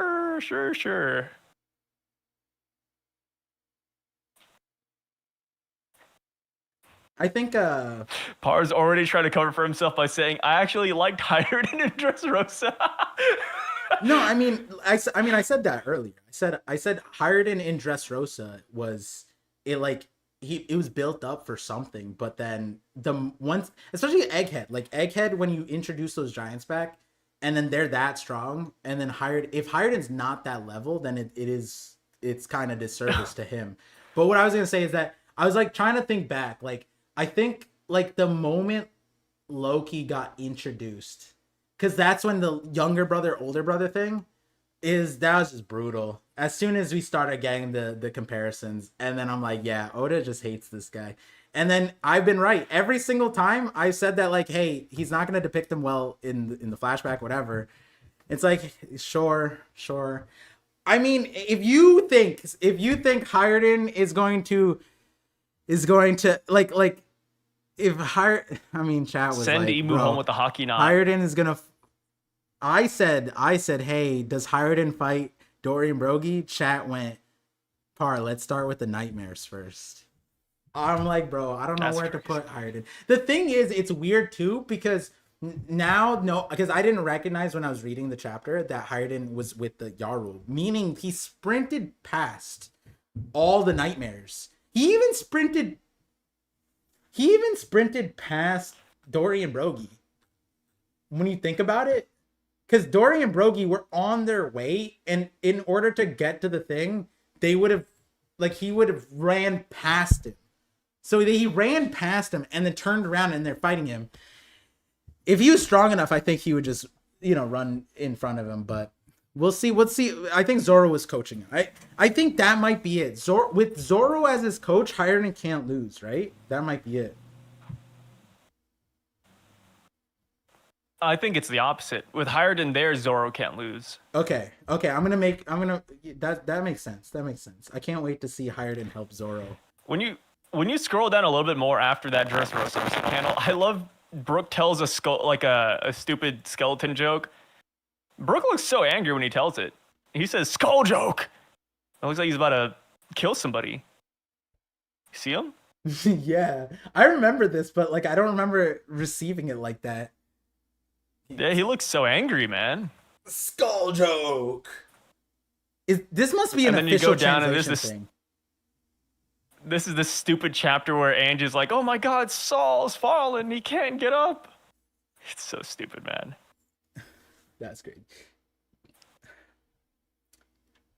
Here's the thing, Sai. Who needs enemies when we have Zoro planning for us? You said you had to go in a little bit, What's so up? I want you to Yeah. grapple with this, because all this time saying that you are a true supporter of Hiredin, I can't believe you're just like, Yeah. oh yeah, he's gonna help Zoro. Yeah, you really think that's gonna happen when you miss what's on the panel? I can't believe you missed that Harold is in this panel. Harold left the greatest piece of himself right here, and Hiredin's going to finally wield it.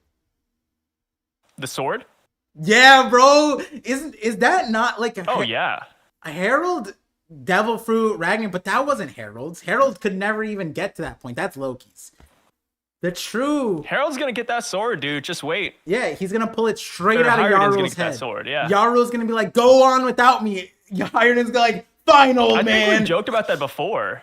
Yeah, yes. I think that, like, in all this time you were acting like you supported Hiredin. You never brought up that. I was giving you the entire time you were here. But you're a I fake brought that up Hiredin before. supporter, and you never brought up what was on You can screen. go back to the Parcast Par. And it's just wild. You Yeah, I literally could go have back. the Jarl head. You- You literally have the Jarl sword in your head because it's like we've talked about this before. We memed about it before. Yeah, but you didn't bring it up here. What do you mean? You're talking about, Why would I oh, bring he's it up switching here? up, but I'm like not you. gonna repeat the same theory I 10 gave times. you the whole repeat the same theory.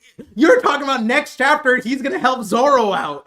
I'm like, wait, what? What are you talking about? That's crazy. Just before that moment, you're like, yeah, he's gonna help Zoro out, and I'm like, okay, or he's gonna take the sword. Why didn't you remember that, huh? Why didn't you remember that? Fake ass. Because we He's an already talked Ange about to hell fan, and guys. back. I He mean, it's remembered gonna what happen. chapter Ange was falling. That's the He thing. remembered verbatim dialogue. He keeps on saying he doesn't like Par Ange. thinks He this is loves like Ange. a kill shot. And the This other is part like is he it's, you kept on know. saying Ange was ugly and Ida's ugly, but he also just focuses on them so goddamn much. It's like, I don't know what side probably made This is more just videos sad. about This Ange. is like the MGK diss track against Eminem. Sai Like it's not probably- really doing anything. This is Sai just embarrassing. probably made like, more Par, videos it's, about It's all good, Ange. man. Let it go. So I probably made more videos about Ange than I made about Hiredin. There was just one video. Oh, we're not counting how many times you brought him on my stream or your stream or your own videos? I would have counted an Ange video just because we talked about Ange for 2 minutes. 2 minutes is crazy. 2 minutes is crazy. You literally had people like, That's all it is. Sai, what about Ange? And then we devoted entire like 30 minutes. Usually I yap for like 20 minutes on my own. That was when Sai was just like locked and loaded. Every single thing, every viewpoint that the chat had, Sai was like, no, that's wrong. It's this way. It's this way, guys. Guys, Ange is the villain, and she's the half sister of Hiredin and Loki, and she's gonna mog all of them as a holy knight. Oh my god, the theories were so nuts. No, Alejandro Solisi has it right there. Max 5 minutes on Ange. Yeah. Yeah. Max 5 minutes. Yeah. When you have Max 5 minutes. when you have an entire video on Ange, that's crazy. I mean, most of it was just an ad read for Raid Damn, Shadow you sell Legends. out You know how that goes. hard? 40 minutes, 5 is Ange, 40 minutes is ad read? You know how it is. Sai, Yeah, Sai, 40 minutes was me playing Raid Sai, Shadow why are you Legends. denigrating yourself for the truth? Just accept you made Ange videos, not you're a shill. I don't know why you would say that Never over happened. the truth. Like, that's crazy. I mean, That's- Ange is still evil, so I mean, that's still a good theory. I don't know why you're acting like it's dead, but Oh! Wait, actually, that's a good speaking point. of which, it's 4 o'clock. Gotta head out of here. Well, thank you, Par, for I was hosting gonna- me here. I was gonna say Ange is with Bonnie and Lilith. That's what it is. Oh no, Ange would kill him. That's scary. Oh shoot. Yeah. That's like saying you're sending your friend to Jeffrey Dahmer's house. Like, don't do it. That's how you see Anne? She's the prolific serial killer now? What the fuck? Yeah. That's crazy. All right, We're gonna bro. hear something silly like kids have been disappearing every year, and it's really just Ange. Oh my god, dude, the side story you made for Ange being a serial killing teacher at the Walrus Academy is fucking insane. Yeah. She's the Walrus Yeah. Academy killer. That's crazy. She's so whack. Walrus Academy killer, the wackest character, bro. But yeah, we'll continue. I mean, this might be it. We might merge 50-50 in this podcast because I don't know what we'll talk about on the thing besides. Yeah, this is gonna be the shortest. I thought about this. Is gonna be the shortest podcast under mankind. Yeah, Like because it's been it's a getting recap. shorter. I mean, the chapter's been straightforward. Yeah. Like I'd be shocked, legitimately, if me and Par talk for more than like an hour and a half about this chapter in the About the podcast. chapter, we might talk, but like About the chapter, yeah. yeah, the cover story. We didn't talk about Bond Clay coming back. Maybe that'd be sick. That might be better. That mean longer than the chapter itself because beginning recap and all that stuff. But yeah, Yeah. appreciate you, bro. Stay But safe. I'll catch you later. Yeah. Peace out, guys. All right. All right. I will start winding down. It is an interesting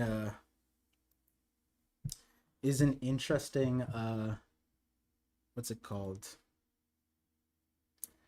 I feel like there's a few things to really consider.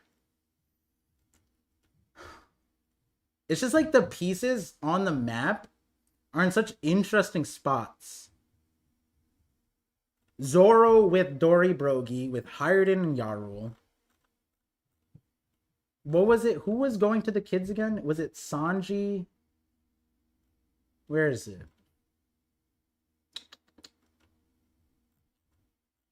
Where is the part?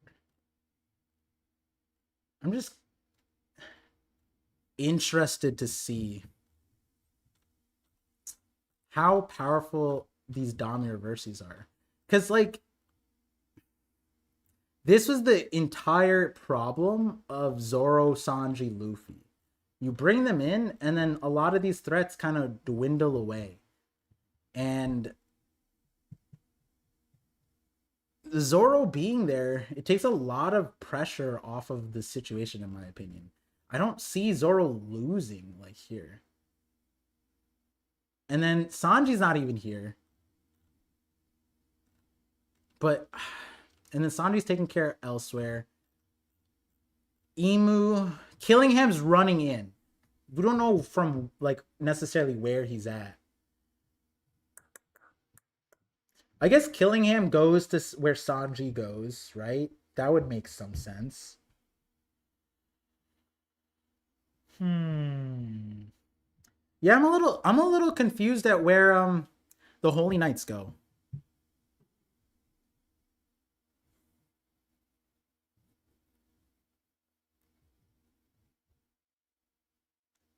Angie's the new Mother Caramel? No. Mother Caramel is Mother Caramel might as well not exist. Like,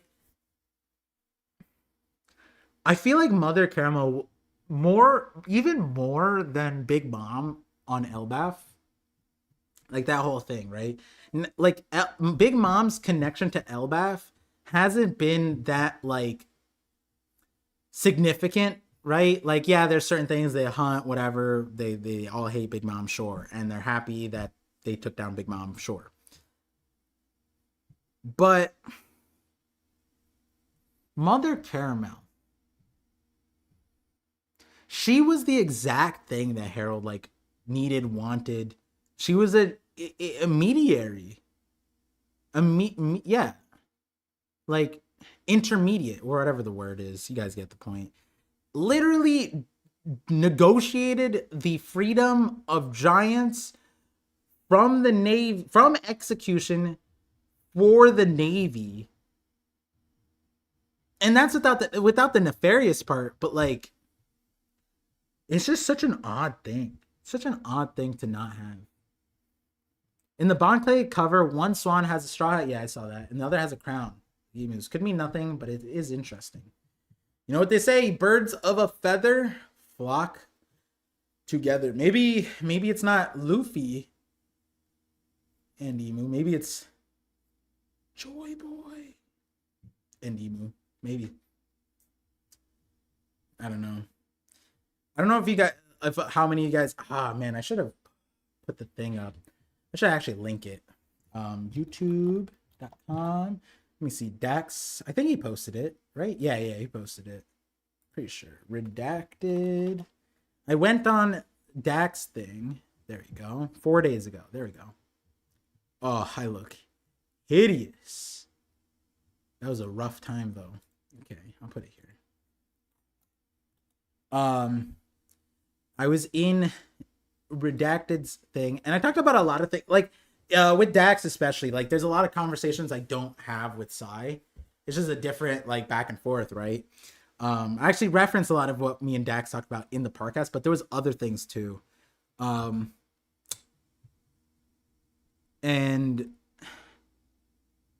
I don't remember why I just brought it up, to be honest. But yeah, we talked about a lot of stuff that I should honestly go back to that video and like just make a theory out of some of those stuff. Some of those things. Oh man, I forget. There was a really good thing that I figured out at the end, and I was like, wait a second. And then I didn't say it. But yeah. The famous Twitch theory? What's the Twitch theory? What is the Twitch theory? I'm confused about next chapter. I am confused. How many do you guys think they, because Emu doesn't get ejected. Emu doesn't leave. They said they needed 10 kids.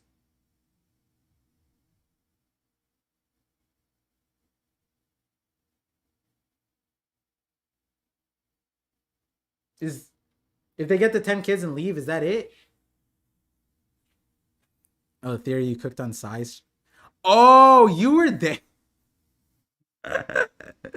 What was I even talking about? I was so high, bro. When I forgot, it made sense. Oh, size game. He was in a booty. He was playing in a booty. What was it? Oh, Loki. Yeah. I remember now.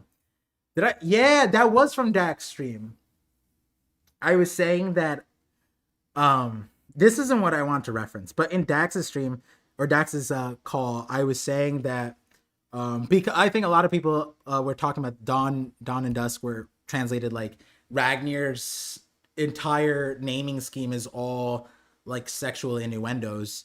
Well, actually, no, not even. It was just that they're not innuendos. They're just straight up like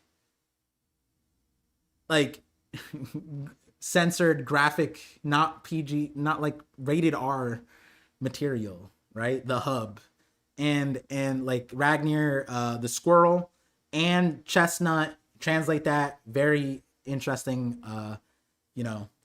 Biblo also has that too. Biblo also has that Iku. You were there for Cooking Alive. And so I was saying that if the naming scheme lines up, and a lot of people were saying this, right?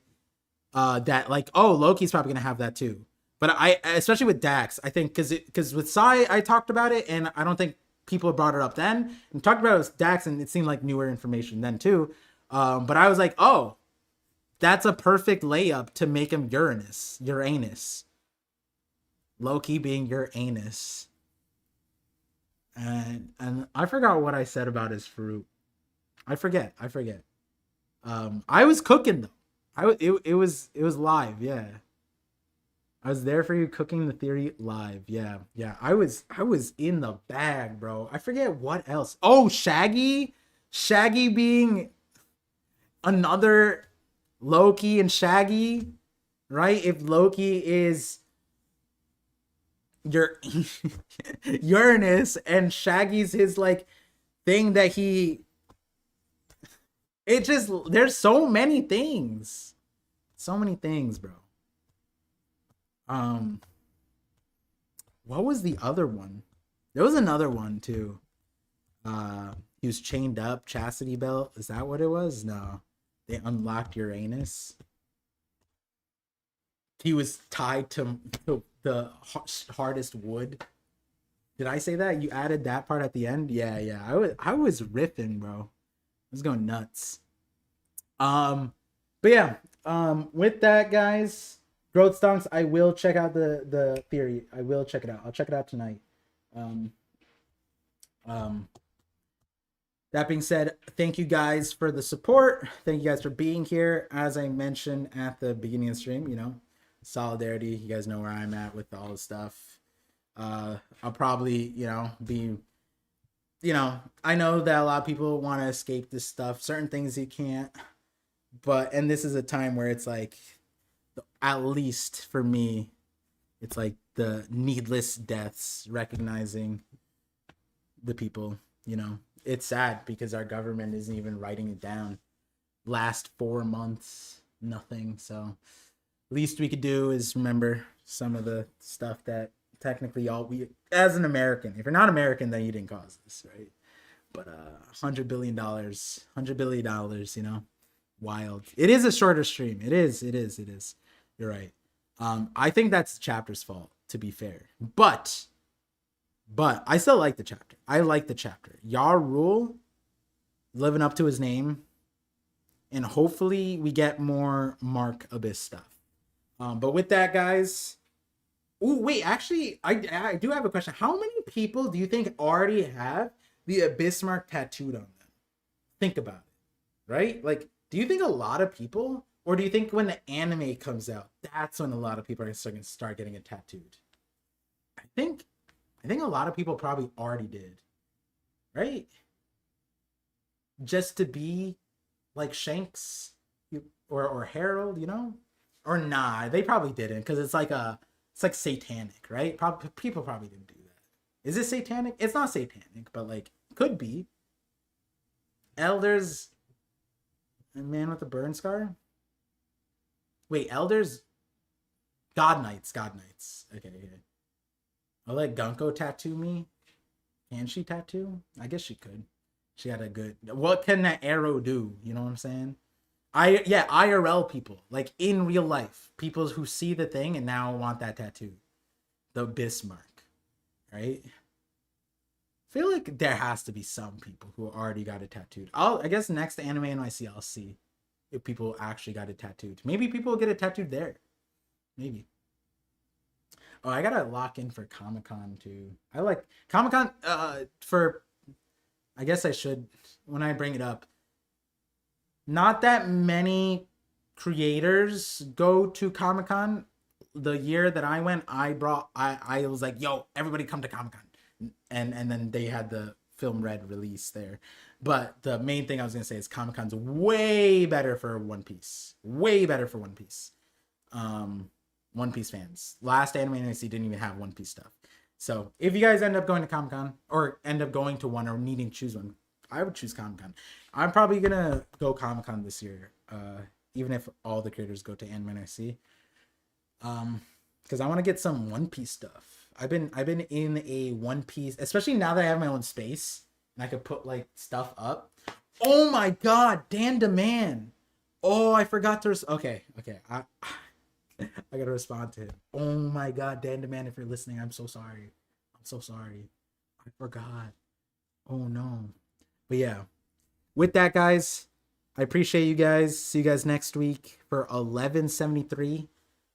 Stay safe, stay healthy, check on your loved ones, check on your friends. Honestly, you know, people, that's the main thing that, you know, if they targeted people who are isolated, we would never know.